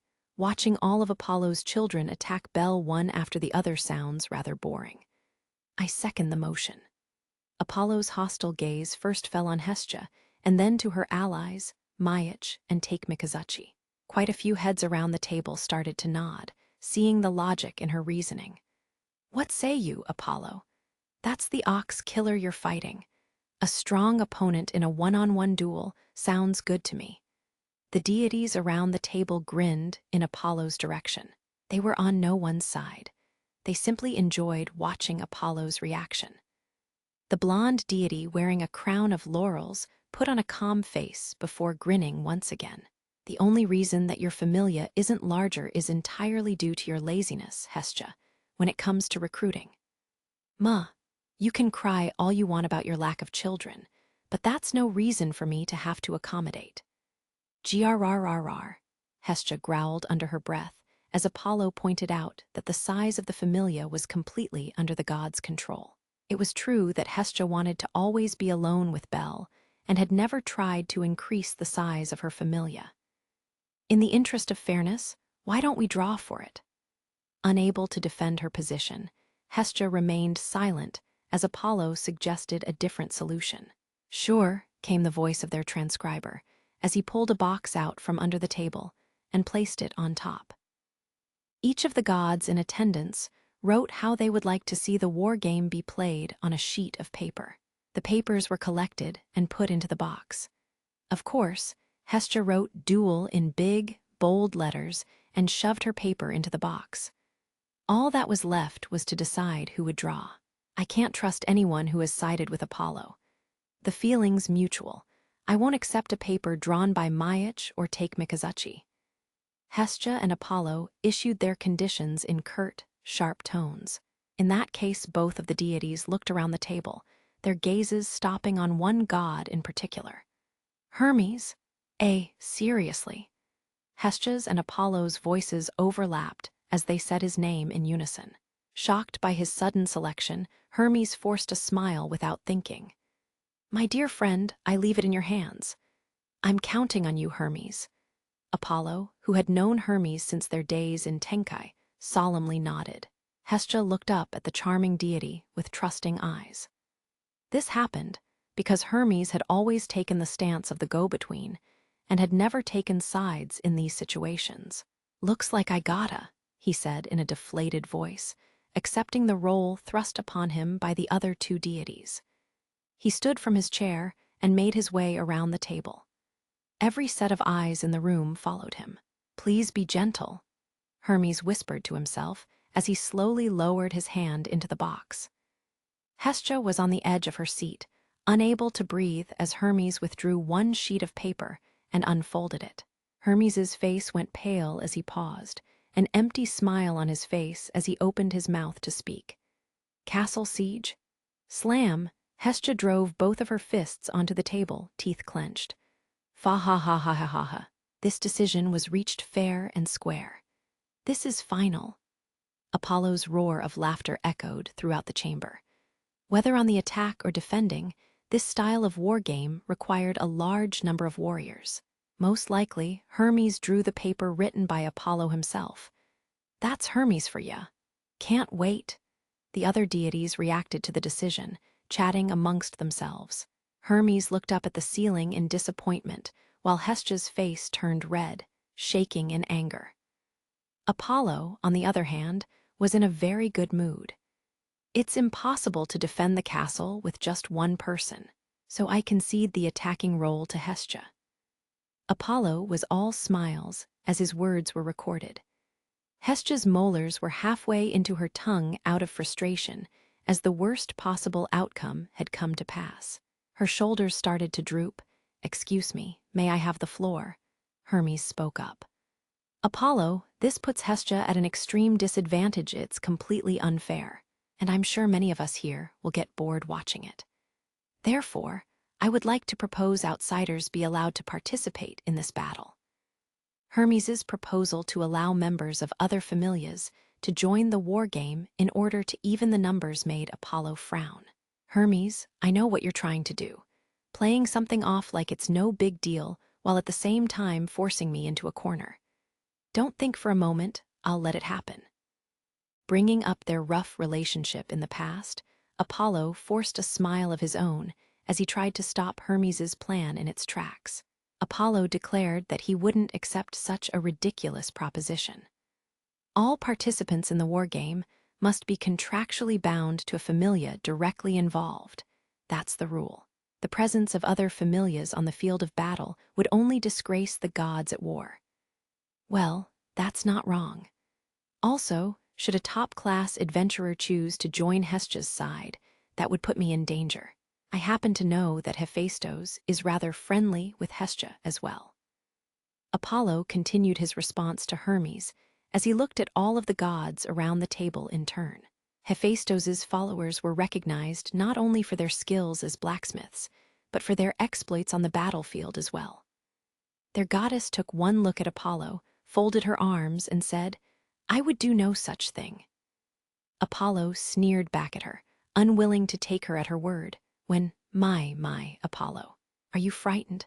Freya, the silver-haired goddess, had been sitting quietly in her chair up until now. A small smile bloomed on her lips. "Are you afraid to fight more than one enemy at a time? Don't take me for a fool. So then, you don't trust your children. Is that the extent of your love for them?" The deity with the power to control love itself took a shot at the pride of the god who loves too passionately. Apollo's jaws clenched together, strong enough to make them cry out under the pressure. Sure enough, a large group of male deities sided with Freya and voted to allow the addition of outsiders. The Danmachi instantly shook with fervor. So Freya is interested in Bel. While the silver-haired goddess's words set off alarm bells in Hestia's mind, this was not the time or the place to voice them. If the goddess of beauty's actions would make even the slightest difference in Bel's predicament, she had to accept them with open arms. Perturbed by this turn of events, Apollo gave in and agreed to accept one part of Hermes's suggestion. "Fine, then. There may be one outsider. However, that outsider must belong to a familia outside of Arario." "You monster." Hestia's lips formed the words, but no sound came out as her shoulders fell. Disregarding sheer numbers, the average strength of a familia located in a rario was much higher than that of the familias residing outside its walls. Most of that was due to the fact that a rario's top-class adventurers were just too powerful. There were more than likely a few familias operating close to a rario with adventurers above level 2. The difficult part was making contact with one of them and negotiating some kind of deal before the start of the war game. It was a next to impossible task. There were no objections to Apollo's conditions. The new rules were added to the war game as is. Even Freya didn't try to interfere. The blonde-haired god looked thoroughly pleased with himself as he glanced over at a silent and despairing Hestia. "We can't be using just any old castle, so let's get the guild in on this. We can work out the date then, too. Shall we call it a day?"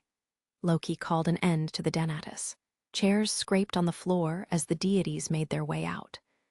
Apollo took his time, sneering at Hestia before disappearing through the exit. Hestia could do nothing but glare back at him. She let out a long sigh as soon as he was out of sight. Soon, only Mayach, Take Mikazuchi, and other friends of hers remained in the chamber. "Sorry about that, Hestia. I kind of put you in a rough spot." "No, Hermes, it's not your fault." Hermes was the first to approach Hestia and offered his own apology. She shook her head no. No matter how much she didn't like it, the decision had been reached using a fair draw. It was a miracle that an outsider would be allowed to participate. It was all thanks to the fact that the gods and goddesses were thirsty for a good show, and Freya, that her side was given some favoritism during the meeting. All of the rules were in place, so Hestia made up her mind to do everything she could with the pieces she had. Her eyes burned with the desire to find a way to win. Mentally flipping a switch, Hestia turned her attention to the other matter that needed to be resolved. "So tell me, Hermes, did you find out where our supporter is being held?" She hadn't been standing around doing nothing while feigning illness for the past 3 days.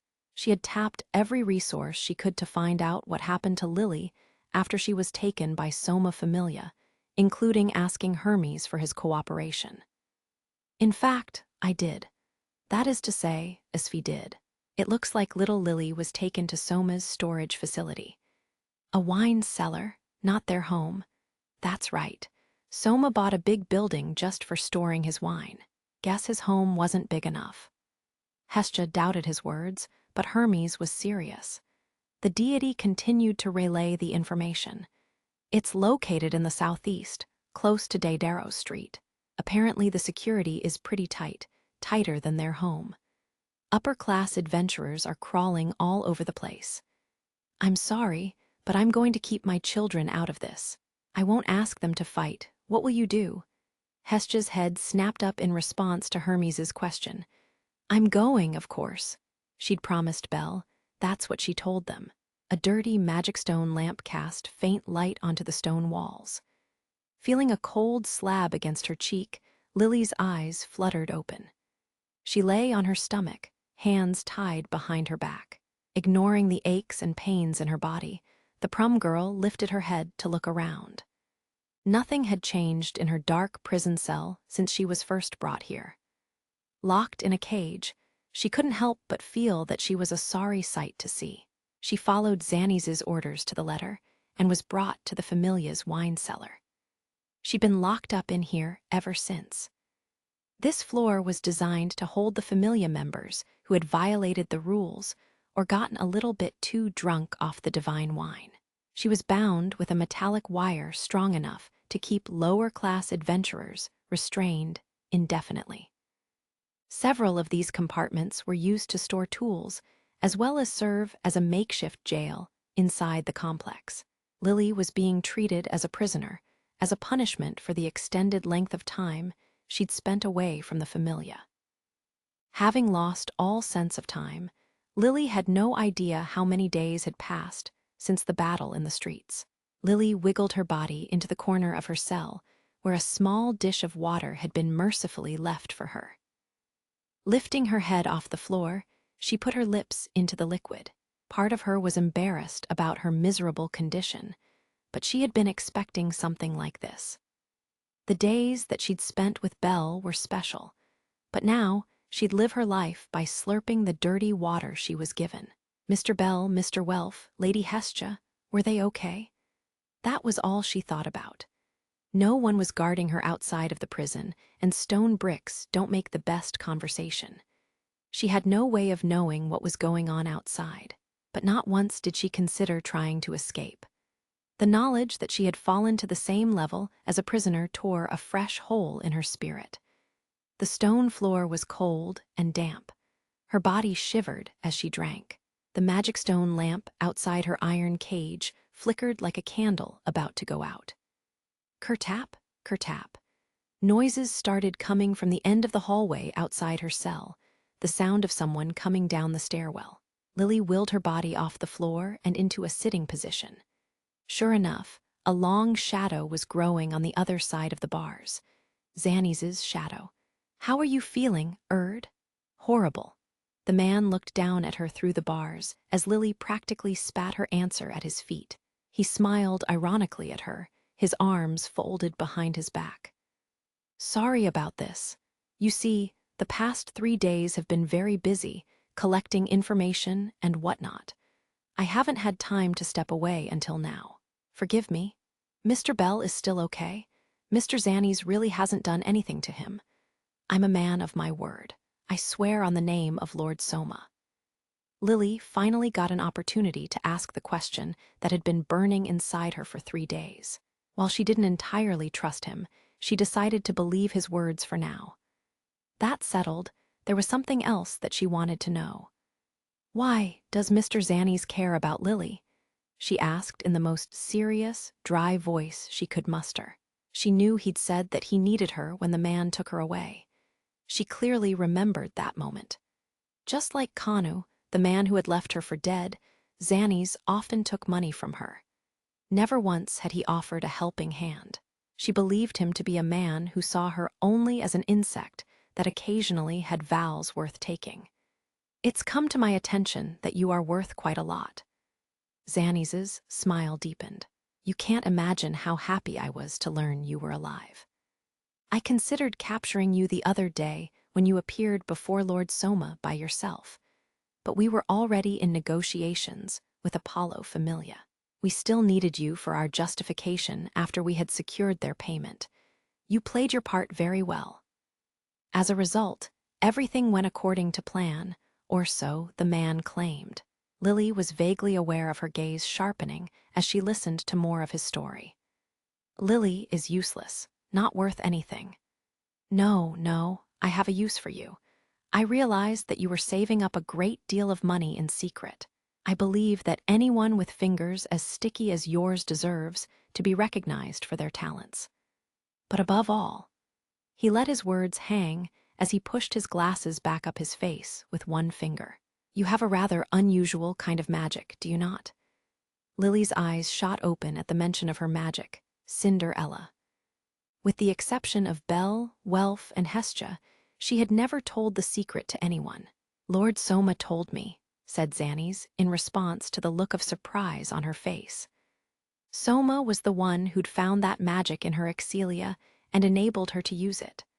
Of course, he would have known. Lily thought about the time frame and came to the conclusion that Xannies probably knew about her magic before she'd feigned her death. "Just to check, Erd, you can transform yourself into a monster, correct? What would it mean if Lily could?" A dark crackle of laughter escaped the man's lips. Xannies' eyes narrowed in an evil grin as he looked down at Lily like a wolf that just cornered its prey. "There's a project in which I would love your participation. Nothing much, just a new business venture. And that is, luring out monsters, capturing them, and selling them for profit isn't that simple. That's insane." Lily mocked him in her thoughts. Even if a wild monster were tamed, said monster would only listen to the tamer. Should the tamed monster be locked inside a small room and ordered to wait by its tamer, it would still mercilessly attack anyone else who came near it. That's why tamed monsters were never used for the carriages and other difficult tasks around town. Monsters considered humans to be their mortal enemy. There was no way around it. They were completely different from obedient slaves. Monsters have no value. Heh, I'm not so sure. An unmistakable twinge of greed passed through Xannies' smiling eyes as he laughed off the girl's remark. Anger began to take hold of Lily. She glared daggers back up at the man. Even her vain attempts to show respect disappeared. Is that the reason you brought Lily back into Soma Familia, the reason you got involved in the attack on Belle? Yes, that was regrettable. The tone of his voice turned up a notch, getting excited. His mask of intelligence gone, Xannies' true character was beginning to emerge. I want Lord Soma's divine wine. I want money and women, too. I want to taste the most exquisite dishes. I want every pleasure this world has to offer. Bam. Xannies slammed his boot into one of the iron bars. The cage had been designed to be strong enough to keep unruly adventurers under control without breaking. But Xannies' status was too high for it to withstand that kind of blow, and it bent under the impact. Lily stared in silence, eyes trembling, at the boot-shaped dent in the bar. The avarice in his voice was far beyond anything Lily had ever heard before, much more hideous than those under the influence of the divine wine. Soma, I love this familia. No matter how many questionable endeavors I try my hand at, our God doesn't say a word. He's too busy with that hobby of his to give a shit what any of us do. It's the ultimate freedom. Lily can see your true colors. Oops. Xannies tried to cover half of his malicious smile with his hand. Taking his boot out of the bent iron bar, the man straightened his posture and continued on, business as usual. The anger in Lily's stomach burned brighter when she realized that this man cared nothing for Lord Soma. It went without saying that Soma Familia's current condition was partly due to their god's neglect, but the man standing in front of her deserved a great deal of the blame. Lily's eyes flared as she looked up at the man, a thin smile on his face. That's when it happened. The alarm bell, "Are we under attack?" Even the thick stone walls of this prison couldn't keep out the piercing resonance ringing out upstairs. The hurried thuds of hundreds of footsteps sounded above their heads, mixed in with the high-pitched tone of the bell. Falling to her stomach, Lily looked up, down, and all around for a clue as to what was going on. Chandra, where are you? Tell me what the hell is going on. Xannies yelled at the top of his lungs down the hall toward the staircase to the surface. The hallway was still for a moment as the man's voice faded into nothingness. A few heartbeats later, a very annoyed-looking dwarf appeared at the base of the stairwell. You could go have a look for yourself, or are those feet of yours fur decoration? Enough sass. What's happening? A few mice got into the maze. From a few familias, a young-looking goddess was with them. A bearded dwarf with short hair and an inhospitable air about him, Chandra glanced at Lily as he approached the prison cell. The girl's heart jumped at the mention of a young-looking goddess. Xannies' eyes narrowed as he came to the same conclusion about the identity of the intruders. Where are they now? Fightin' in the first-floor foyer. Is that so? In that case, we need to exterminate the pests. I'll take command. Lily's face turned a shade paler in fright. Frantically kicking her legs, she managed to get her body up against the bars with her hands still tied behind her back. You're breaking your promise? You said that Lady Hestia wouldn't be harmed. She came to attack us. It's not my fault if she gets burned by her own flame. Lily will convince her to leave. Please let Lily talk to her. Absolutely not. I can't allow my beloved ally to be put in such danger. I bet they're here looking for you. Xannies' claim that he needed to protect her was the final straw. Lily's fury ignited. Lily refuses to work with you if the promise is broken. How unfortunate. Xannies closed his eyes and calmly walked up to the iron bars. A sneer on his lips, he leaned down to look Lily in the face. Then it can't be helped. I've got a bottle of Soma with your name on it. I'll make sure you drink every last drop. Lily froze. Soma's influence should turn you into a very dependable servant.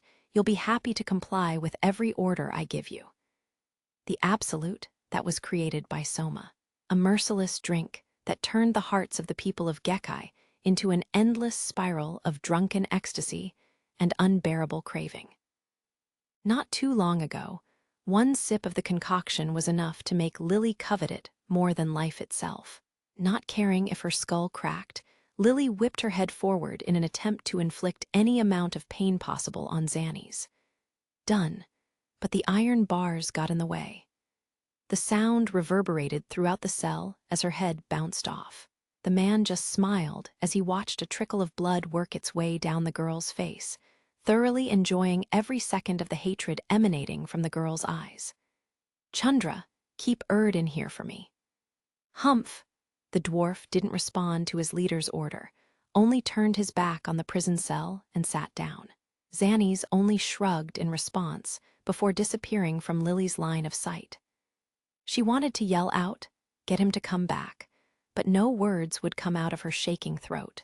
The man had been planning on breaking his promise, and even intended to turn her into nothing more than his drunken pet from the start.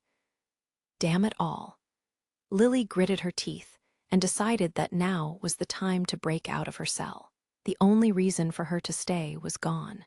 She had to help Lady Hestia and the others escape. She worked her way into Chandra's blind spot and began to vigorously pull at her bindings. But the dwarf just sat there, taking swigs of wine from the calabash strapped to his back. The wires dug deeper and deeper into her wrists as she fought. She called upon every trick she'd learned as a thief, including how to quietly trigger her magic. The claws of a werewolf grew on her fingers, allowing her to loosen the grip of the wires just enough to get her hands free. However, she kept her hands behind her back to hide the fact that she was loose. Now all that was left was figuring out how to escape without the guard noticing. Lily's mind kicked into high gear as she tried to find a way to get out of the cell without drawing Chandra's attention. But it was the dwarf who spoke up. "You want out, get out." Lily was stunned. Chandra didn't even bother to look at her, only wrapped his massive palm around the lock of the cell and yanked it clean off the door frame. "Why did you go against Mr. Xannies' order?" "I hate his guts." The loathing in his voice was more intense than the sounds of battle raining down from upstairs. "I came to this city 'cause I heard I could drink the most fillin', most delicious wine around. That's how I found this familia. But now it's nothing more than that man's toy. No amount of our god's wine can satisfy me." Lily stared at the side of the dwarf's face as he took another swig from his calabash. Chandra Ihit, an upper-class adventurer at level 2, same as Xannies. Never once had he extended a helping hand when Lily was alone and tormented by other members of the familia. At the same time, he had never joined in. "Got a feelin' you hate him just as much as I do, so I'm lookin' the other way." He took another look over his shoulder. Chandra's deep brown eyes met Lily's chestnut gaze. Lily decided to believe his rather simplistic desire for delicious wine and seized the opportunity. "Thank you very much." After a quick show of gratitude, Lily ran out of the cell. Being restrained and locked up for 3 days had taken its toll on her body. Tripping over her feet several times, Lily ascended the stairwell to the surface as fast as she could. She emerged at the end of another long stone hallway, but the sounds of battle were coming from the other side of the wall. The clash of metal on metal, desperate yells and screams of pain, every sound was like a knife through Lily's heart. She couldn't stand it. Looking around to find a way through, her eyes managed to catch light coming through a window at the other end of the hallway. She wasted no time getting there. The window was slightly higher than her head and barred off just like her cell was below ground. She jumped off the ground, grabbed the bars, and stuck her head between them. "Mr. Welf, Miss Mikoto, too." Despite her very restricted view of the battle, Lily saw many familiar faces engaging Soma Familia in combat. The inner courtyard was wide and littered with piles of boxes, some of which stretched all the way up to the roof. However, the area was absolutely flooded with enemies. Welf and Auka protected the front lines, Mikoto providing them with blindside protection. Naza and Chigusa supported them from a slight distance. Their whole group had been forced into the corner of the courtyard by the seemingly endless onslaught of Soma Familia. Most of their enemies were lower-class adventurers, but their numbers were overwhelming. "Please get out of here. Run, hurry." Lily's face turned blue as she used every bit of air in her lungs, pleading with them. There was only one reason why these kind people had come so deep into enemy territory. Her. All the damage they took, every injury they sustained was her fault. She yelled with all of her might in hopes that the battle would stop. It just so happened that Hestia was holding her head in both hands behind a storage box near the same window and heard Lily's cries. "Miss Supporter, Lady Hestia." Naza was using one stack of boxes as cover. Hestia had been even farther behind her. Keeping her head low, Hestia went to Lily's window. The two were reunited, face to face through a hole in the thick stone wall. "Don't worry about Lily. Please escape now." "I can't do that. I'm not leaving this place until you come with us." "Why? Lily won't cause any more trouble. Lady Hestia won't get dragged into any more bad situations without Lily. So please." The two young ladies argued back and forth, stay or go, through the iron bars of the window, until Hestia screamed back. "We're going to face Apollo in a war game. It's a castle siege. Two familias will collide head-to-head with their full strength." Lily was lost for words as she heard Hestia's blitz of an explanation. The thought of Hestia Familia, which only had one member, taking on the full force of Apollo Familia in a war game was beyond belief. Bell was going to have to attack a castle by himself. Hestia paused for a moment to catch her breath, not taking her eyes off of the flabbergasted Lily. "I'm doing everything I can to give Bell a chance to win. Right now, that boy is going through hell to prepare for the war game. But it won't be enough. We need you. It's hopeless unless you're with us." What was that?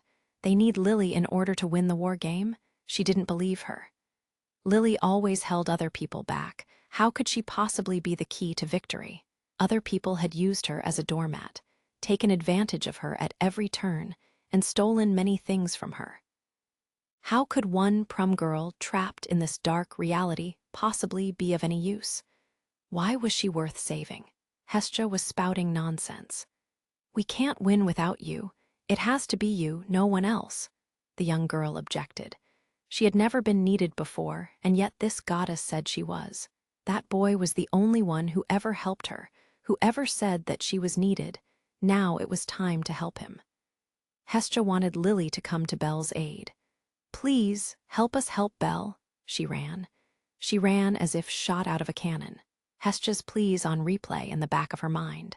She zipped through the dim stone corridor doors of Soma Familia's storage facility with nary a sound. It wasn't something that weak little Lily should be able to do. How could she possibly be able to save Belle? Hestia overestimated her worth despite her divinity. But she said Lily was needed. She asked for Lily's help. She wanted Lily, no one else. No one had ever wanted her before. No one had needed her. But now there was. Wah! Her vision blurred, head feverish. Her chest felt so tight that her ribs might strangle her lungs. There was no way to describe the onslaught of emotions that tore through her. Her only desire now was to help Hestia and those fighting for her in the courtyard. And to do that, she had to move. With Xannies at the helm, there was only one way to stop this battle. Appeal to the only person with more authority in the Familia than its leader, the god Soma. Lily desperately searched through her memories of the day she was brought here and remembered seeing the deity in the building. He was also her only hope for being released from her contract with the Familia. She had to persuade Soma. She used her memories to piece together a small map of the facility. There was an observation tower that overlooked the entrance to the underground holding cells. She was almost certain that the highest room of this tower belonged to Soma himself. That's where she'd find him. Leaving clear tears in her wake, Lily rushed to find the stairwell that would lead to her god. They don't know when to quit. Xannies watched the battle in the courtyard unfold from the roof of the storage facility. Soma Familia's Soma wine cellar was a central tower at the front, with 5 more towers on each side, encompassing an open courtyard below. His subordinates were engaging intruders who had been forced underneath one of the lookout towers in the corner of the courtyard. Xannies chuckled to himself as the group of less than 10 desperately tried to fight back. He silently applauded them for making it this far despite the overwhelming odds. If he were able to capture the young goddess below, it would be easy to strike a profitable deal with Apollo. He was already working out the finer details in his mind as he ordered his subordinates to surround the enemy. Xannies watched the battle like a hawk until a flash of color caught his attention. It was Lily on her way to the main tower. "What the hell is Chandra doing?" He silently snapped, his cheek twitching in agitation, but his smile returned a moment later. "Interesting. What do you think you can do?"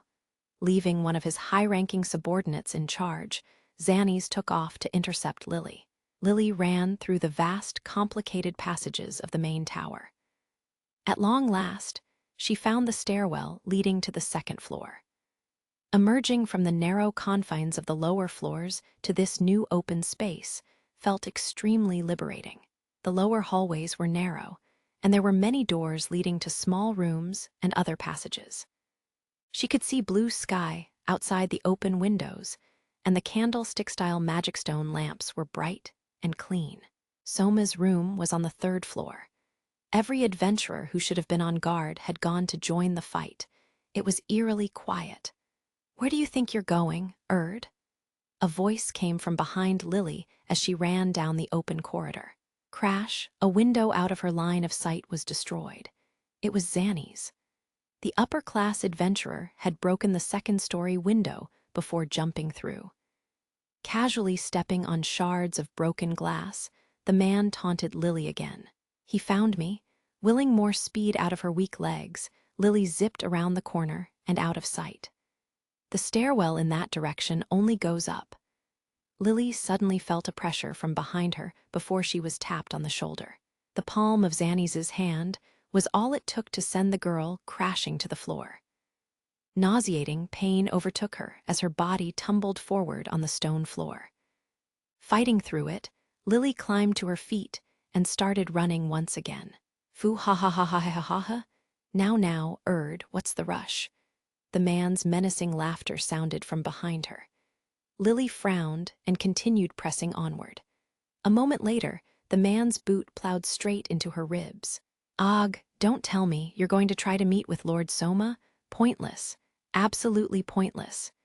His kick sent her face first toward the wall. Fighting to find her balance, Lily kept moving forward. Her thin legs reached their limit, and Lily had to thrust her hand out to the wall to catch herself. "What makes you think that he'll listen to you? The only thing our God cares about is his wine." "Ig." Runts like you are nothing but background noise to him. No matter how much you revere him, asking for help will leave you with nothing but dismay. He let Lily gain some distance before catching up and striking her again. Then he'd do some more taunting and repeat the process over and over. Be it his fists or his feet, one strike was enough to send Lily's small body flying in any direction he wanted. It'd become a game to him. His black shadow would overtake Lily. Then he'd decide how to hit, enjoy her squeal of pain, and then look down over her as she got up and kept going forward. All the while, he would jubilantly remark about how all her effort was for nothing. "You're a strange one, Erd. I thought you were smarter than this. I liked that cold look in your eyes, like you hated the world and everything in it." In her darkest days, she had tried many times to escape the abyss, only to have her connection to Soma Familia drag her right back in. The shell of a man who was Xannies sneered at Lily. However, the tears welling up in Lily's eyes were not caused by her dark past, but by the pain coursing through her body. She would never show tears of sadness again. She had already shed far too many. Overcoming Xannies' physical and verbal attacks, Lily pressed on. Forward, until she finally found the stairwell and climbed to the 3rd floor. There were only a few walls on this floor, making one large room with one area portioned off, Soma's private room. Lily channeled all the strength she had left into her legs and made a break for it. 3, 2, wham. AGUHH. Xannies counted down and playfully announced his own kick, hitting Lily right between the shoulder blades with all of his strength. The girl's body whipped through the air like a rag doll. However, his kick sent her hurtling toward the door to the private chamber. Lily folded her arms across her chest and used that momentum to break it open. Slam. Lily tumbled into the chamber as the doors creaked on their hinges after slamming into the walls on both sides. Soma was there. He stood in front of the wide balcony, tending to many different kinds of plants growing in the sunlight. He paid absolutely no attention to the sounds of battle outside the window or even to Lily's loud entrance. The amount of water that each plant received, future ingredients for his wine, was the only thing on his mind at the moment. Lord Soma, please listen to what Lily has to say. The deity kept his back to her as Lily tried to peel her injury-ridden body off the stone floor. At first, the god continued working in his slightly dirty robe despite Lily's pleas, until finally turning around with a slightly annoyed look on his face. Xannies had entered the chamber. It was he who Soma was looking at through his long bangs. "This is much too bothersome, Xannies. I left all trivial matters in your hands." Ignored by her own god, Lily was shocked. Xannies enjoyed the look on her face to no end, gleefully chuckling under his breath. He kept his eyes on the girl and said, "I apologize for the abruptness, Lord Soma. It appears that one Lilaluka Erd wishes to speak with you directly. Won't you lend her your ears?" Xannies spoke with a calm and almost mocking tone, as if he knew what was about to happen. Looking even more perturbed, Soma shifted his gaze down toward Lily. The girl managed to force her aching body into a kneeling position. "I beg you, Lord Soma, please bring an end to the battle taking place outside. Please save Lady Hestia and those fighting alongside her. Please, please." Soma's cheek twitched as if Lily's voice had hurt his ears. He slowly squared his shoulders in front of her. He opened his mouth to speak, but the expression on his face showed that he believed it to be a waste of time.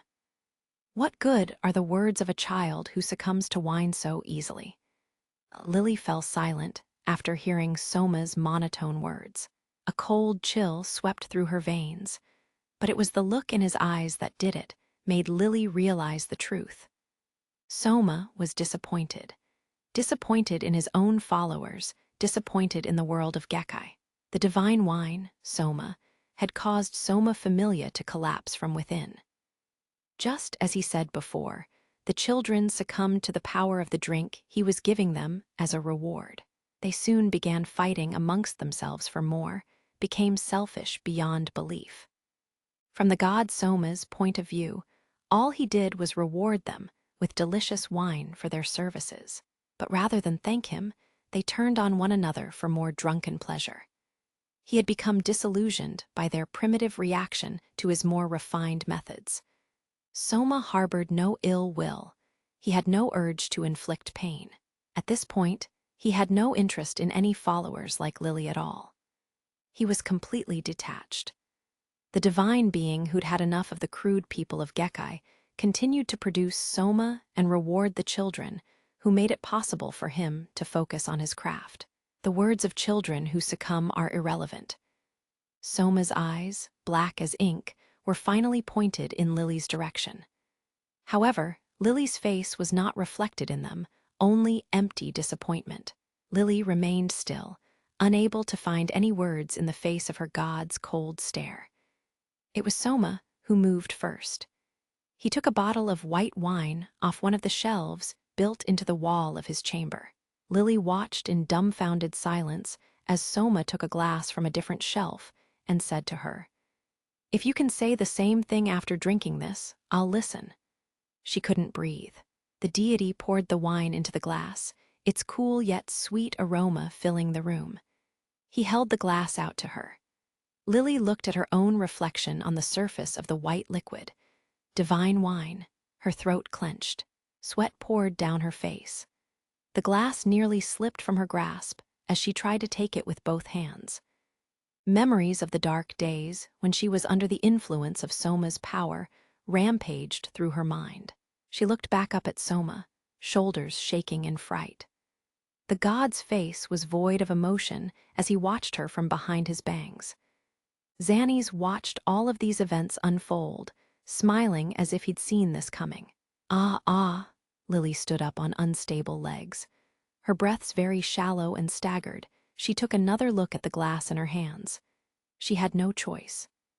In order to save Hestia, in order to finally break her ties with this familia, she had no choice but to drink it. Lily brought the glass to her lips, hands shaking and palms clammy.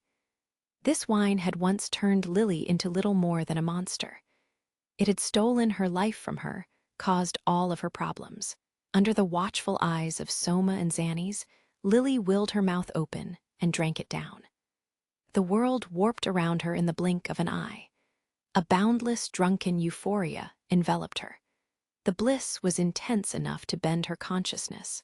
Tink, the glass fell out of her hands, hit the floor, and rolled away. Her arms and legs quivered.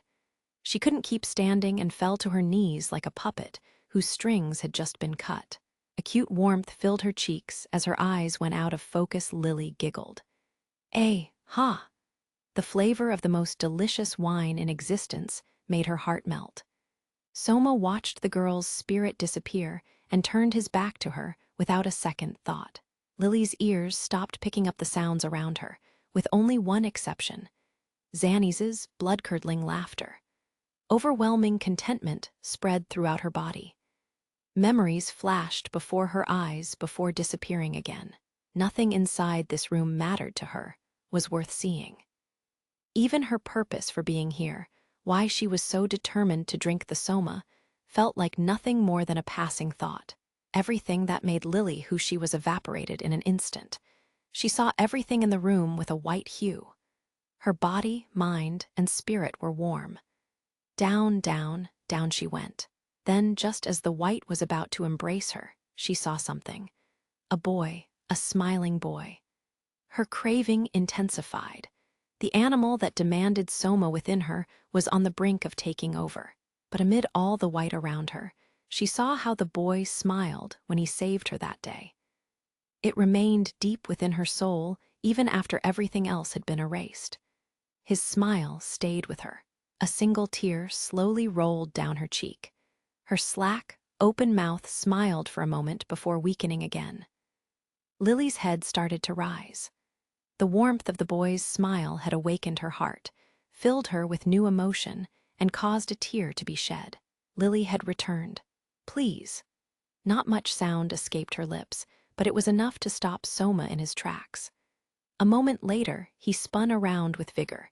His long bangs swung out of the way, revealing his black eyes.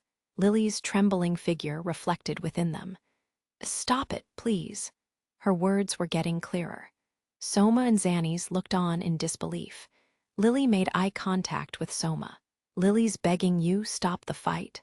Her words were unchanged as even more tears trickled down her face. Wah! She didn't know if that sound came from Soma or from Xannies. She persevered. Lily held off the effects of Soma.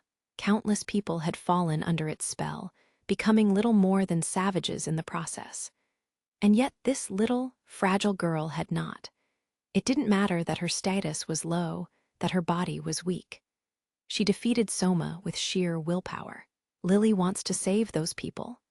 She yelled her most earnest desire as loud as she could. She sounded no different from a sobbing child. Bonds with her allies had been forged in the fire, and she was a phoenix emerging from the flame, guided by them.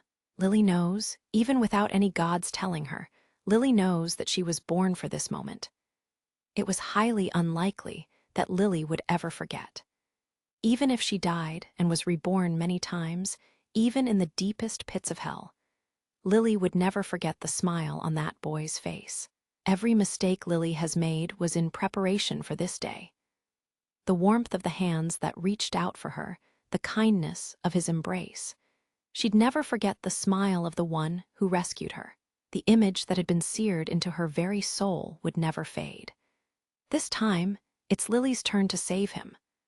Belle's smiling face and warmth filling every corner of her mind, Lily yelled once again. She had not forgotten all of the mistakes she made and the gray areas of her past. Those memories gave her the strength to keep shouting. "Please, bring an end to this battle." Lily's voice was loud enough to be heard outside the tower. Soma stood, unblinking eyes locked on the girl. Gods did not grow or feel distress of any kind. It was hard to comprehend what just unfolded. Seeing a person of Gekkai change right before his eyes for the first time left Soma speechless. "No way." Xannies sensed danger in the expression on his god's face. His feeling of invincibility gone, he pleaded with the deity. "Lord Soma, you mustn't listen to her. Our familia is under attack." "Quiet, Xannies." Soma turned away without so much as a glance in his direction. Xannies fell silent, face twitching as he knew that there was no chance for a counterargument. Soma made eye contact with Lily once again. His ink-colored eyes clearly reflected the young girl's gaze. Then he walked toward the end of his chamber and opened the large window. The empty wine bottle still in his hand, Soma stepped out onto the balcony. He could see the battle raging in the courtyard beneath him. Standing next to the railing, he raised the bottle high above his head and threw it into the courtyard. Spinning end over end, the bottle sent flares of sunlight flashing all over the battle before crashing into the middle of it. The shattering sound made all members of Soma Familia come to a halt. Every head in the courtyard turned toward the balcony, waiting with bated breath. "Stop fighting." Soma looked down on the rest of his followers as he made his declaration. Soma Familia's members were blindsided by a direct order from a god who had never shown any interest in anything other than his hobby before. No one even considered going against it. Ignoring Xannies' commands, they listened to a higher power and put down their weapons. Soma moved on his own. An uneasy silence descended over the battlefield. Xannies couldn't believe what he was seeing, his eyes glued to Soma's back. He shook his head from side to side, refusing to accept what was happening. His mask of refined intelligence broken once again, muscles all over his body began twitching nervously. He rocked on the balls of his feet, bang. The main doors at the base of the tower had been kicked in. His shoulders flexed. Knowing that the intruders would soon arrive, Xannies looked around the room in a panic. His eyes narrowed as soon as he saw Lily on the floor. "Damn you. At least give me the pleasure of slicing you open before." Xannies jumped toward Lily like a beast capturing its prey. The man had only seen her as possible profit. He captured her out of greed. His avarice made him torment her, and now she was too physically weak to run away or defend herself. She was the reason why his perfect world had come crumbling down. Withdrawing a rapier from the hilt on his belt, he smiled to himself, believing that she should be punished for what she had done to him. He reached out with his left hand. However, just before his fingers reached her collar, an arrow was fired at his chest.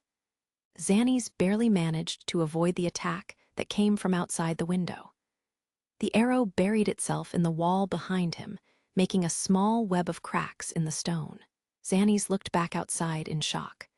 There, standing on top of the nearest lookout tower, was a chinthrope wielding a longbow. "I'm ready. Fire away. You don't have to tell me." Xannies heard the voice of a young man and saw a flash of gold as the chinthrope took a new arrow from him and promptly slid it over her bow. She pulled this new golden arrow back, took aim, and fired in one swift motion. But she wasn't targeting Xannies. The arrow plunged deep into the stone wall next to the balcony. The man had only a moment to feel surprise. He saw a very thick wire attached to the end of the arrow. His surprise turned to disbelief. As if to confirm his wildest fear, a young man with red hair and a greatsword over his shoulder ran across the wire toward him. The red-haired man kept his balance, pulling off some very acrobatic moves as he raced across the wire bridge connecting the two towers. The wire held firm under his weight. Sword balanced against his shoulder, Welf quickly reached the balcony, jumped over the silent Soma's head, and landed just in front of the window. The smith's black jacket unfurled behind him as he stepped inside the chamber, and came to a stop in front of Xannies and Lily, both wearing looks of astonishment. "It's time for you to come back, Lil-E. Mr. Welf, we're getting out of here." Welf set his jaw, smiling at Lily before turning to Xannies. "I've come to collect this one. I've got a partner who is waiting for her." "RRRGH, like hell you are," Xannies charged without hesitation, brandishing his weapon high in the air. Welf held his own weapon in his right hand and rushed to meet him, a rapier against a greatsword in a duel. The two blades collided in a shower of sparks, the opening bell. "Come at me, Smithy." With the ferocity of a madman, Xannies stepped into a forward slash before whipping his blade around and into an upward slice. All he managed to do was take a small slice out of Welf's black jacket. It was an attack that would have skewered any lower-class adventurer, but the young man dodged it handily and used that momentum to slash his own sword diagonally upward at his opponent. Xannies was unable to step into his next attack. Both level 2 adventurers, they matched each other blow for blow, and their movements gradually picked up speed. The shock waves generated on impact were strong enough to make Lily lean backward as the echoes of their clashing blades filled the chamber. Welf deflected Xannies' spinning strikes and high kicks with the armor on his left arm, not allowing any attack to hit home. Xannies used his rage to fuel an onslaught of slashes. Welf held his ground, using his sword like a highly mobile shield despite its weight. Considering the weapons the combatants were using, Xannies held several advantages. He knew speed was on his side, and he could use it to overpower his red-haired adversary. Welf calmly read his movements and narrowed his eyes. Tough to bully an upper-class adventurer. Welf's back, shoulders, and arms all flared to life at the same moment. The massive blade whipped around the young man's body in a powerful arc. It met Xannies' downward slash head-on, overpowered it, and sent the rapier flying. Time stood still for Xannies. His techniques and maneuvers were useless in a contest of strength. A warrior smith, like Welf, wasn't about to fall for the same tricks that adventurers who relied on a high status would overlook. Lily heard Welf's black jacket swish as the man closed the distance between him and his unnaturally rigid opponent. Seeing everything in slow motion, Xannies tried to jump out of the way, but watched helplessly as Welf's left foot collided with his chest. Then he saw the blade flash as it spun around. Welf had flipped his hold on the weapon so that the blunt edge was facing his enemy. "Sloppy, that weapon of yours is crying." With that said, Welf drove the entire blade forward in a rising arc aimed right for his opponent's head. Ghe. The blow struck Xannies with such precision that it split his glasses right down the middle before launching him backward. Momentum carried his body straight into the wall, the man's scream of pain cut short by the impact. Xannies fell to the stone floor like a bag of potatoes. The blunt edge of Welf's greatsword left a thick red line down the center of the motionless man's face. What was left of his glasses lay on the floor beside him. "That should do it," said Welf, as he returned the blade into its sheath at his shoulder and looked down at the white eyes of his unconscious foe. "You really got it done? Won't have to drink as much tonight." "Mr. Chandra?" Soma Familia's Chandra had appeared in the chamber and stood behind Lily, commenting on Welf's victory in the duel against Xannies. The usual unfriendly expression on his face, Chandra turned the man's body over and fitted him with sturdy handcuffs that even upper-class adventurers would have difficulty breaking. "He was stealin', Soma, usin' it for his own profit. Deserves some time in the slammer. What happens now? I'll make sure you get no trouble. It's all up to our God after that. Maybe now our voices will reach I am, apparently." Xannies had hijacked the Familia using Soma's name and punished anyone who dared say anything against him. Now that his treachery had been exposed right in front of Soma's eyes, Chandra felt that the new era was about to begin. The god himself was still out on the balcony, assessing the damage to his chamber, but his gaze always came back to Lily. "Are you all right, supporter?" "Lady Hestia." It wasn't long before Hestia and the other adventurers led by Mikoto and Auka made it to the 3rd floor of the main tower. Truly grateful to Lily for all of her hard work, the two made eye contact for a moment before Hestia walked over to talk with Soma. "I would like to make a deal for the supporter," Lilaluka urged, "to join my Familia." Soma stood silently on the balcony as Hestia stopped just before the open window, neither of them blinking. "Please accept this knife as collateral for payment." Lady Hestia, It's all right, I've talked with Belle." Lily gasped when she saw the goddess hold out the Hestia knife and hand it to Soma. "This knife is a very expensive weapon. If we should lose the war game, you can get a lot of money for it. But if we win, I'll buy it back from you with our reward money. I'll make Apollo pay for it in full. Once you have the money, I'll take my knife back." She explained that should Hestia Familia win the war game, she was planning to take a large sum of money from Apollo. Soma held the weapon in his hands, running his thumb down the letter 1F25 Phi Alpha Iota Sigma Tau Omicron Sigma logo engraved into its sheath. He looked up at her. "Indeed, this is more than satisfactory. She may leave my Familia." His lips barely moved as he spoke to Hestia. Welf, Mikoto's group, and Chandra stood quietly in the doorway as Soma once again cast his gaze upon Lily. Badly injured and still bleeding, she managed to make eye contact. The two stayed still until finally an answer was heard. Soma shifted his posture to face Hestia head-on and nodded, saying, "I accept." Hestia, Soma, and Lily went to the 2nd floor of the main tower, leaving everyone else behind.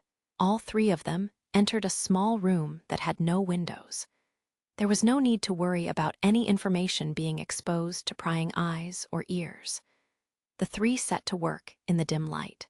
Lily sat on a chair, pulled off her shirt, and exposed the status on her back. Soma made a small cut on his finger and ran it across the hieroglyphs, the ichor in his blood making the markings glow. His finger made quick movements across her skin, as if unscrambling a puzzle. The hieroglyphs glowed brighter with each passing moment until every mark started to blink. Now it was Hestia's turn. Pricking her finger, she added her own ichor to the mix, gradually erasing several hieroglyphs as their color faded. The markings indicating Soma's contract disappeared from sight as Hestia's name, and symbols engraved themselves above Lily's name at the top of her status. Conversion, a ceremony that allowed a child of Gekkai to be transferred from one Familia to another.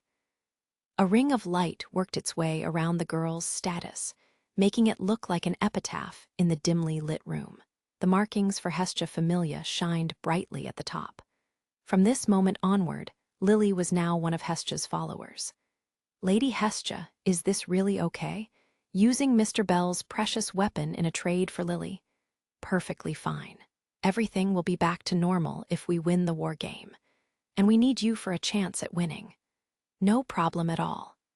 Lily's nerves had settled down considerably now that the ceremony was complete and she was fully dressed. However, the collateral made her uneasy. Despite that, Hestia puffed out her chest and said everything would take care of itself. "Trust me, no problem. Now let's go." "Why, yes." Lily's eyes kept jumping from one deity to the other. Hestia placed both hands on the girl's shoulders and guided her out the door. "Hest, Aya, that's me. What is it?" Hestia closed the door behind Lily and turned to face the god she was meeting for the first time. Soma wasn't even sure how to pronounce her name. Only the 2 of them remained inside the small room. Did that girl actually receive my blessing? Even now, he remembered the strong look in her eyes, and yet Soma had no memory of her. Hestia was the only one he could ask. Without a doubt, She is one of the children who suffered due to your selfish discontent.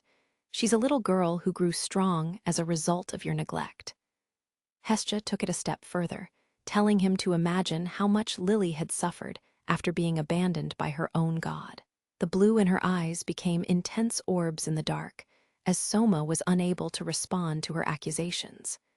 "You should think long and hard about why she changed, the meaning behind it." Hestia had her hand on the door handle as she wrapped up her lecture with that and left the room. Soma was left alone with his thoughts. He stood there quietly, Hestia's words running through his mind. Hestia and Lily rejoined the others at the base of the main tower and exited Soma Familia's wine storage facility. Mayach had been waiting 1 block away in case of an emergency.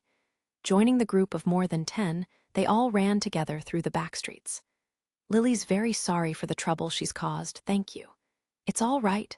Think nothing of it, Miss Lily." "That's right, it's nice to see you again."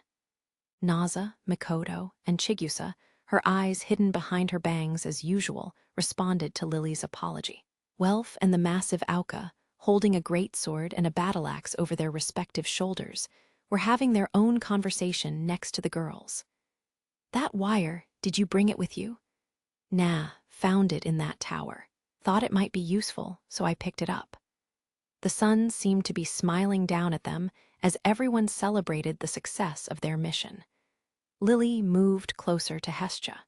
"But Lady Hestia, Lily doesn't understand how she can make a difference in the war game by herself." Hestia smiled at her confusion and then looked back at the path ahead. "Not quite." Hestia shook her head as Mayach spoke up. "You won't be alone." All they had done was increase Lily's confusion.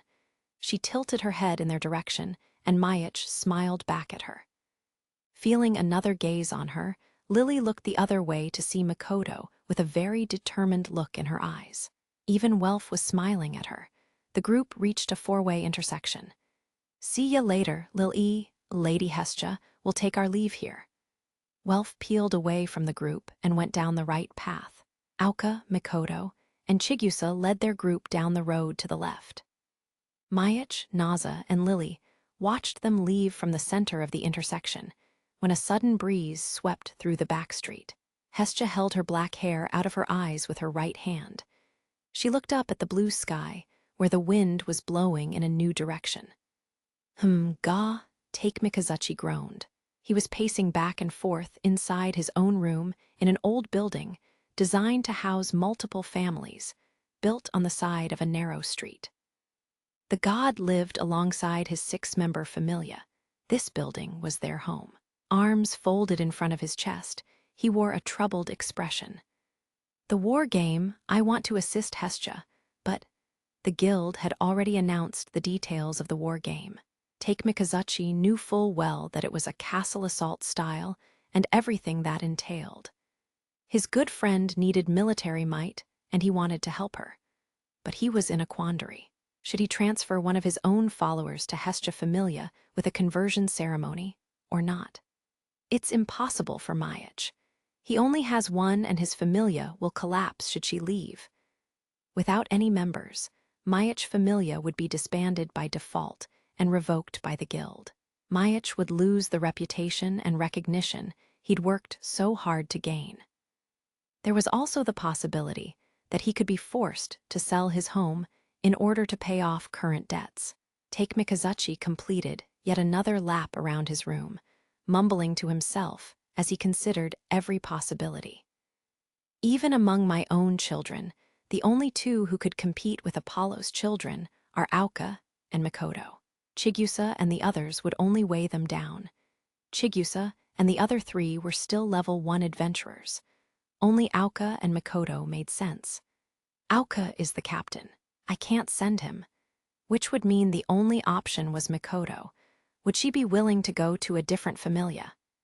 Mikoto loved Take Mikazuchi familia too much.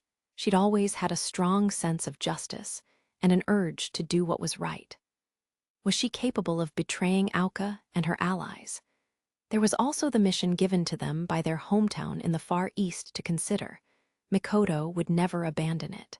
"I'll just have to find some way to convince her. After all, I'm the one who wants to help Hestia.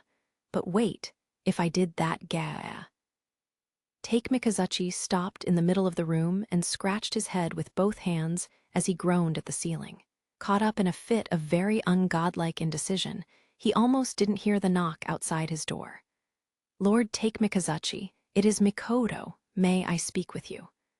Oh, the deity jumped on the spot in surprise at the girl's visit. Mikoto must have interpreted his surprise as an affirmative and opened the door with a slight bow. Has something happened, my lord? No, everything's fine. Nothing to worry about. The girl tilted her head as Take Mikazuchi hastily straightened his hair. Forcing an air of calm, the deity closed his mouth and looked upon his follower. She, too, wore a distressed expression similar to his own. Her silky black hair was tied back in its usual style.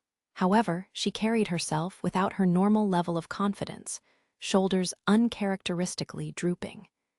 Even her violet-colored eyes were trembling as she met his gaze. The two stood face to face in silence. The tension building, Take Mikazuchi gave in and opened his mouth. My Mikoto, Lord Take Mikazuchi. The two spoke at exactly the same moment. Both paused, saying, my apologies, go ahead, and speak first, I insist, back and forth. Mikoto was the first to accept the offer. She took a deep breath and made eye contact with her god. A moment later, she threw herself to the floor at his feet. Take Mikazuchi Familia's special technique, the prostrate bow. Please forgive me. What? Take Mikazuchi was taken aback by Mikoto's sudden plea, her hands, knees, and forehead on the floorboards. She didn't look up, only raised her voice to be heard clearly despite speaking directly into the floor. Please allow me to go assist Sir Bell. Take Mikazuchi's eyes shot open. Despite nearly causing his death, I haven't done anything to atone for my actions. I also made a promise. We made a promise to help each other. Mikoto's body shook as her voice took on a more serious tone. This is my chance. I can't abandon him in his time of need. The look of surprise gradually left Take Mikazuchi's face as he watched his follower bare her soul to him. His shoulders relaxed, arms hung loosely at his sides. So we both came to the same conclusion. He had been with her for so long, and yet he had failed to anticipate how she would react to the situation. It was shameful. Take Mikazuchi grimaced before a genuine smile grew on his lips. Ah, he let out a long sigh. Mikoto's shoulders shook once again. The deity looked back up at the ceiling and mumbled under his breath. 1 year, such a long time. Mikoto looked up with a start. It was a rule among familias. A child who had been transferred to a different group with conversion could not be transferred again for at least 1 year. Mikoto immediately understood what his words meant. Her face grew brighter and brighter by the second. But it will pass. Learn as much as you can from Hestia's children and come back stronger than ever. Yes, sir. Mikoto brought her fist and palm together as Take Mikazuchi smiled upon her. Lastly, she gave him her familia emblem for him to hold on to until she returned. Mikoto Yamato had joined Hestia Familia. Hephaestus sat at her desk, examining a dagger in her hands. She was visiting one of her familia's shops located on Northwest Main. Rather than working in her private office, she was focusing on this particular weapon. There was a story behind its maker. A rather difficult child, his skills had been rather unpolished at the time he forged this dagger. But passion for his craft alone gave him incredible potential. That passion could be felt by anyone who used the blade. Hephaestus herself could feel it coursing through her when there came a knock at her door. Enter. She opened one of the desk drawers at her side, returned the blade to its sheath, and placed it inside. Closing the drawer, Hephaestus looked up to see the silhouette of a young man in a black jacket standing in the doorway. Welf, what is it? Rather than answering, Welf walked up to the other side of her desk. Showing no hesitation, he came as close as the desk would allow and met her gaze. I've come to say goodbye. He closed his eyes and continued. I'm joining Hestia Familia. Please allow it. This was not a request for permission, but a demonstration of strong will and determination. Leaving Hephaestus' familia would mean that he would be forbidden to use her logo as a smith. Despite attaining his dream of becoming a high smith at long last, he was willing to forfeit the right to engrave letter 1F25 Phi Alpha Iota Sigma Tau Omicron Sigma into any of his work and leave Hephaestus behind.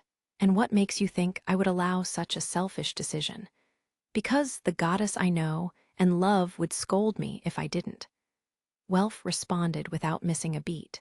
Hephaestus displayed no emotion, her face stoic as she asked another question. Didn't you want to overcome the blood in your veins, create a weapon that exceeds magic swords? As long as I have a hammer, metal, and a good flame, I can forge weapons anywhere. The one who taught me that was you. Even apart from her, he would work to spread his name and reach a higher plateau. He answered her without any hesitation. And what was it that inspired this intense enthusiasm? Welf raised his chin and grinned. Friendship. At long last, a smile appeared on Hephaestus' lips. Then I accept. Hephaestus stood up from her desk and walked toward a long line of hammers on a shelf behind her. She selected one that was the same crimson color as her hair and eyes and picked it up. She approached Welf, still standing in front of her desk, and handed the hammer to him. A parting gift. Use it well. Hephaestus said her goodbye by bestowing him with the soul of a smith. Welf grinned from ear to ear and graciously accepted it with a bow. Thank you for everything. The fabric in his black jacket ruffled as he turned to leave. Leaving the goddess he revered behind, Welf confidently strode out of the office. Welf Kraz had joined Hestia Familia. So that's how it is. Would you mind helping out again? Hermes kept a close eye on her face as he asked. They were a little ways away from the benevolent mistress, inside of the wooden building where the employees lived. The elf Layu sighed at Hermes's forced smile. God, Hermes, are you mistaking me for some handmaiden? Sorry, but do this for Sir. Belle needs your help. I would like you to refrain from using Sir as a bargaining chip. Sorry, Layu. Sir, your apology is unnecessary. 3 figures huddled together inside Layu's private quarters. Hermes, Sir, and Layu herself. There were only a few days left before the war game. Hermes had lobbied to allow outside involvement for just this reason, to request her help. The condition: said outsider must belong to a familia outside Aurario, must have the blessing of a deity from outside its walls. Since Layu's goddess, Astria, had not been in the city for some time, there would be no objection to her participation. Hermes felt slightly guilty for being directly responsible for forcing Belle and Hestia into the extremely disadvantageous castle siege. And this was his way to, kindly, offer his assistance. Should I fight, there is a high probability that my identity will be revealed during the war game. Don't worry about that. I'll convince everyone that you came from someplace on the other side of the mountains before the fight begins. No one will believe you're a waitress at a bar once I'm through with them. Several events in the recent past had landed a hooded adventurer on the guild's blacklist. There were still many who resented the gale wind. Hermes already had a plan to help keep her, and those living with her anonymous and safe. Layu sighed. Mother Mia will scold me again. Either way, the ex-adventurer couldn't abandon Belle to his fate. The elf agreed to Hermes's request. The room itself had very little decoration. Layu walked a few paces to the corner and grabbed a knapsack along with a wooden sword. I'll handle the paperwork with the guild. It'd make it a lot easier to jump through the hoops if I had your familia's emblem. Do you still have it? I do. Be sure not to misplace it. It'll never leave my sight, he said with a nod as he took the badge engraved with the sword of justice and wings from her. Lastly, Layu approached Sir, who was holding out her cape. Do your best, Layu. I'll come up with something to say to Mama. You have my gratitude, Sir. Lifting the string of her knapsack over her shoulder, Layu flashed a soft smile. Hermes and Sor saw her out of the building and watched as she disappeared into the night. Liu Lion had joined the war game. Blades clashed in vicious flurries. A silver flash, lashing forward at tremendous speed, was blocked head-on by the downward swing of a crimson blade. Knife and saber collided under the reddish glow of dusk, their wielders' blonde and white hair flowing in the breeze. The boy's long shadow passed over the stone surface, slamming into the girl's shadow over and over. Each time he was thrown backward, and each time he charged again. Their brutal training was taking place on top of the city wall around Arario. You learned how to react without seeing? Do you really think so? It was already the 5th day. Eyes lowered her saber, signaling a brief pause in the action. Bell took a deep breath and took a look at his own body. What was left of the evening sunlight illuminated all the cuts, scrapes, bruises, and dried blood that littered his skin. Completely covered in sweat, the boy's condition showed just how intense these training sessions had been. After gathering supplies and setting up a small camp, Bell had committed himself fully to sparring with eyes. They started just before the sun rose each morning and continued until the stars lit up the night, dramatically increasing the length and intensity of their sessions from the last time they were here. They ate meals together and slept at the same time. Neither of them had gone into the city even once. A dirty pot and the remains of a fire sat on top of the path just inside the chest-high stone wall, a guardrail on the city side of the wall. 3 water bottles and 3 sleeping bags also sat at the base of the guardrail. Bell had his eyes focused on the cuts crisscrossing his arm when suddenly, whoosh, a saber came at them from his blind spot without warning. His instantaneous reflexes brought his weapon into the path of the oncoming blade, deflecting it before he jumped backward. Looking very rabbit-like, standing with his left shoulder higher than his right, he stood at the ready for the next attack. Eyes seemed very satisfied as she nodded over and over. Guess who's back? Bell and Eyes turned to face the owner of the cheerful voice. Emerging from the doorway of the tower that housed a stairwell connecting to the city street was Tiona with a very large backpack over her shoulder. She skipped her way up to them and plopped the backpack at their feet on top of the stone path with a light hup. Picked up a ton of meat and fish, bread and water too. Thanks, Tiona. Sure thing. Ah, Argonaut, these blades work okay for you? I bought about 5 of them. Why yes, thank you very much, sorry for the trouble. Bell stood next to Eyes, scared stiff, as Tiona withdrew the weapons from her backpack one after another. Tiona had been supplying the 2 of them with food and items for the past 5 days. It was thanks to her that Bell and Eyes could focus solely on training. Bell couldn't shake the feeling that he was building up quite a large debt to the always smiling, happy-go-lucky Amazonian girl Tiona. With the exception of Ushiwakamaru, he couldn't count how many blades had snapped in half or been damaged beyond repair during their combat sessions. Well, I heard quite a bit around town. First off, the war game is 4 days from now. 4 days? Yep. It's gonna happen outside of Arario, so we have to think about travel time. I'd say you've got maybe 2 more days left. Tiona continued to relay the information she had collected that day. Her update complete, Bell looked out over the guardrail and across the beautiful cityscape. Exactly 1 week, goddess. The 5 days of training plus 2 more would make 1 week. Bell said a quick thank you to his goddess, who had managed to deliver on her promise. Bell's ruby-red eyes smiled. He knew that somewhere in this gorgeous city, Hestia was smiling back. Also, you'll never guess what was posted on the guild's bulletin board. Hestia Familia has some new members. Soma, Take Mikazuchi, Hephaestos, looks like all 3 of them transferred someone.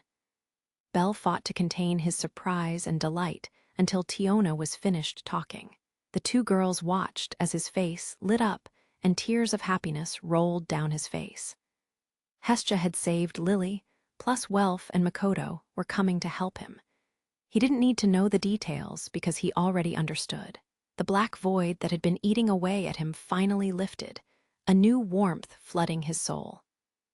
Bell stretched out his arms. He looked at Eyes and Tiona with renewed strength and willpower, feeling stronger than ever. "Another round, please." The look in his eyes made Eyes and Tiona smile. "Yes, try to keep up." The two girls went on the offensive beneath the red sky. 3 sets of legs dashed about with blinding speed. Eyes, Tiona, and Bell mixed attack with counterattack in the very limited space on top of the city wall. 2 daggers, 1 silver saber, and 2 insanely wide swords struck with jolting impacts, sparks lighting up the twilight sky. Asa, Bell did everything he could to keep the attacks of 2 top-class adventurers at bay. All the while, he couldn't take his eyes off the massive blades in the Amazonian girl's grasp, despite learning how to defend against attacks from the side. Knowing that another blade exactly like that edge of death was following right behind it sent shivers up his spine. He knew immediately that the weapons were order-made.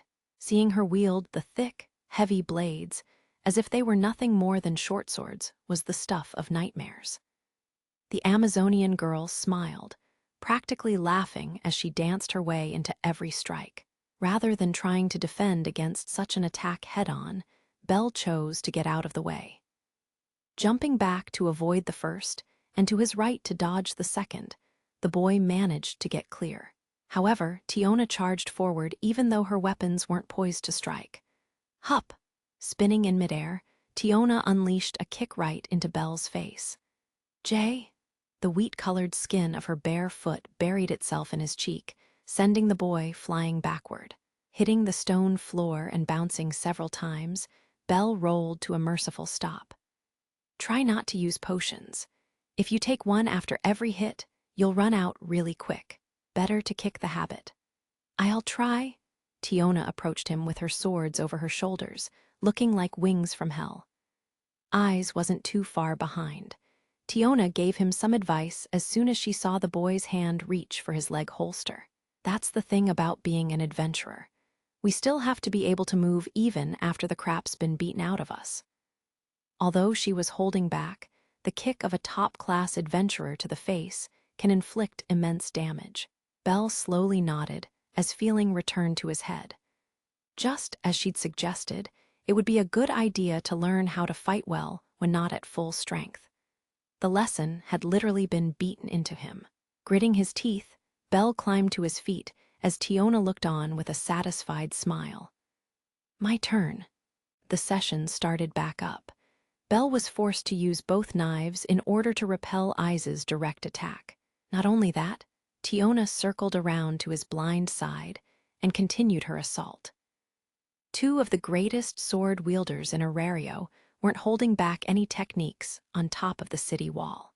Bell desperately intercepted each strike, deflecting the blades out of his ever-changing path. However, he hadn't come here to learn how to defend. He had to find a window for counterattack. Fighting off his own cowardice, Bell surprised both of them by charging forward. Eyes' posture slipped ever so slightly.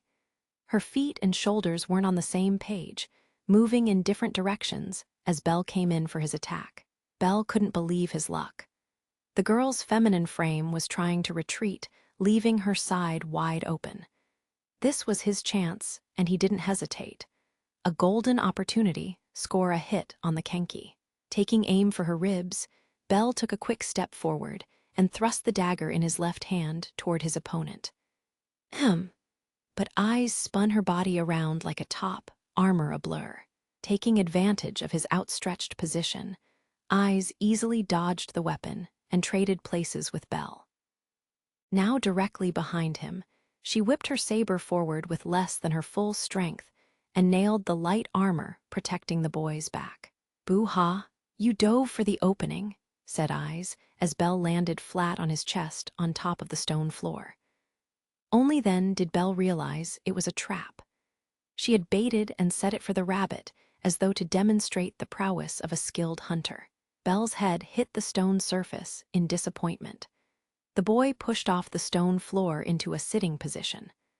Eyes crouched down in front of him and continued her lesson. Monsters and people fight differently? Why, yes. Monsters always attack head-on, aiming to kill but people read each other, changed their strategy. Unlike monsters that used their full power all the time, people used techniques and experience to gain the upper hand in a fight. This was especially true of the combatants of similar strength and skill. People become easier to read when they see a window, just like now. Guard is lowest when the final blow is near. That's what I was taught. People became overconfident when they saw victory within their grasp, which meant they neglected to cover their blind side. That was especially true during a duel. Belle looked up, making eye contact with eyes as she finished her impassioned explanation. Your best opportunity lies in the moment you've been cornered. Don't forget. Belle carved her words into his very soul, eyes held out her hand. Belle nodded and took it. She pulled him to his feet. How about some more? Yeah, yes. Both combatants nodded at Tiona's invitation, and their battle heated up once more. Lessons of the top-class adventurers fresh in his mind. Belle continued his training long into the night, in order to grasp victory or to rescue a friend. Each of the people caught in the whirlpool was taking their own actions for their own reasons and coming together. The city of Arario might appear calm on the surface, but excitement was building underneath its placid exterior. The war game was fast approaching. With each passing day, the average citizens of the city discussed it on the streets, at their workplaces, and over a jug of ale at their favorite bar. The number of adventurers going into the dungeon fell dramatically, forcing disappointed shops to close early. No one seemed to want to do anything else. Even the children seemed to sense that something was different. Many of them gathered in city parks wielding toy swords and staging their own games. Arario was quietly, but undoubtedly, boiling over with excitement. It grew more intense as the war game drew nearer. Most of all, the ones closest to the people caught in the whirlpool had their own reactions as they watched the preparations unfold. The curtain of night fell over the city, revealing a star-filled sky. The white tower in the middle of it all looked over the city as magic stone lamps gradually lit up its surroundings. Lady Freya, it has been completed as ordered Lady Freya, in the highest room of Babel Tower. While Freya heard the words of her follower, Otter, she didn't respond in the slightest. The man looked upon her in concerned confusion as she ran her fingers through her long, gorgeous silver hair. The goddess sat in her usual chair, facing the window, watching something outside with so much intensity that Otter was afraid the glass would melt. Foo-foo. Her silver eyes were being drawn to a fierce battle taking place atop the city wall. The blonde-haired, golden-eyed knight, along with the warrior wielding massive twin blades, fought 2-on-1 against a white-haired boy. 2 female, 1 male, 3 different spirits glowed as they clashed. Freya was enjoying every second of it. She felt no pity for the boy whenever he was launched into the air by the Amazonian girl or cut down by the long-haired human. This was because every time the boy got up, his soul shone brighter. It was as if this training ground was a forge, and the girls were eliminating all impurities, like a smith prepping metal. They were drawing out his soul's clear glow. It was that glow that originally drew Freya to him and would hold her interest until the end of time. Every hit the boy took added a new sparkle. The goddess sat there, completely transfixed. Are you certain that we can allow Apollo's followers to go through with this? Otter tried once again to draw her attention away from the city wall. Her eyes stayed put, but she used one thin finger to pull a lock of her silver hair behind her ear and grinned. I thought about crushing them for trying something so stupid, but no. Her silver eyes narrowed as they followed the boy charging back into battle against the human girl and the Amazon. No goddess worthy of her divinity wouldn't want to see how this turns out. Her cheeks pulled back into a full smile as she looked down from her spot among the stars. Unable to rest, the stars twinkled brightly through the night. Even at this late hour, the guild headquarters was alive with activity. Clerks holding stacks of papers, receptionists carrying boxes upon boxes, and employees with no time to sit down were busily working in every corner of the Pantheon decorated with white pillars. With the war game only 4 days away, there was enough work to be done to make their eyes spin. "No more. I'm gonna die right here." "Misha, you're too heavy." The human receptionist Misha set yet another stack of papers down on her desk before drifting over to Ina and collapsing onto her back amid the commotion. The half-elf looked at her old friend with tired eyes as she spoke again. "Ina, whatcha doing?" "Making a plan to keep people away from the war zone advising, I guess." A small mountain range of paperwork encircled her desk, each pile bearing Ina's handwriting. "Do not enter" was written in big, bold letters, all referring to the Shreem Castle ruins located southeast of Arario. Shreem Castle didn't that group of robbers decide to move in a while back? Yes, Ganesha Familia accepted our request to remove them ahead of time. A few quests have also been issued to help them out. It's a good opportunity to catch them while we can. Ina continued writing while she responded to Misha's question. Misha could hear the constrained energy in Ina's voice despite her weak tone. The girl looked at the side of Ina's face before standing up and bringing her chair next to her. "Ina, are you worried about Belle?" "Worried? How could I not be worried?" Her expression became cloudy as her emerald eyes trembled. Her head drooped as she brought her hand to her chest. One of the adventurers assigned to her, practically a little brother at this point, was caught up in a battle between familias, and now he'd been forced into a war game in which it wasn't uncommon for participants to die. Needles pierced her heart just by visualizing the boy's innocent smile. Would she never see it again? If she could convince him to run away or maybe assist him, maybe she wouldn't be in this much pain. But I'm an employee of the guild. I can't interfere in any way. However, the situation had progressed so far that one half-elf couldn't have any influence at all. Ina knew that she was powerless in the face of the forces at work. That fact had soaked in completely. The tone in Ina's voice bordered on despair. She felt utterly useless. You could root for him." Misha could tell that her friend was upset and tried to cheer her up. Ina looked up at her. "Root? Yep, go for it," and stuff like that. "I'm sure that if he had your support, he'd do the best he could to win, right?"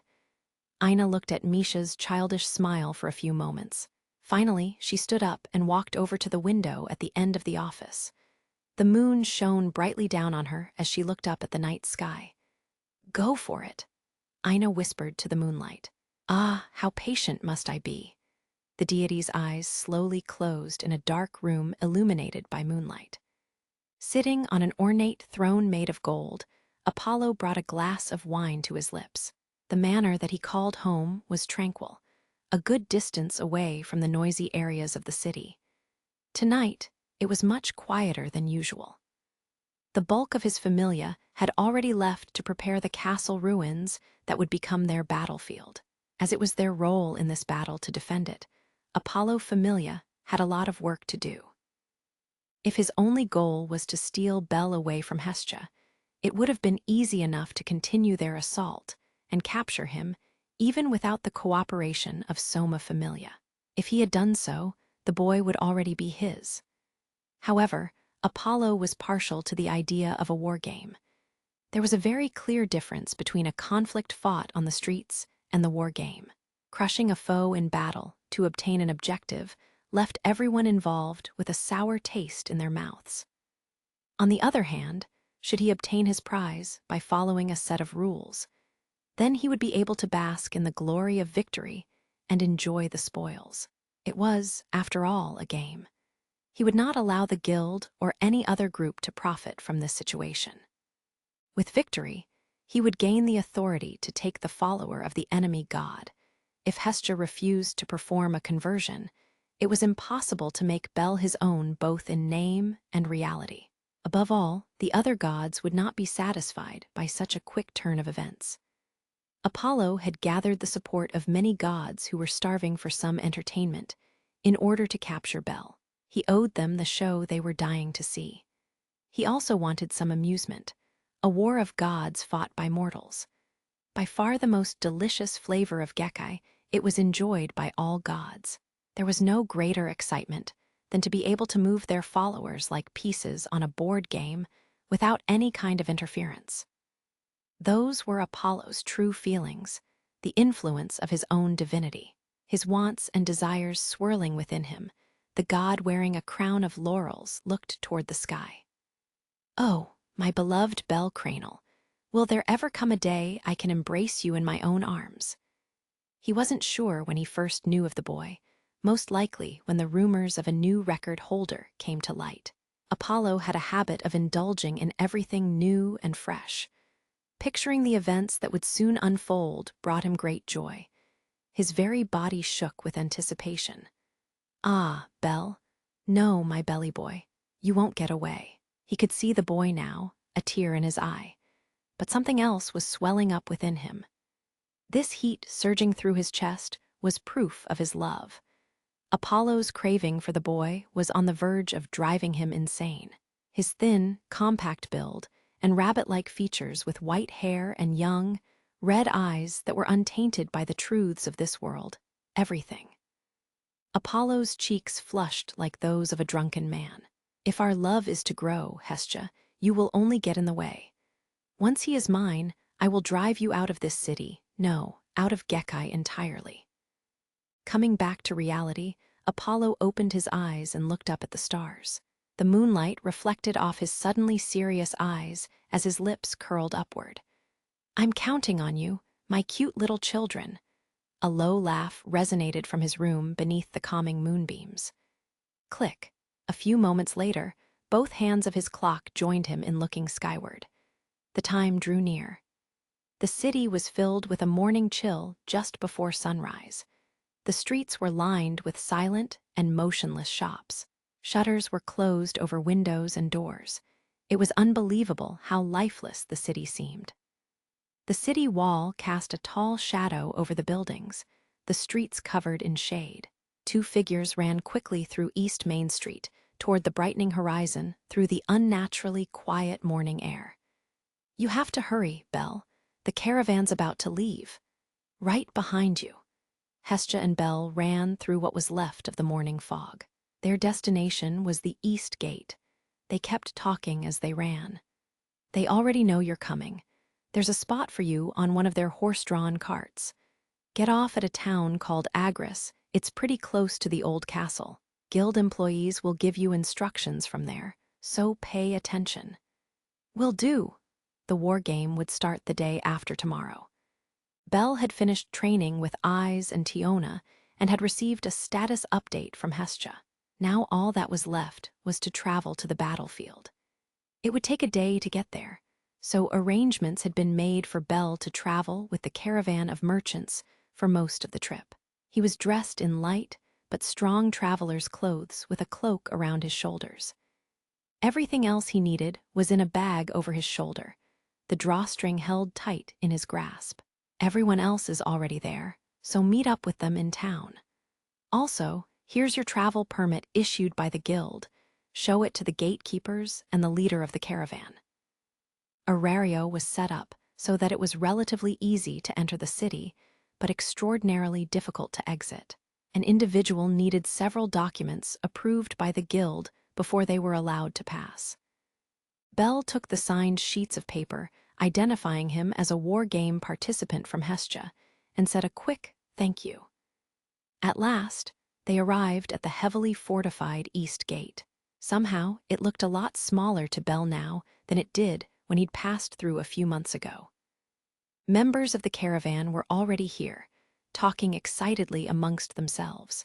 Belle and Hestia worked their way through lines of horse-drawn carts and large storage containers on wheels toward the head of the caravan, before stopping in front of the first gate. "I'll be waiting right here for your glorious return." "See you then, goddess." Hestia smiled at him.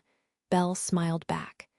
That's when Hestia jumped onto his chest, wrapped her arms around him, and squeezed with all her might. Belle's body tensed out of embarrassment, but he didn't try to escape. He couldn't. Hestia ignored all the commotion around them and enjoyed the warmth emanating from his chest as long as she could. Belle's face turned beet red as her arms worked higher, going above his shoulders and around his neck as she started to pull back.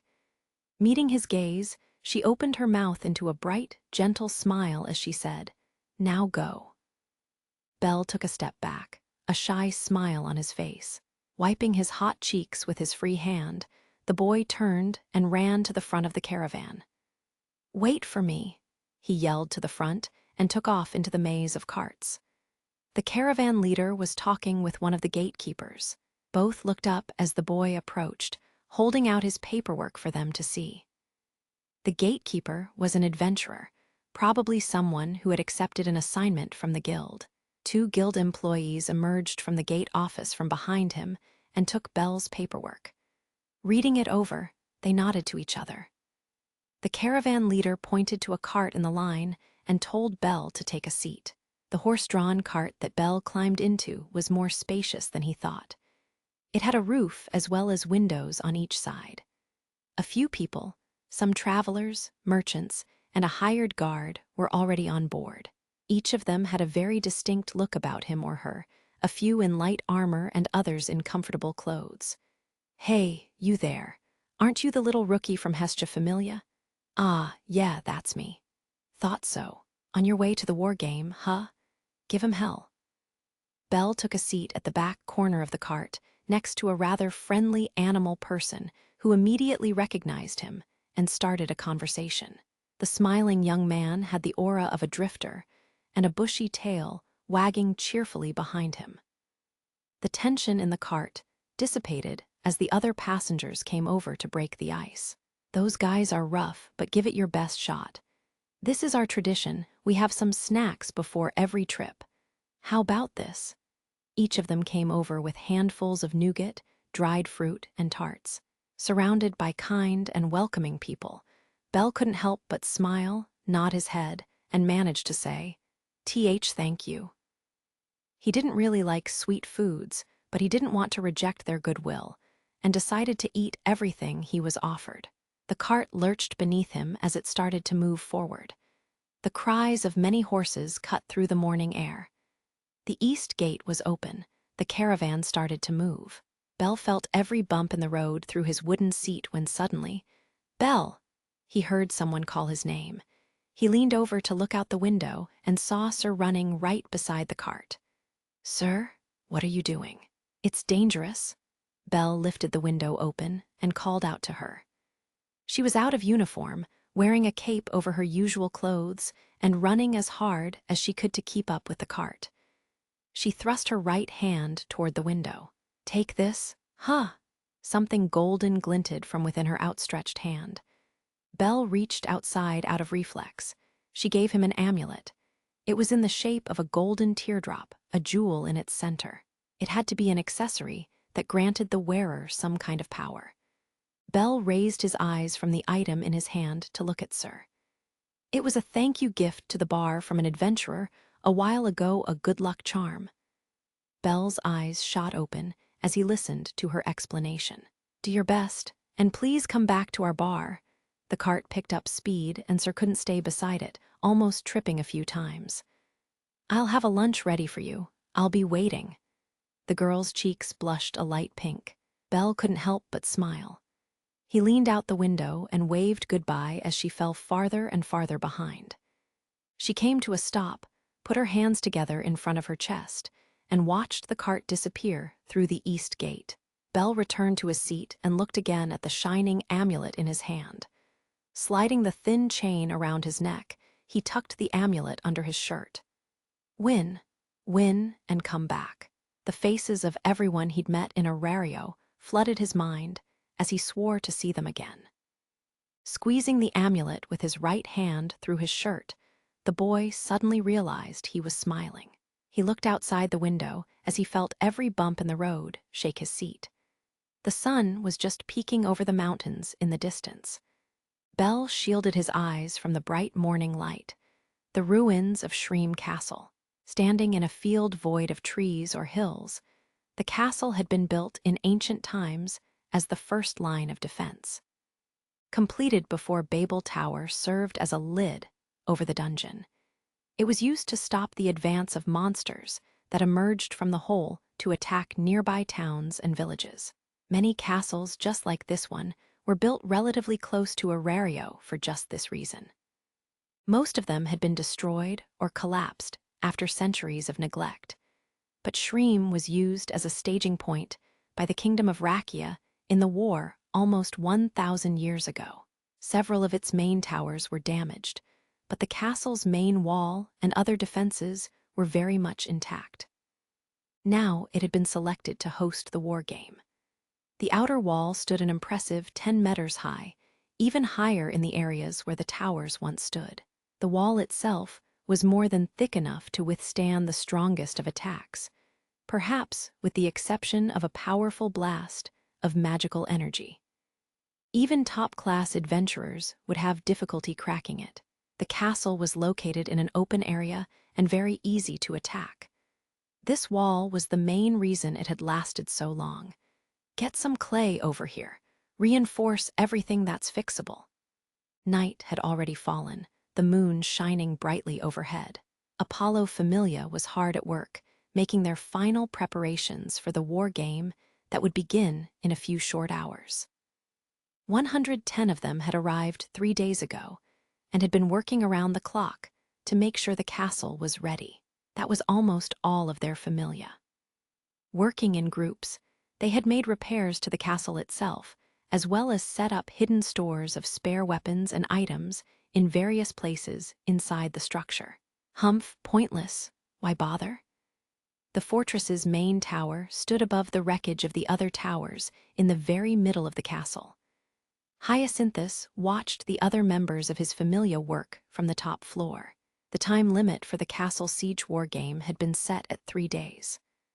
Apollo Familia would win if either he was alive after that time, or if the enemy general, without a doubt Bel Cranel, was defeated in combat. It was their role as the defender to make sure the castle was ready, but it was obvious that they could win without all this fuss.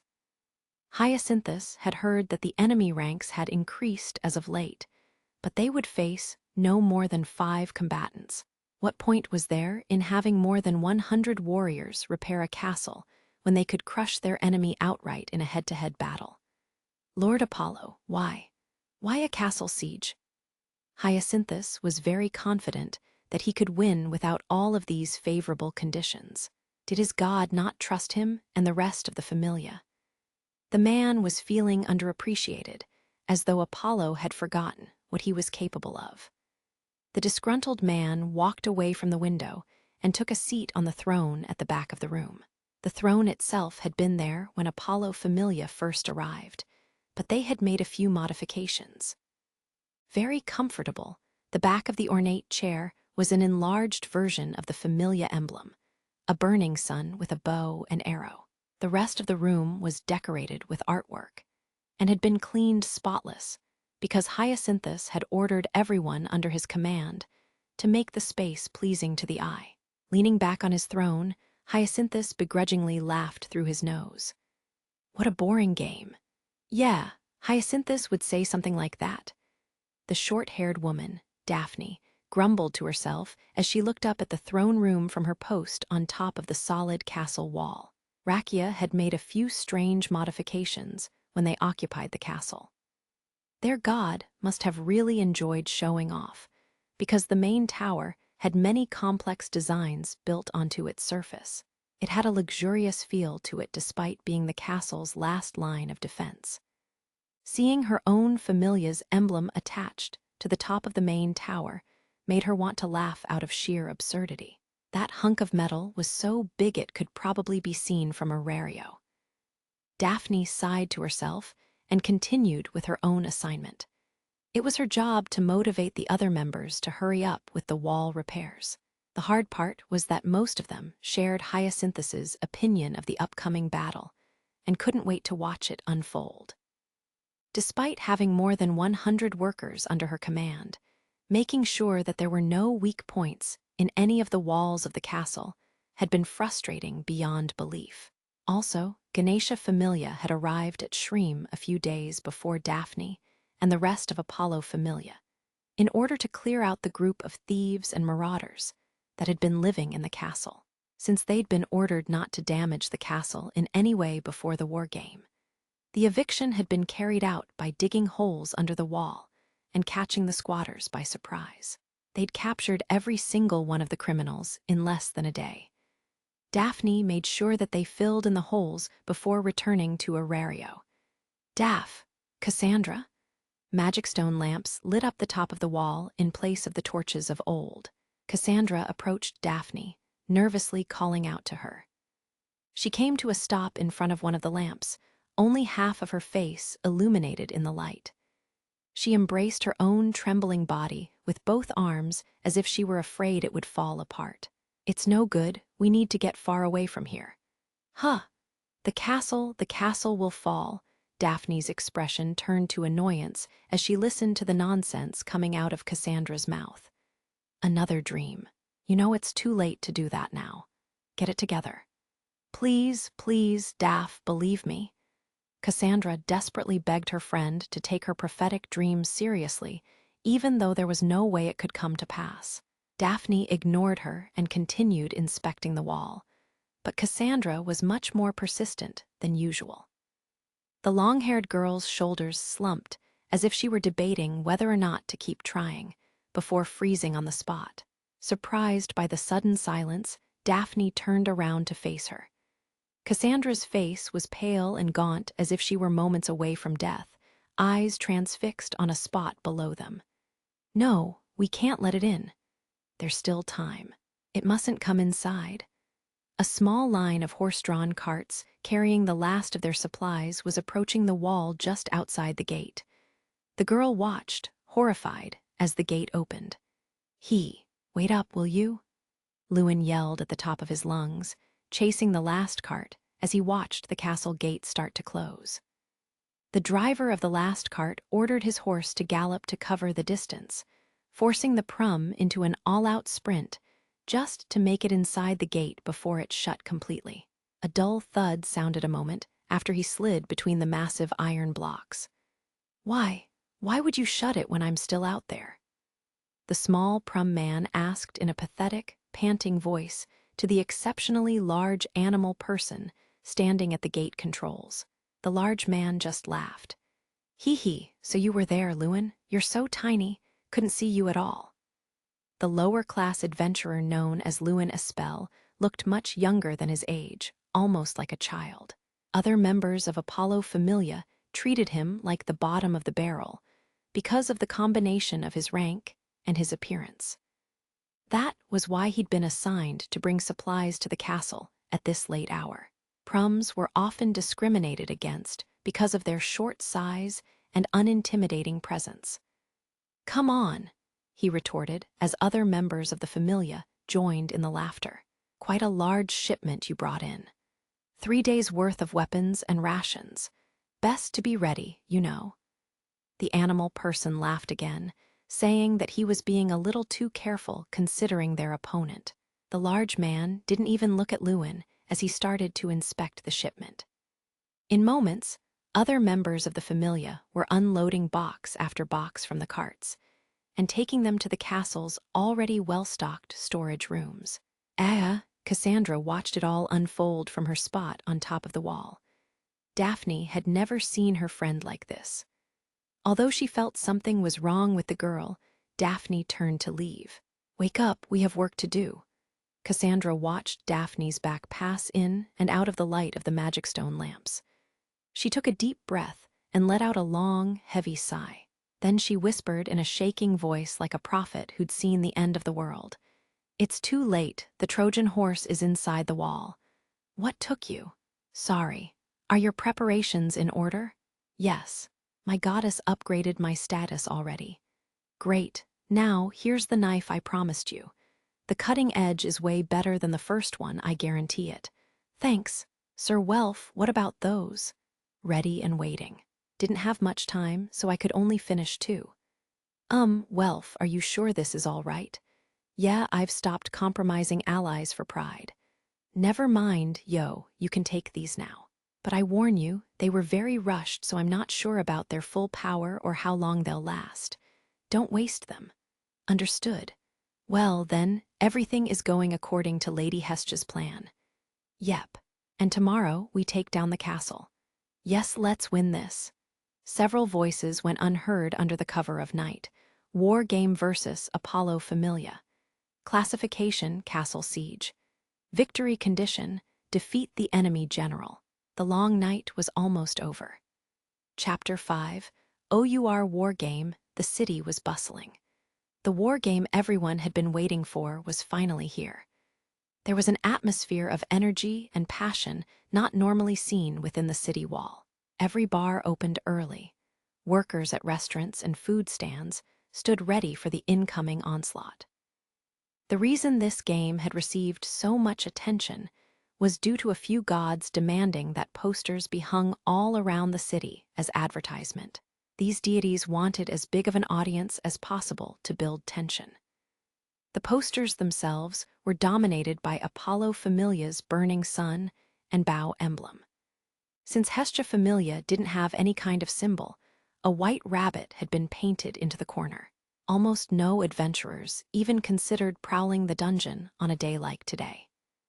Instead, they were jam-packed into their favorite bars, with even more adventurers coming in every moment. As for the workers and citizens who managed to get the day off, they made their way to Central Park.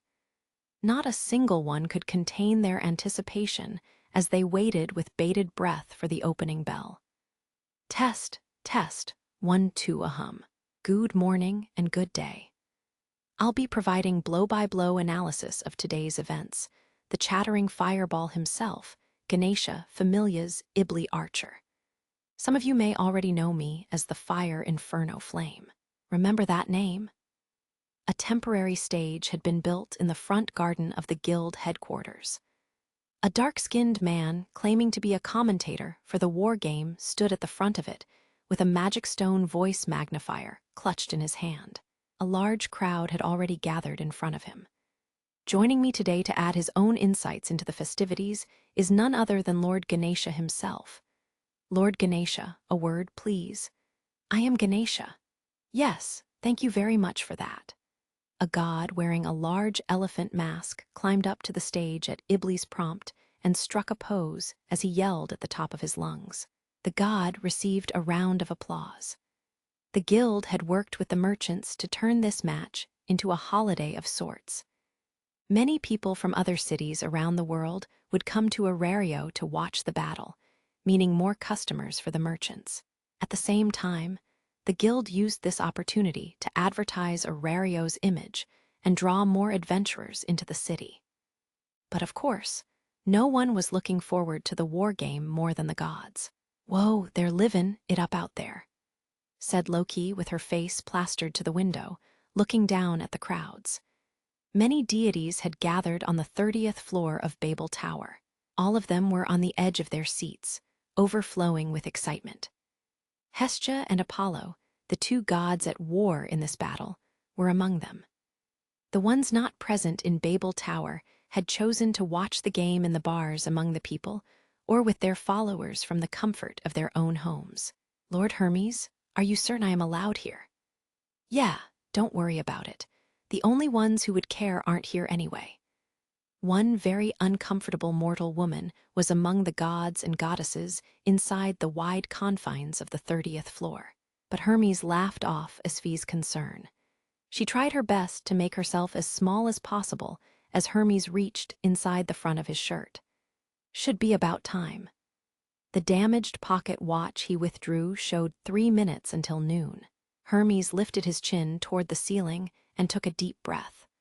"Well then, Uranus, we need your permission to use our power." Hermes's powerful words echoed around the chamber. They were answered a moment later. "Granted." The response spread throughout the city, the heavy syllables heard everywhere from the guild headquarters to the bars to the crowd gathered in Central Park.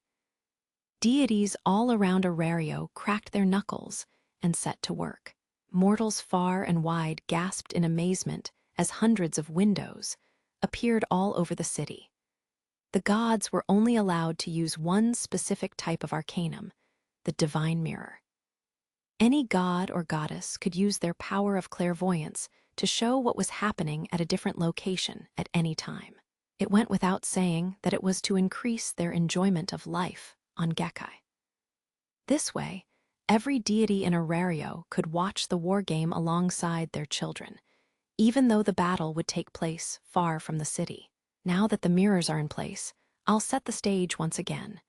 Today's war game is a castle siege battle between Hestia Familia and Apollo Familia. Both factions' combatants are already in place and waiting for the signal to begin. Magic windows of various sizes filled the bars, the guild's front garden, and central park. Each of the circles hovered in midair, showing different angles of the castle, Apollo Familia's oversized emblem, and the surrounding prairie. A roar of excitement erupted from the crowd as Ibli raised the voice enhancer back to his lips and started giving background information. All bets in? Won't accept any once things get underway. Ibli's voice echoed through all the bars in the city. The owner of one such establishment raised his voice to cut through the din of his patrons as well as the commentary. Merchants and adventurers alike were laying odds and making bets on the outcome of the war game between Hestia Familia and Apollo Familia.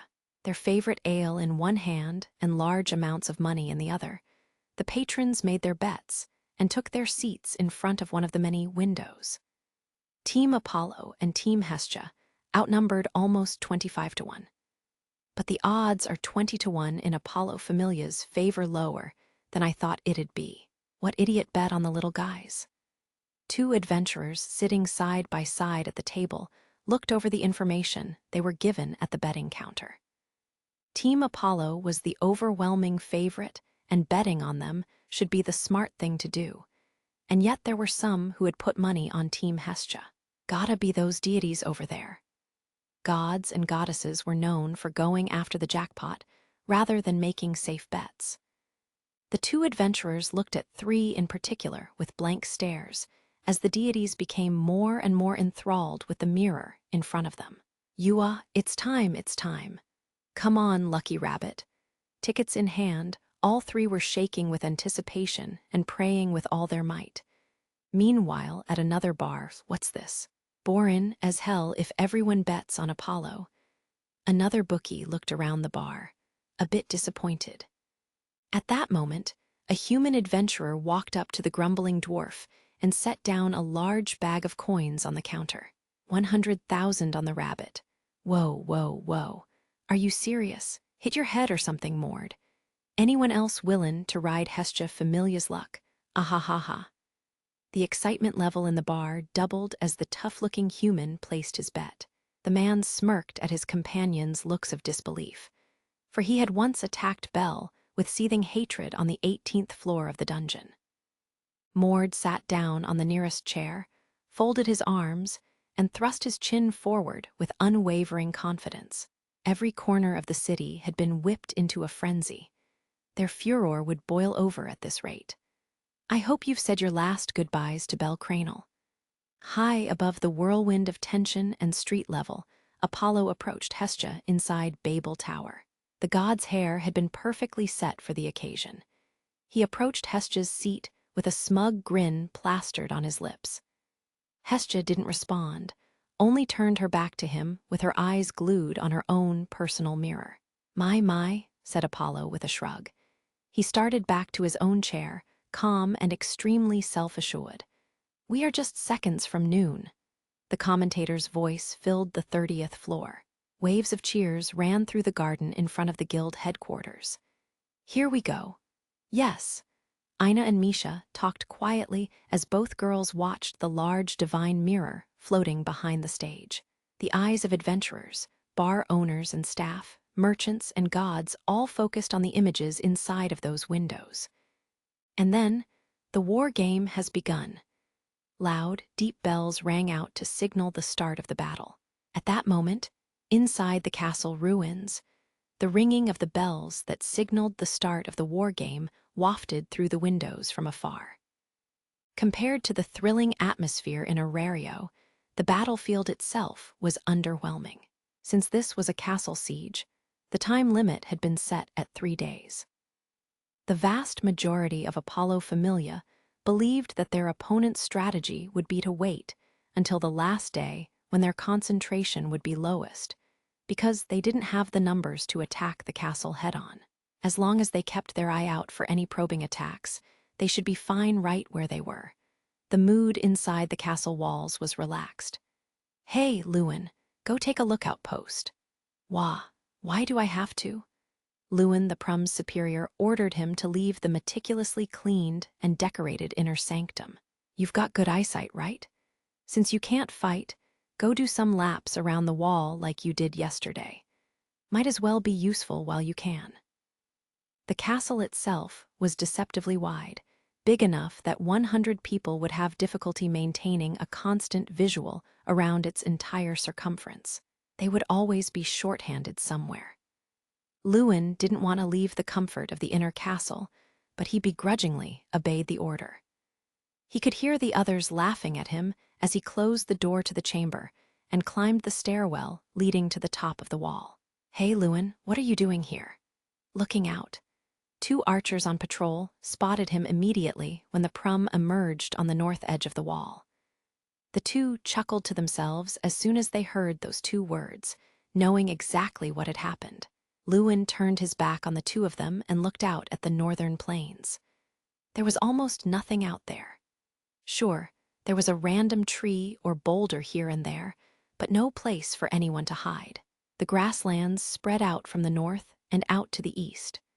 A river ran past the castle to the south, and the edge of a forest was visible to the west. A gust of wind passed through the Prum's hair as he narrowed his eyes toward the north, when he heard voices coming from behind. "Magic is really the only threat.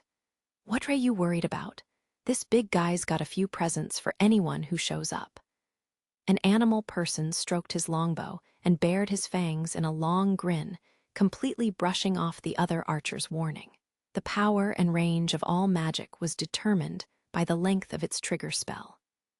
The defensive wall was so thick and sturdy that only a really powerful type of magic would have any hope of doing damage, let alone cracking it. Magic with a long trigger spell would be the enemy's only option. Any mage who wandered within range of their bows would be greeted by a rain of arrows long before they could finish reciting their trigger spell. The animal person wasn't worried in the slightest. "Kay," coughed Lewin in disgust, knowing that the 2 of them had everything covered. He had been given a pointless errand. It was then the Prum's eyes caught something moving in the distance. Someone walking through the grassland to the north straight, toward the wall, a vaguely human figure completely covered by a cloak. Hey, what's that?" It was very strange attire for anyone to be wearing. Most likely, the person had a hooded cape on underneath a long cloak that hid everything above the ankle. The archers took notice of the hooded figure as well. There was no doubt it was an enemy. However, the enemy warrior was alone and not casting a spell. The hooded figure was walking slowly but surely in their direction. Lewin's eyes opened in fright at the mysterious warrior's aura of calm, which smoldered like hot coals buried under ash. The breeze made the figure's cloak sway, the flapping sounds reaching the sentry's ears. All 3 of them stood, watching the figure come within 100 meters of the castle wall. The hooded figure chose that moment to make its move. Whoosh!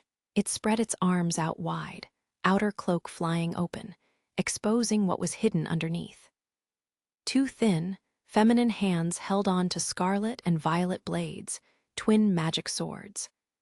Lewin's eyes became as round as the full moon as he watched the 2 long blades swing forward at the same time.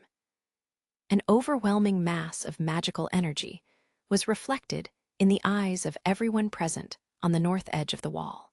What was that?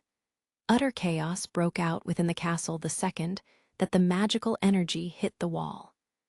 Screams echoed through the stone hallways as more impacts rocked the structure. Those who emerged from the main tower were immediately lost for words when they saw what had happened to their precious wall. The breeze took enough of the clouds of smoke away for them to see that a piece of the wall was missing. "You unbelievable. It's them, they're attacking." Lewin, who had been knocked off the top of the wall by the first blast, climbed back up. The same people who ordered him to look out a few moments ago brushed up to him in a panic. "How many? Jay just one." The Prum's superiors squinted at him, as if trying to make sure they'd heard him right. Lewin himself was visibly shaken by fear. Still, he forced trembling words out of his mouth. "See, could that be Enno? It has to be. Krazo's magic swords. They're going to break down the wall with legendary weapons." A collective gasp emerged from the small group of people who had gathered around him. They knew he spoke the truth. There was no other magic sword in this wide world that could possibly break through a wall of that size in one hit. Since this wasn't cast magic, Lewin's suggestion was the only explanation that made sense. Any doubts, they had instantly disappeared.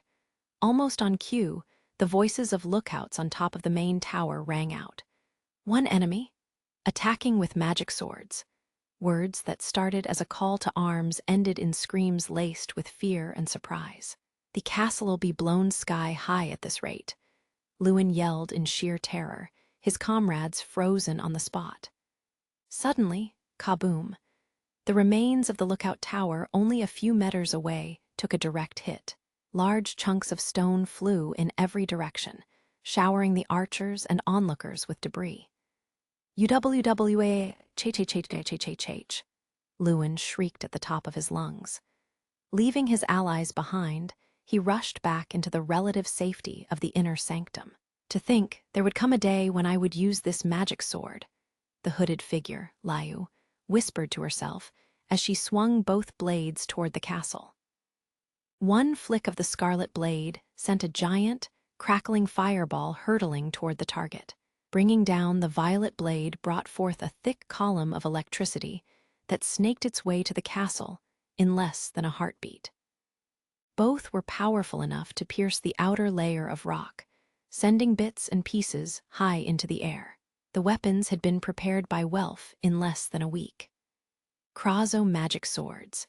The blades created by men with cursed blood were so powerful that they overpowered opponents to the point a counterattack was impossible. The Kingdom of Rakia had demonstrated their power during the war, and the world had not forgotten the devastation they wrought. There were even stories about how they'd used Krazo magic swords to turn a previously impenetrable fortress into a pile of rubble in one night. The ultimate siege weapon. "You cannot hit me from there." Archers hastily brought down a rain of arrows from the still intact parts of the wall. However, Layu had no trouble dodging them. Every time she spun, she swung one of the magic swords forward, engulfing the archers and magic users with flaming explosions and electrical eruptions. The sound was deafening even from this distance, as even more of the castle wall came crumbling to the ground. Its structural integrity gone, the heavily damaged northern wall started to tilt inward. Hurling a series of magical attacks stronger than regular magic, Layu worked her way east as she continued the assault. It wasn't long before the castle's eastern wall began to crumble under their power.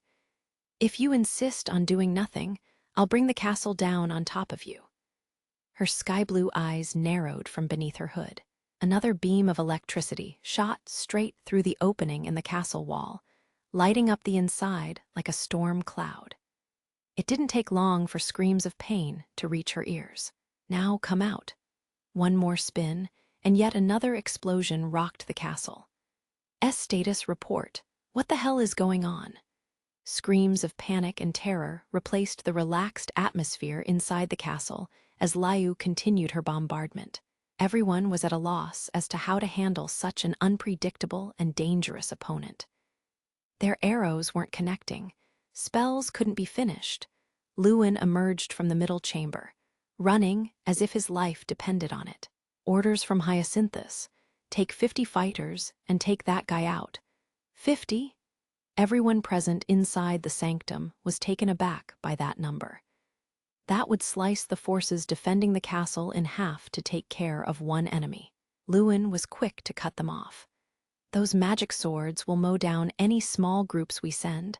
They don't even have 10 fighters. Just get rid of that one and get back here." Everyone fell silent in the face of reason.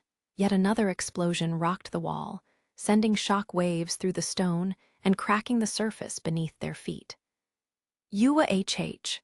Lewin jumped back as small stones fell from the ceiling, and he ran away. "See, come on, let's get going." Tusk no choice. "Move out." Lewin's message being the final push, 50 adventurers gathered around the elf, Lissos, and rushed toward the east gate. The iron doors swung open, an early afternoon breeze hitting their faces as another round of explosions made their ears ring. "Spread out." Obeying Lissos's command, the adventurers split into 10 groups of 5 as they converged on the hooded attacker from different angles. Gagwa. As predicted, the group that had taken point position was blown backward by a sparkling electrical explosion. One group after another was mercilessly knocked out of commission every time their enemy swung one of those 2 magic swords. Lissos jumped over the burning grass and weaved his way through the electrical strikes as he closed the distance. Then he heard a cracking sound immediately after dodging a fireball. A moment later, the crimson blade shattered into thousands of pieces. "Now, attack as one." The magic sword had exceeded its limit. The violet blade began to crack the moment that Lissos ordered a full-out assault to seize the opportunity. The hooded adventurer threw the remains of the weapons into the dirt and withdrew a wooden sword from beneath her cloak to engage the 30 remaining adventurers in close-quarters combat. So fast. Stay in formation. Do not break ranks." It didn't take long for the group under Lissos's command to fall into chaos as the hooded adventurer sprang into action. Most of them were 3rd tier, level 2 adventurers facing down an enemy who was on her own. Yet she unleashed a massacre, wielding her wooden weapon with the force of gale winds, cape flapping vigorously behind her. She deflected 3 oncoming swords with one upward sweep before sending a human who got too close 20 meters into the air, using the momentum of her backswing to propel her blade forward. 30 adventurers couldn't even land one blow against a single enemy. "Ha!" Lissos timed his sneak attack to land the moment the hooded adventurer was repelling another weapon. The tip of his dagger cut across the enemy's cheek. The side of her hood had been sliced open enough to reveal, for just a moment, a long ear in the shape of a leaf. Time froze for Lissos as he realized the hooded adventurer was another elf. Fury spread through his veins like wildfire. "Bastard! An elf dirtying her hands with foul weapons such as magic swords. Have you no shame?" Rage filled Lissos's body to the point that his ears were burning red as he dove toward the hooded adventurer. Krazo's magic swords had turned an elvish forest into ash. "Those weapons destroyed the home of your people. How could you not know?" He roared with the anger and grudge of an entire race. In response, the hooded adventurer, Layu, remained expressionless and calm as she sideswiped the dagger, breaking it in half. "Regrettably, there is something more important to me than the animosity of one people." Time stood still as Lissos watched his opponent step in, her words overpowering him as her weapon came forward. "If it is shameful to rescue a friend, I shall gladly accept that." Lissos saw her feet leave the ground in a spin before losing consciousness on impact. This is incredible. Could Hestia Familia be looking to end this sooner rather than later? Cheers of surprise and excitement erupted all over Arario. The mirrors floating in the air showed images of the smoking north and east walls, as well as the damage already taken by the inner tower of the old castle. Still others focused solely on the relentless attacks of the mysterious hooded adventurer, who eliminated upper-class adventurers one by one in the blink of an eye. She was gaining fans by the moment. Onlookers filling the streets shouted cries of encouragement to the beautiful elf. "Please tell us, Lord Ganesha, just what are those ferocious magic swords?" "Those are Ganesha. If you don't feel like adding anything to the commentary, please go home, Lord Ganesha." The atmosphere in the guild's front lawn was absolutely electric as the announcers' voices rang out throughout the city. Meanwhile, inside the confines of Babel Tower in Central Park, many gods and goddesses voiced admiration for her exploits. That hooded adventurer damn good, am I right? According to Hermes, that's a helper from outside the city. Hooded adventurer Leon something or other. Apollo Familia's response time is very quick. 3 gods had gathered in the corner, all watching the same mirror and exchanging opinions. Back at the main table, Che! Apollo snapped his tongue in disgust.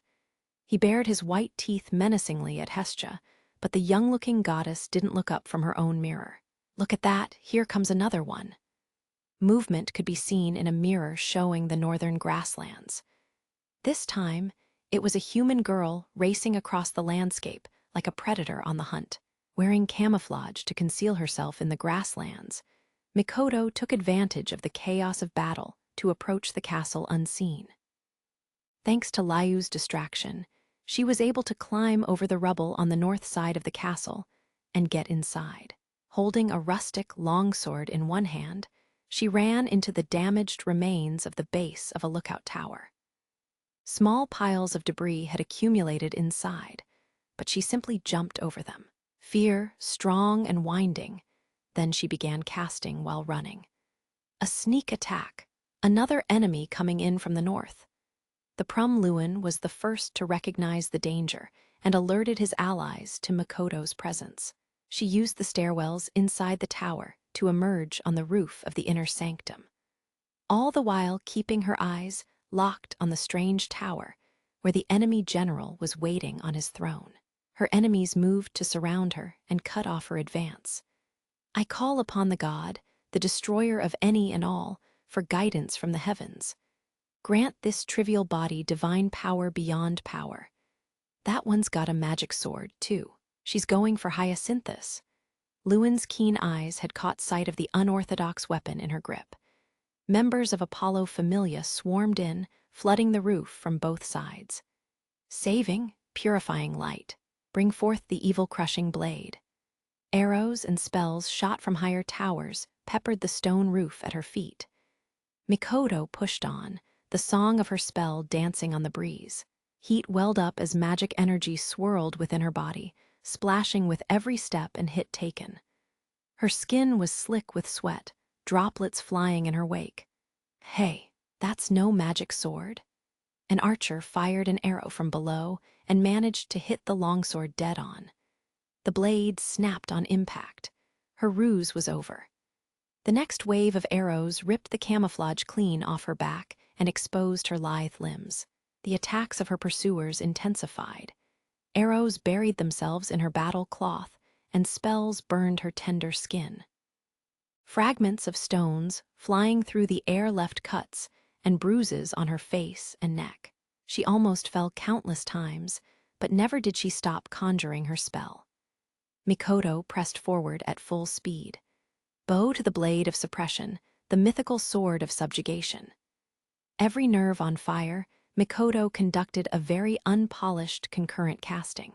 There was a very real danger of Ignis Fatuus, unstable magic energy exploding before release. Every attack that connected, every step she took made even more energy churn within her.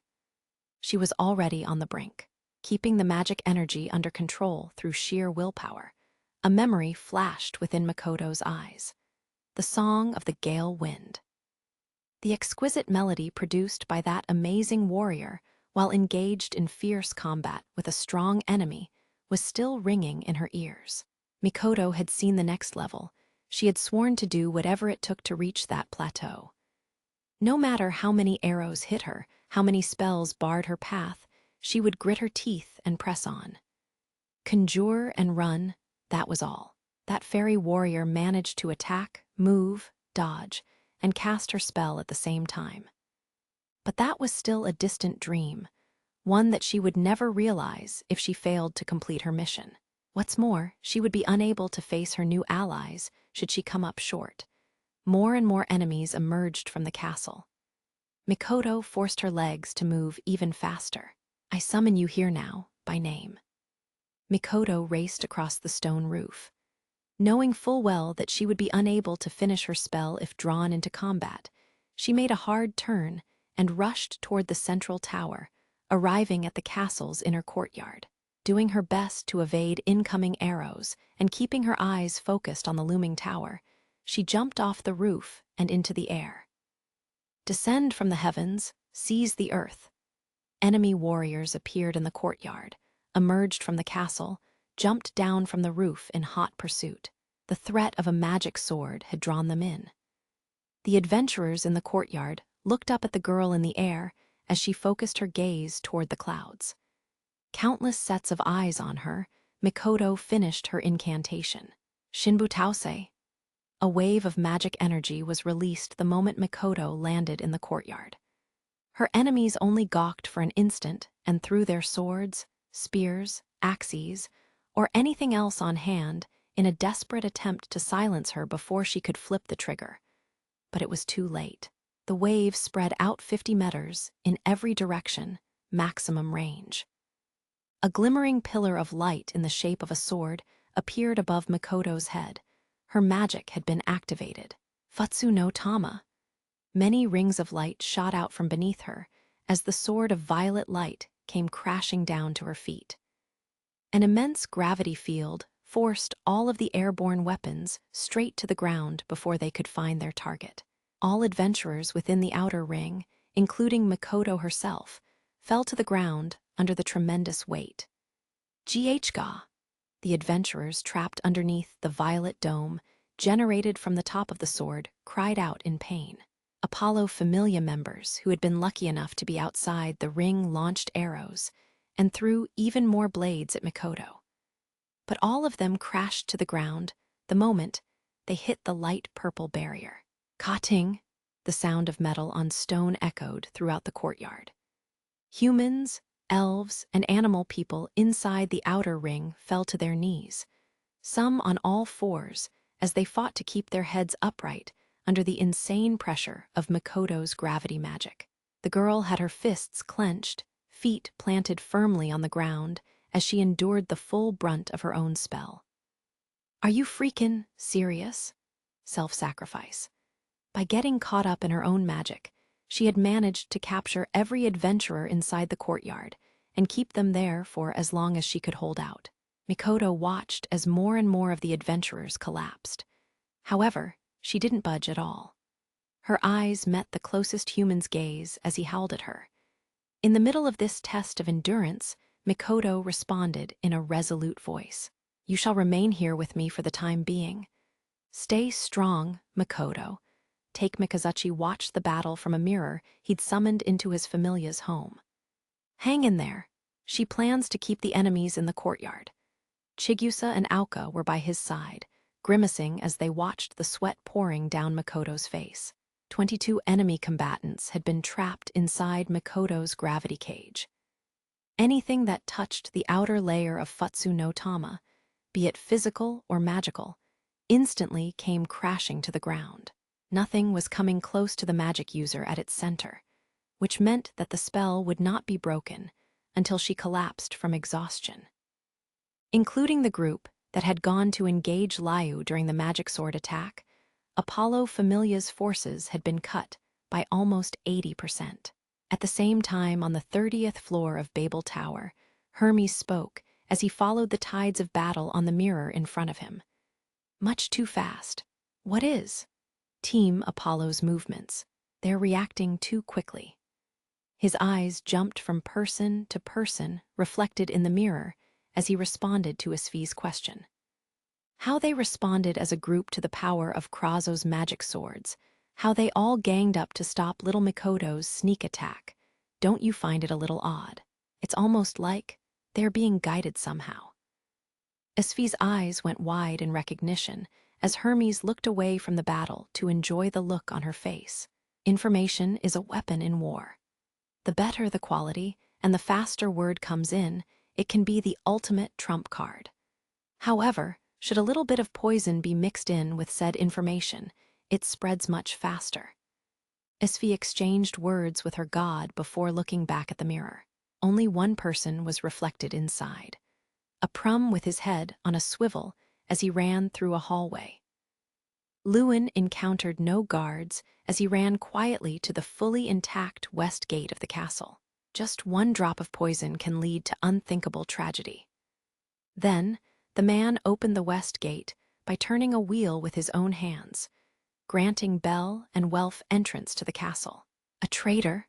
Townspeople all over Arario stood up, heads between their hands and jaws slack in surprise. In the main streets, in front of the guild, in Central Park, no one could believe what they were watching and yelled at the top of their lungs. That guy just betrayed Apollo Familia. The many windows floating in midair showed two humans running side by side with the Prum man. Everyone seemed to be drawn closer to the mirrors in shock. An unthinkable betrayal. Belle and Welf entered the castle without any resistance whatsoever thanks to Lewin. What was left of the 50 adventurers dispatched to take care of Liu were still fighting in the east. Almost half of the castle's remaining troops were currently trapped by Mikoto's magic in the courtyard. The passages in the western part of the castle felt deserted. The guards who were originally stationed there must have gone to protect the heavily damaged north and east walls, creating this blind spot. One unlucky adventurer who happened to be passing through the hallway stared at the three for a moment before taking off and yelling at the top of his lungs. But he wasn't fast enough to get away from the White Rabbit and was knocked unconscious with one quick strike. Absolutely floored by the turn of events, waves of excitement and anxiety passed through the spectators. Wah, ha! A speechless Apollo was one of them. He stood up from the table with such force that his chair flew backward, slamming to the floor behind him. Anger had boiled up inside him, to the point that his face started to contort and change color as he opened and closed his mouth. Yes. Hestia made sure to keep her celebration out of sight of the visibly shaking god as she silently pumped her fist beneath the table. She gazed at all the members of her family with trusting eyes in the mirror in front of her. You get them going, the castle ruins, inside Apollo Familia's castle. Welf ran up to Lewin's side. This is the only way Lily can be useful. It was most definitely a man's voice, but Lewin's tone was surprisingly feminine. His face was male, too, but the way he smiled at Welf was the spitting image of their young ally. Belle ran up along the other side and grinned at their unsung hero, their supporter. Lewin the traitor was actually Lily in disguise, using her magic. The real Lewin had been captured almost 4 days ago on the night that Apollo Familia first set out to the castle ruins. He was currently in a random shed outside the city wall, no doubt viewing the war game under Maya's watchful eyes. Lily had taken his place, copying his voice and mannerisms to the point that no one noticed a difference. She'd been collecting information from inside the castle ever since. She had an opportunity to reunite with Welf and the others the night before the war game after being assigned to bring the last of the supplies into the castle. That's when this plan all came together. Being level 4, Liu would draw out half of the enemy's forces and keep them busy, while Mikoto cut the remaining forces in half yet again by restraining them inside the castle grounds. Lily would manipulate the commanders, as well as anyone else from the inside, to ensnare as many as possible in their trap. With their numbers reduced, she would then let Welf and Belle into the castle. Lastly, Welf would escort Belle all the way to the throne room. Everything was going exactly the way that Lily and Hestia had drawn it up. A traitor in their midst, Lily in disguise, had been the Trojan horse all along. I told you yesterday, but the enemy general is at the top of a strange-looking tower. In order to get there, you have to go through a long hallway connecting to the 3rd floor. Returning to Lewin's speaking style, Lily explained everything to Belle. Rakia had made some serious design changes, the largest of which was an enclosed bridge that connected the whitish main tower to the rest of the castle. She pointed to it through the window as they ran. We can't break in from the outside. No, there's no entrance. The thing may look pretty, but it's sturdy as a rock. It'll take time to get there, and enemies will swarm in. But once you get inside, straight shot to the throne room, the small man nodded and grinned at Belle's words. There'll be a ton of magic users in that hallway, counting on you. Yeah, I got this. The prum man asked Welf to watch Belle's back and grinned. Then he split off from the two humans. The only people who knew Lewin's true allegiance were the people watching the mirrors in Aurario. Lily could still stir up enough chaos inside the castle to keep the remaining enemies away from her allies. Let's do this. Yeah. Belle, wearing brand new, refurbished light armor, and Welf, greatsword balanced on his shoulder, raced up the nearest staircase toward the sky bridge. Tell me what's going on. Out with it, Daphne yelled as she watched the tide of battle turn against them from her post at the base of the main tower. You don't need to tell me the wall's been destroyed. I can see that from here. Why is the castle so empty? Eyes widened, a tinge of fear in her loud voice. Daphne shook her hair as she yelled. Smoke was still rising from the north and east walls. She had a direct view from one of the many windows around her. She was trying to get a straight answer out of the messenger, who had brought news from the front lines. Daphne, along with only 8 other adventurers, stood at the end of the sky bridge as the last line of defense. Lewin said Hyacinthus ordered a direct attack. HHAH? That man ordered no such thing. I've been right here the whole time. I'd have been the first to know. Indeed, she had been ordered to stand guard in front of the only entrance to the main tower. No messenger carrying word from Hyacinthus would have reached the troops at the front line without her noticing. The elf messenger shrank backward in the face of Daphne's intimidating aura. Lewin betrayed us? It was believable, especially considering that Daphne doubted most of her comrades' allegiance to Apollo in the first place. She bit her lip before pressing the messenger for more information. What about Lissos and his troops? Eliminated, by the looks of it. The enemy used some kind of magic in the courtyard and trapped many of our warriors inside it. I don't know how many are left who can still fight. She quickly reasoned that all of this had to be Lewin's handiwork. He had to be the reason that things fell out of hand so quickly. Not even an hour had passed since the start of the war game, and the enemy had already made this much progress with almost no resistance. Daphne cursed through her teeth.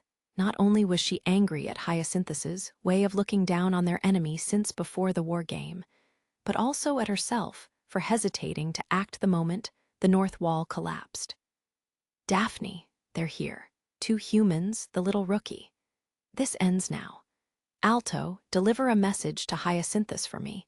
Bring reinforcements down from the throne room and we'll crush Belle Cranel. One of the adventurers had spotted the two advancing up the outer tower and alerted Daphne to the danger. She issued her orders to the elf, who immediately bowed and disappeared into the main tower. Daphne's plan was to flood the sky bridge with so many warriors that it would be impossible for Belle and Welf to pass. The hallway in the sky was surprisingly wide. It would take more than 10 large men in full body armor, standing shoulder to shoulder, to seal it off completely. She knew it would take several seconds for them to approach from the other side. Windows dotted the walls, a very solid ceiling above, and a red carpet running down the full length of the floor. There were no obstacles in the way, no cover. Daphne ordered the mages to start casting. Finally, the 2 humans appeared at the other end of the hallway. Archers to the front. They have nowhere to run. Shoot everything you've got. Mages, fire on my command. Each archer and magic user had a straight shot to their target, a literal firing range. Magic with a decent blast radius would wipe out anything in this confined space. There would be no escape. Daphne's eyebrows sank, visions of these would-be attackers' demise in her head. Withdrawing her short sword from the hilt at her waist, she pointed it directly at their oncoming enemies. Archers knocked their arrows. Magic users reached the final phrases of their trigger spells. Geo, at the same time, the man with the massive sword over his shoulder, Welf yelled. The white-haired boy beside him leaned forward for an instant before taking off in a mad dash. Fire! Bowstrings cracked as arrows hurtled forward. Magic users moved their lips to bring their magic to life. At that moment, Welf thrust his right hand forward. Blasphemous burn! A short trigger spell. Silver, murky mist silently flowed like mercury from the palm of his hand. The mist overtook Belle and inundated the enemy ranks around Daphne. She watched in horror as the bodies of each of the magic users started to glow, flickering like flames inside a furnace as the mist washed over them. A heartbeat later, each of them flinched awkwardly as their bodies flashed from within. Kaboom! Huh! Sparks erupted like flower petals all around her. Every single magic user in front of her had failed to cast, victims of Ignis Fatuus. He turned the mages into bombs. Welf's anti-magic magic. Archers caught up in the blasts were tossed like rag dolls left and right. The mages lay where they fell, black smoke steadily rising from their limp mouths. They would not be casting again anytime soon. The series of explosions shook pieces of rock loose from the ceiling and walls of the hallway, the singed red carpet in shambles. Daphne managed to brace herself just before the explosion and kept her feet despite the raging winds howling inside the stone bridge. A swirling cloud of black smoke in front of her. Daphne steadied herself as the white-haired boy burst through it. Belle bounded right by her like a rabbit on the loose, making a break for the staircase at the base of the main tower. Damn it. Daphne turned to give chase when suddenly, eck! A scream stopped her in her tracks. Spinning on her heel, Daphne saw an archer bounce face first off the floor, and a red-haired man walk toward her over the remains of the carpet. Black jacket rustling in the wind, Welf came to a stop a stone's throw away from Daphne, thud. The tip of his sword on the floor, Welf looked Daphne in the eyes just over the hilt of his weapon. Real adventurers settle things with blades, don't you think? The young woman's eyes trembled as she looked at the smith's fearless grin. Welf's and Daphne's blades flashed in what little sunlight came through the skybridge windows. Loki watched the two battle on her own mirror, a playful grin growing on her lips as she watched the red-haired man force Daphne away from the main tower. Fei, that kiddo's something else. Why, thank you. The main table inside Babel Tower. Loki sat next to Hephaestus, who had just allowed Welf to join Hestia Familia. This was the trickster's chance to have a little fun. Those flashy magic swords, forged by him, right? Regrettin' letting him go. Who knows?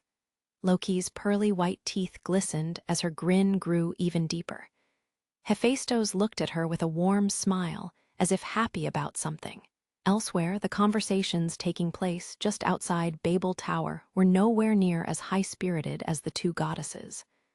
I'm screwed at this rate. There's still a chance. There's still a chance.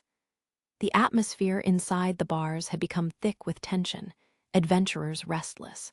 Many eyes twitched as they watched Belle run on one of the many mirrors floating in the air. Give up already, one shouted as he stood up, shaking his fist at the boy. Like hell you can lose, yelled another, cheering on Apollo Familia with all of his might.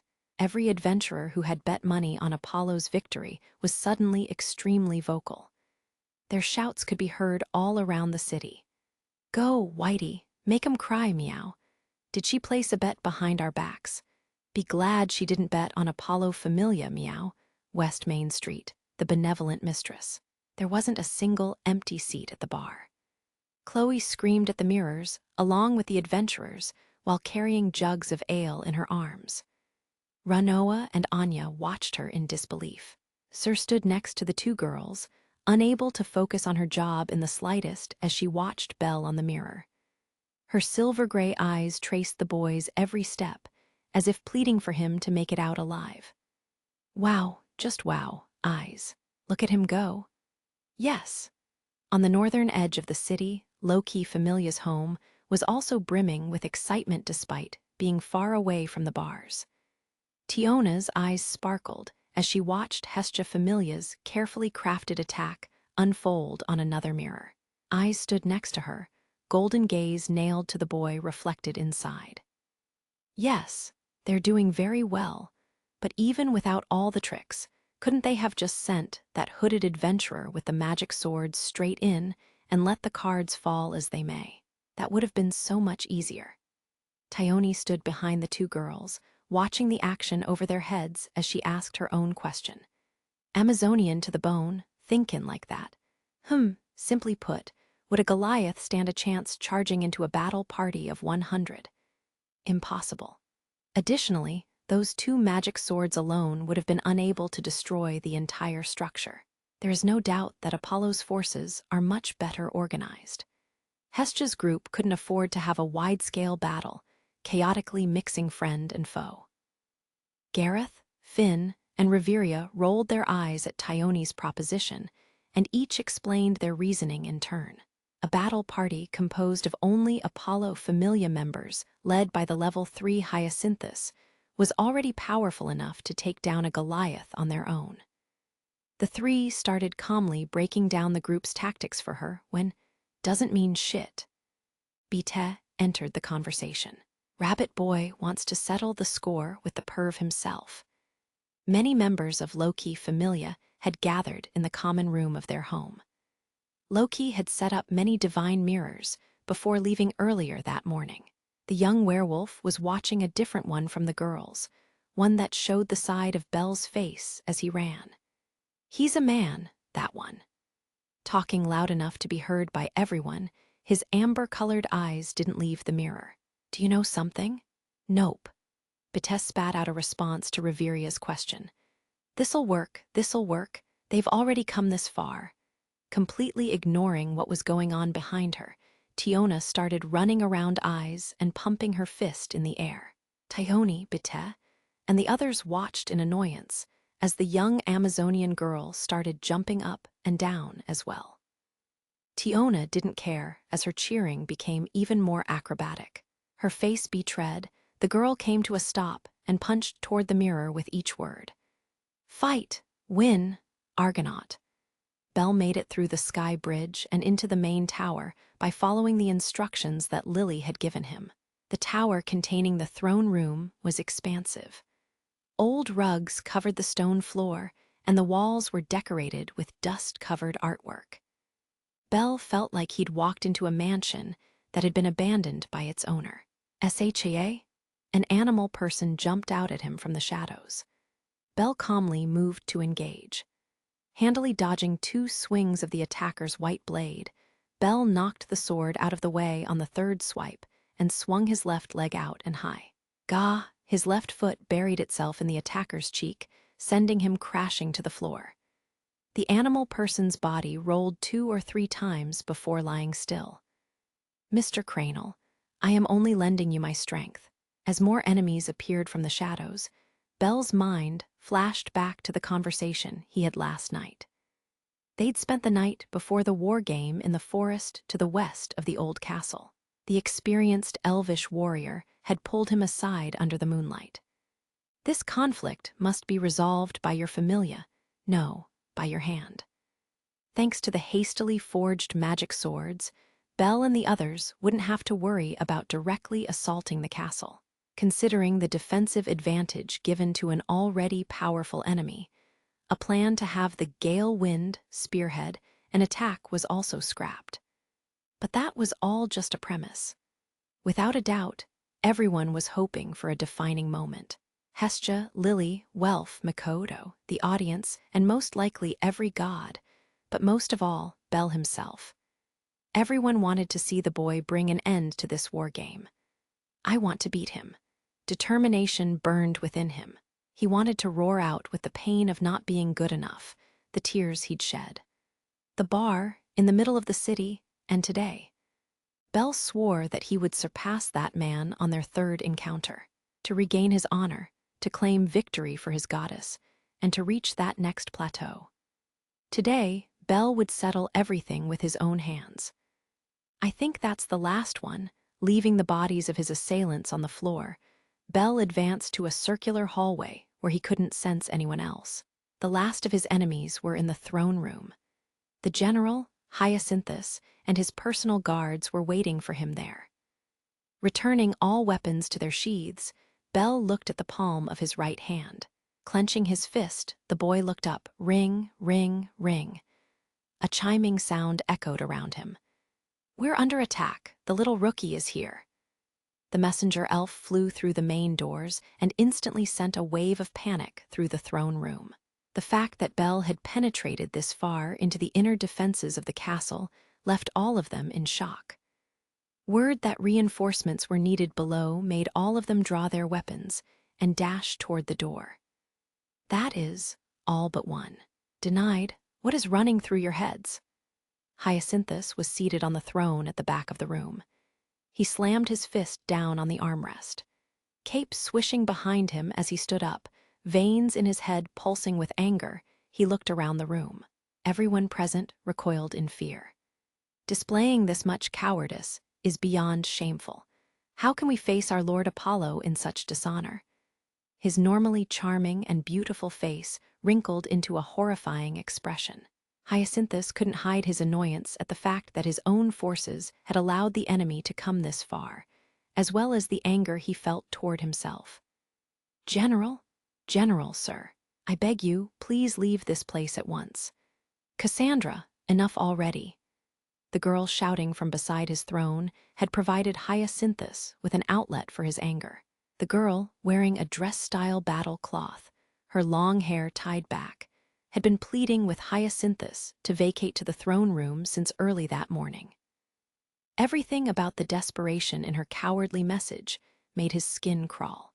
"Please, please believe what I'm telling you." "Silence! Keep your nonsense believable." Hyacinthus waved her off in anger. Apollo had appointed him as general of his forces. A leader could never abandon his post without reason. A loss was still unthinkable, even with the current conditions. "Can you not see? I'm here along with several other warriors. Bell Cranel coming in here alone would spell his own demise."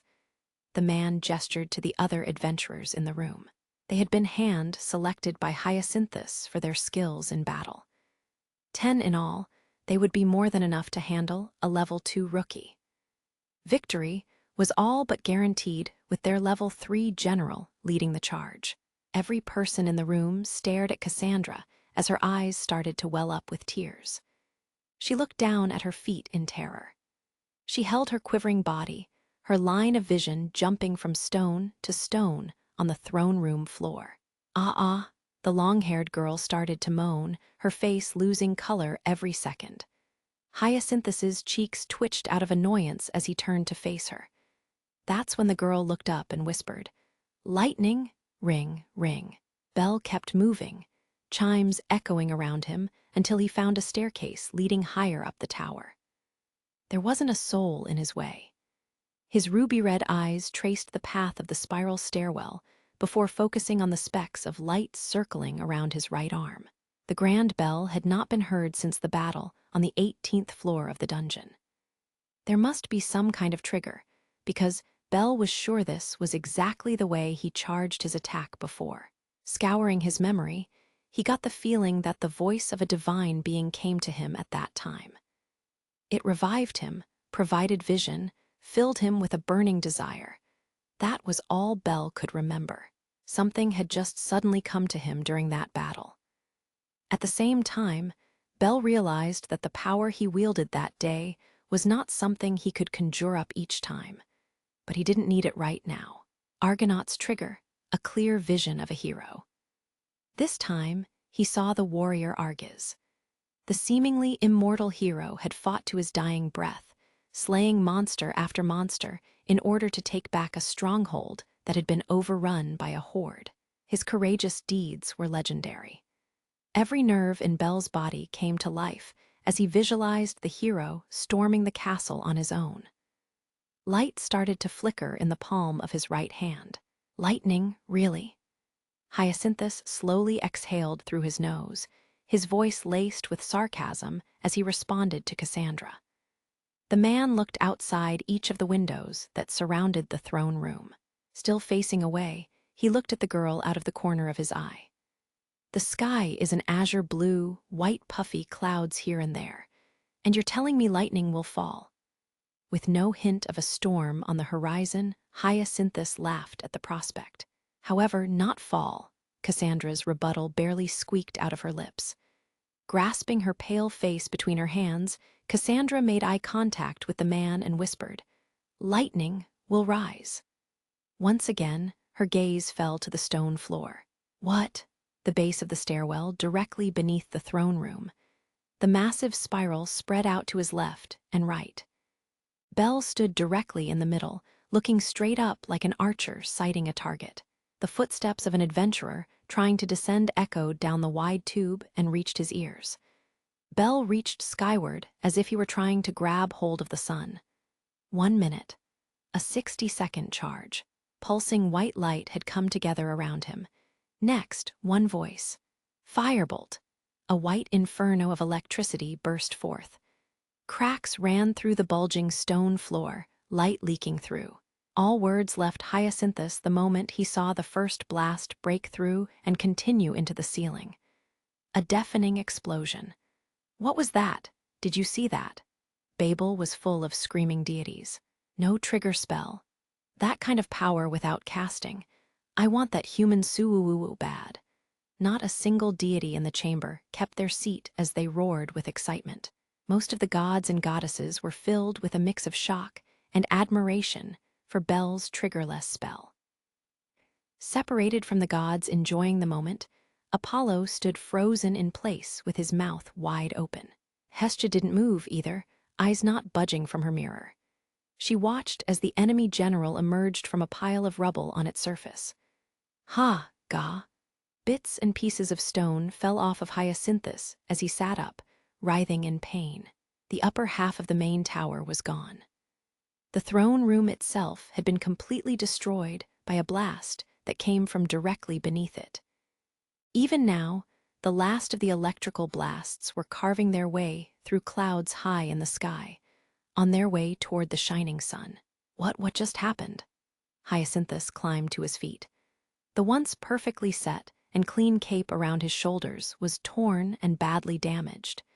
His normally stylish hair was ragged and filled with dirt. Cassandra had tackled him just as the first electrical burst came through the floor, knocking him out the window. He could vaguely remember hearing the glass break as everything went white, and his body was pelted with thousands of stone fragments. He must have lost consciousness during the fall, because he couldn't remember how he'd ended up on the ground outside the castle. Looking around, all he could see were small mountains of debris and thick clouds of smoke obscuring his vision. Cassandra, Ron, he called out to his allies in confusion, anger, and an emotion he couldn't recognize that was welling up inside of him. There was no response. The smoke lifted enough for him to get a better view of the pile of stones a few meters away from him. A chill ran up Hyacinthus's spine when he realized there was a human body buried in the rubble. Wiped out. He was the only one left. His normally calm and refined demeanor crumbled. Eyes flashing in fury, Hyacinthus drew his sword as the sky bridge fell apart, collapsing onto the castle below. "Where are you?" Flamberge firmly in his grasp, Hyacinthus roared into the smoke. His enemy was still alive, he knew it. The urge to tear that boy into pieces consumed him. His heart was racing, sweat continually poured down his face. The enemy was hiding in the smoke, blade trained on his throat. Hyacinthus spun to the left, looked back to the right, and then turned all the way around. The cool-headed warrior was gone. He couldn't stand still, watching every single twist of the rising smoke in all directions. At last, the sun's rays started to pierce the smoky clouds. He could see deeper and deeper, until the air seemed to shiver. 2 dots of ruby-red light flickered deep in the smoke behind him. Hyacinthus could sense it. The beast covered in blood. It made his skin crawl. A heartbeat later, Belle burst through the smoke cover. Hyacinthus spun to meet him. 2 red knives and 1 long rouge blade collided in an explosion of sparks. UWHH.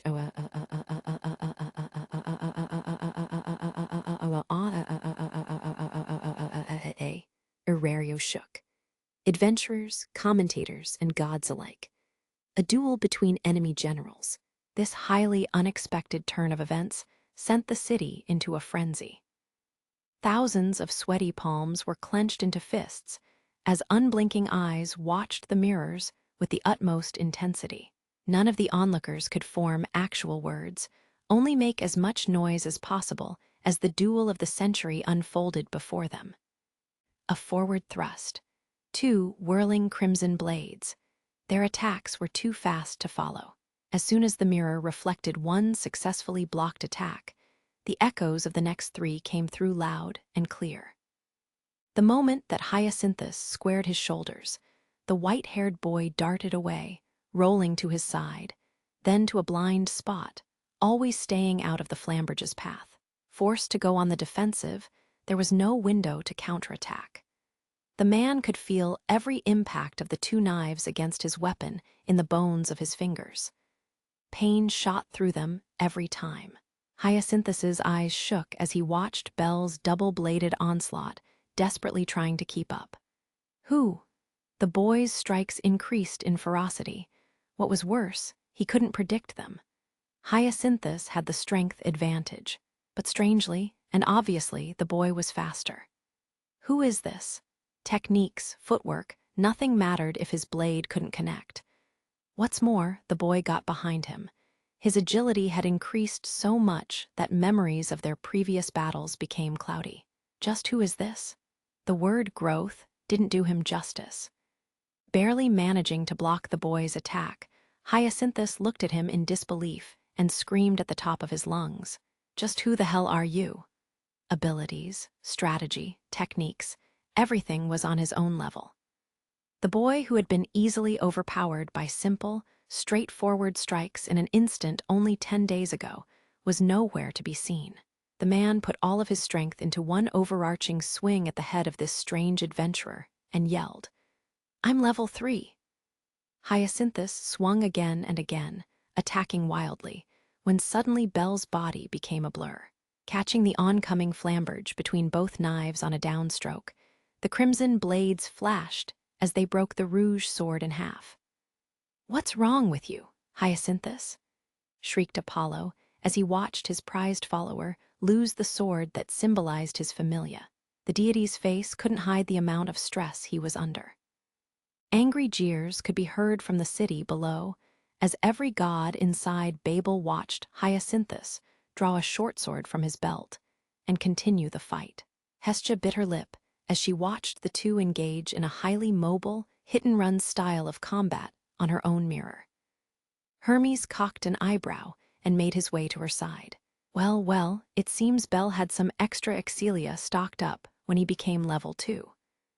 Hermes flashed his usual charming smile as he looked at the side of Hestia's face.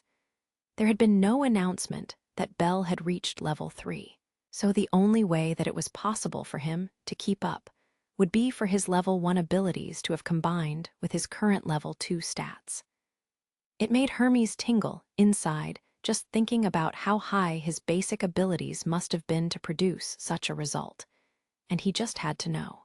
What was his status before ranking up? "Come on, I promise I won't tell anyone else. The secret's safe with me, so please."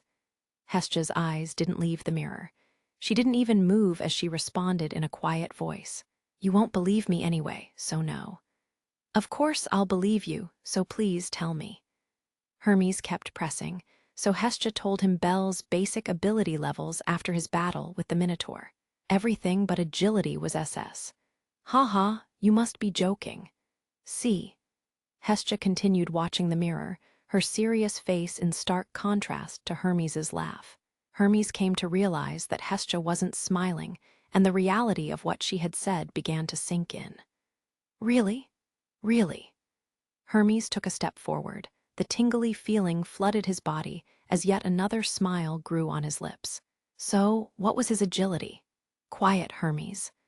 Bringing an abrupt end to the deity's questioning, Hestia returned her focus completely to the mirror. She was determined to watch this fight to the very end. Crimson arcs sliced through the air as Hyacinthus absorbed each hit with his short sword. His main weapon, the solar flamberge, lay in pieces on top of the rubble. One direct hit from the weapons in Bel's hands was powerful enough to break it in one strike. Covered in sweat, the man was suddenly being driven backward. Ushiwakamaru Shiki, Welf, now a high smith, had put his heart and soul into forging this new weapon from the remaining half of Bel's minotaur horn. With far more destructive power than the original Ushiwakamaru, the menacing spirit of the minotaur seemed to reside within the blade itself. In fact, Bel had to concentrate with all his might to prevent the minotaur's bloodlust from overtaking him as he advanced on Hyacinthus. However, just because he disarmed his enemy and had him against the ropes didn't mean Bel was confident of victory. Using Argonaut had taken a heavy toll on his body despite drinking one of Naza's dual potions. Bel knew that he would lose this battle should his opponent draw it out. His arms and legs were getting heavier by the second. Bel needed to end this in less than a minute. Every ounce of his strength, every drop of energy was going into each strike. Body and mind working as one, the boy's movements picked up even more speed. Gu, Hyacinthus's handsome face, one that his god adored, twitched violently as anger mixed with desperation. 1 week of combat training under Eyes and Tiona had come to a head. Bel was on par with his opponent in terms of technique and footwork. Everything was coming together. Every lesson that had been pounded into his body by fist, foot, and blade by the top-class adventurers was pushing Hyacinthus farther and farther back across the field of debris. The boy's focus and greatly improved status were overwhelming the second-tier adventurer. Uohhhhhhhhhhhhh. All of the accessories attached to his body flailed in the air as Hyacinthus spun and twisted to dodge the crimson blades. Yelling at the top of his lungs, Apollo Familia's general slammed his short sword into the debris under his feet. The resulting impact sent a fresh cloud of blinding dust into the air. The strike was powerful enough to reach the soil, adding a plume of dirt to the explosion. Bel was quick to react, his reflexes sending him backward before the cloud could overtake him. At the same time, Hyacinthus kicked off the ground, launching himself away from the boy like an arrow shot from a bow. Then, "My name is Love, child of light. Glorious son, I offer you my body." Hyacinthus played his trump card. A good deal of distance between them, he started casting magic. "My name is Sin, jealously of the wind. This body calls forth your gust." Magic, the power to come back from the bleakest situation in the blink of an eye. Unable to hold his own in hand-to-hand combat, Hyacinthus decided to try a different strategy to turn the tide of battle to his favor. "Come forth, ring of fire." Bel could sense a large amount of magical energy gathering on the other side of the swirling dust cloud. Returning Ushiwakamaru into its sheath, Bel thrust his left arm forward in an attempt to stop the magic in its tracks. Firebolt! It took less than a second for Bel's swift strike magic to cut through the cloud and tear into Hyacinthus. The thundering inferno enveloped him, dispersing the dust. The man's long body bent backward. His battle cloth was now nothing more than rags covering charred skin. However, Hyacinthus endured. Not only that, the magic power gathering in his hands was unaffected. The man gritted his teeth, stood up straight, and continued casting. "On westerly winds." Bel's eyes opened wide. He watched the man in disbelief. He took in a deep breath, preparing to hit his enemy with another round of the swift strike magic, when out of the blue, "Yaa." A long-haired girl had emerged from the rubble and attacked Bel from the side. Cassandra's tackle made contact with his arm at the same instant the boy's magic was released, protecting Hyacinthus from the blast. "Well done, Cassandra," Apollo yelled into his mirror inside Babel Tower. Another shadow appeared in the field of rubble, this one making a beeline for Cassandra. "Mr. Bel?" Kaya, Lily, undisguised, had arrived to provide support. The girl was the first one to arrive from the castle. Tackling Cassandra from behind, the two of them rolled down the pile of stones and onto the grass below. Nuyua. Bell immediately stuck out his left hand to fire again, but Hyacinthus had finished casting. The man pulled his shoulders back as his torso twisted at the waist. Bending his knees to lower his center of gravity, Hyacinthus reached his right hand high into the air and dropped his left to just above the rubble beneath his feet. A discus throw. The boy watched in horror as Hyacinthus's eyes locked onto him, right hand pulsing with magic energy. A heartbeat later, the man triggered his magic. Aerozephyros. A ring the size of his body appeared between his hands, shining bright as the sun. Hyacinthus flung the ring forward in one swift motion, his right hand aiming the disc at Bell. It spun with blinding speed as it rushed forward. Firebolt! Bell launched his own swift strike magic a second later. A burning disc the size of a human torso, a snaking pillar of violet, flaming electricity. The two magics collided, but the disc had no trouble cutting through the electric flames. Sparks flew in every direction as the violet light was swallowed up by the burning rays of the sun. Firebolt had been overpowered. That was the weakness of Bell's magic. It might be quick, but it lacked destructive force. In the face of Hyacinthus's Aerozephyros, it didn't stand a chance. Gah! Bell managed to dodge the oncoming disc by the slimmest of margins. Pointless. However, the disc suddenly turned skyward as if guided by Hyacinthus's voice. Flipping around, it set a new course for Bell. The oncoming flames reflected off Bell's ruby-red eyes. Homing magic. The magical energy would not disperse until the disc hit its target. A westerly wind pushing his body to the east, Bell made a desperate jump to get out of the disc's path. Rubel! A blinding flash, and then a sudden explosion. Gah! Bell's body had been extended, arms reaching out, when Hyacinthus triggered the explosion of the disc. The explosion threw the boy's helpless body several meters, careening into another pile of debris. "Mr. Bell?" screamed Lily as she clung to Cassandra's body, watching the battle from the corner of her eye.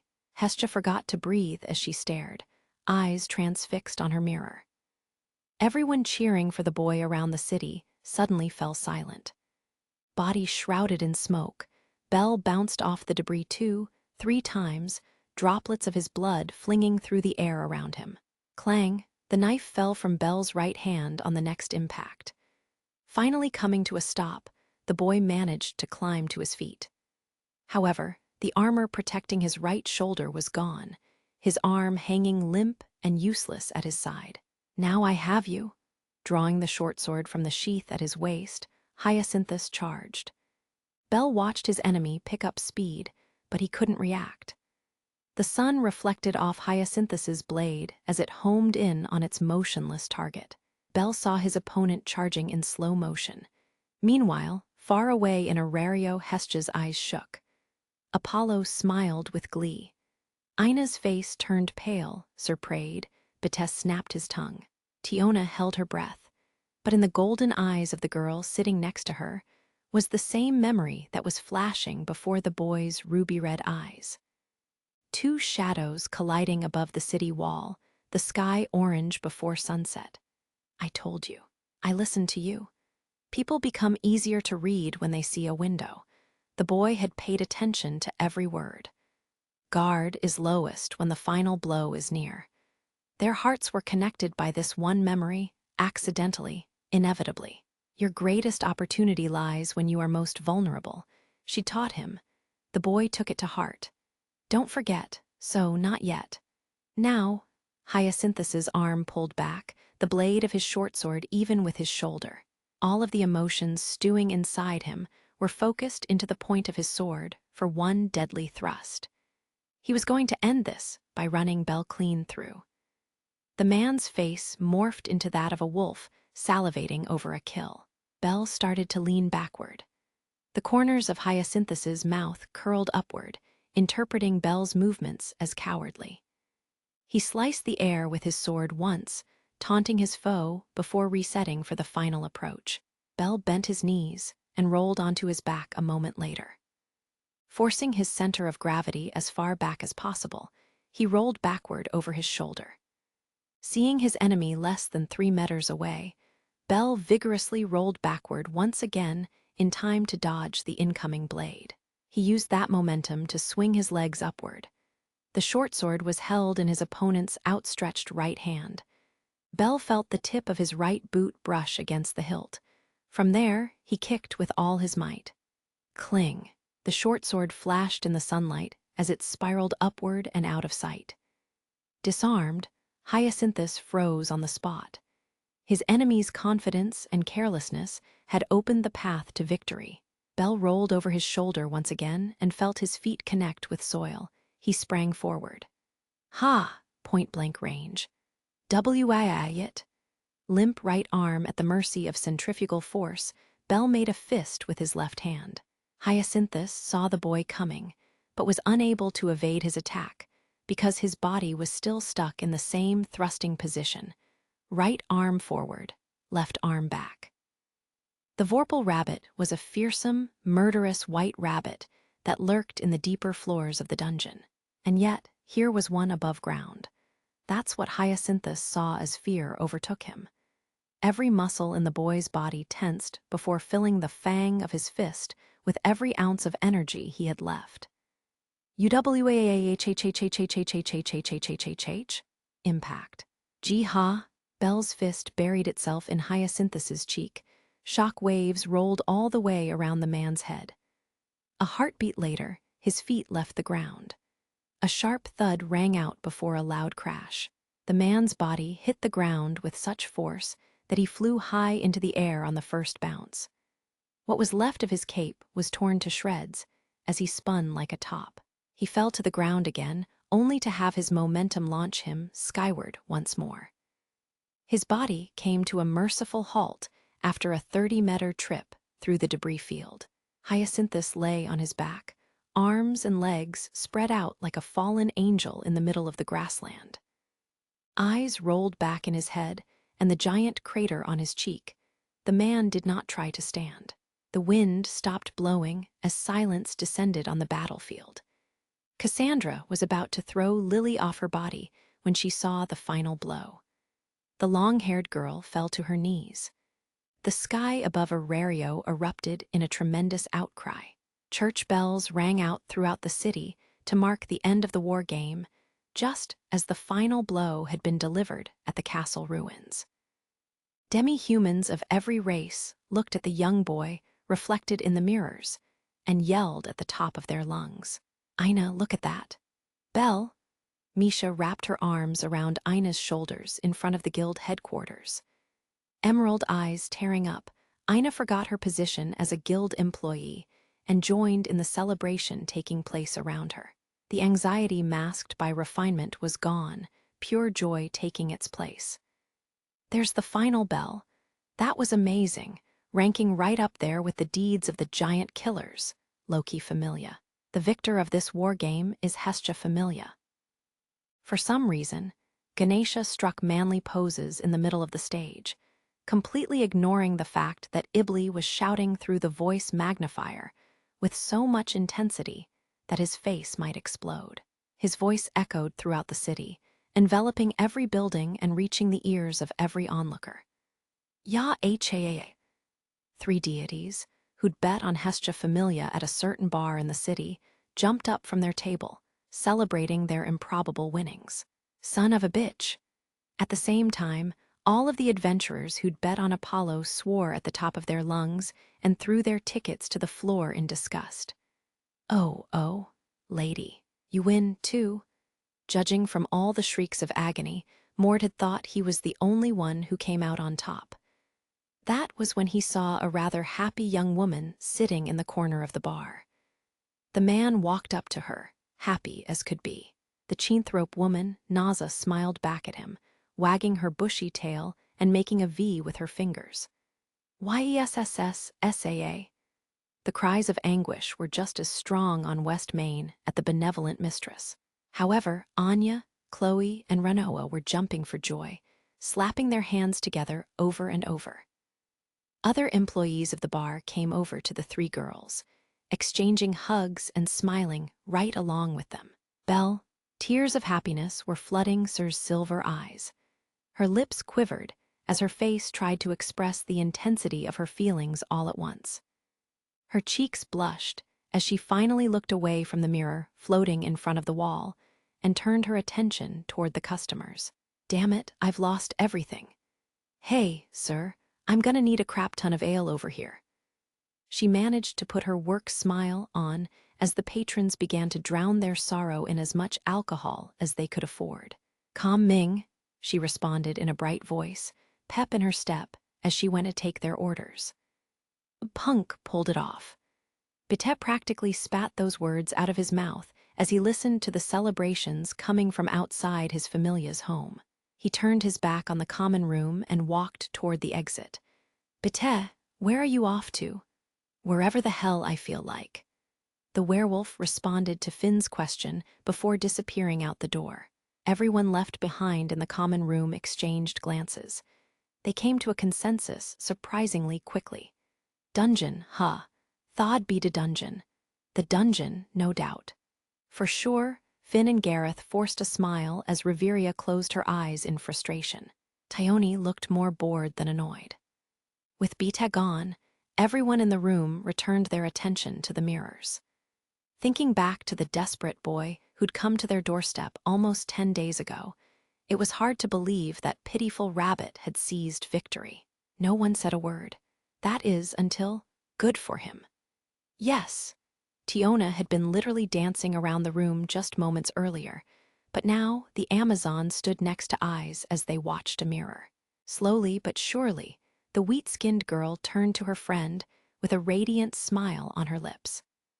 The blonde nodded in response and watched Belle's friends gather around him in the mirror's reflection.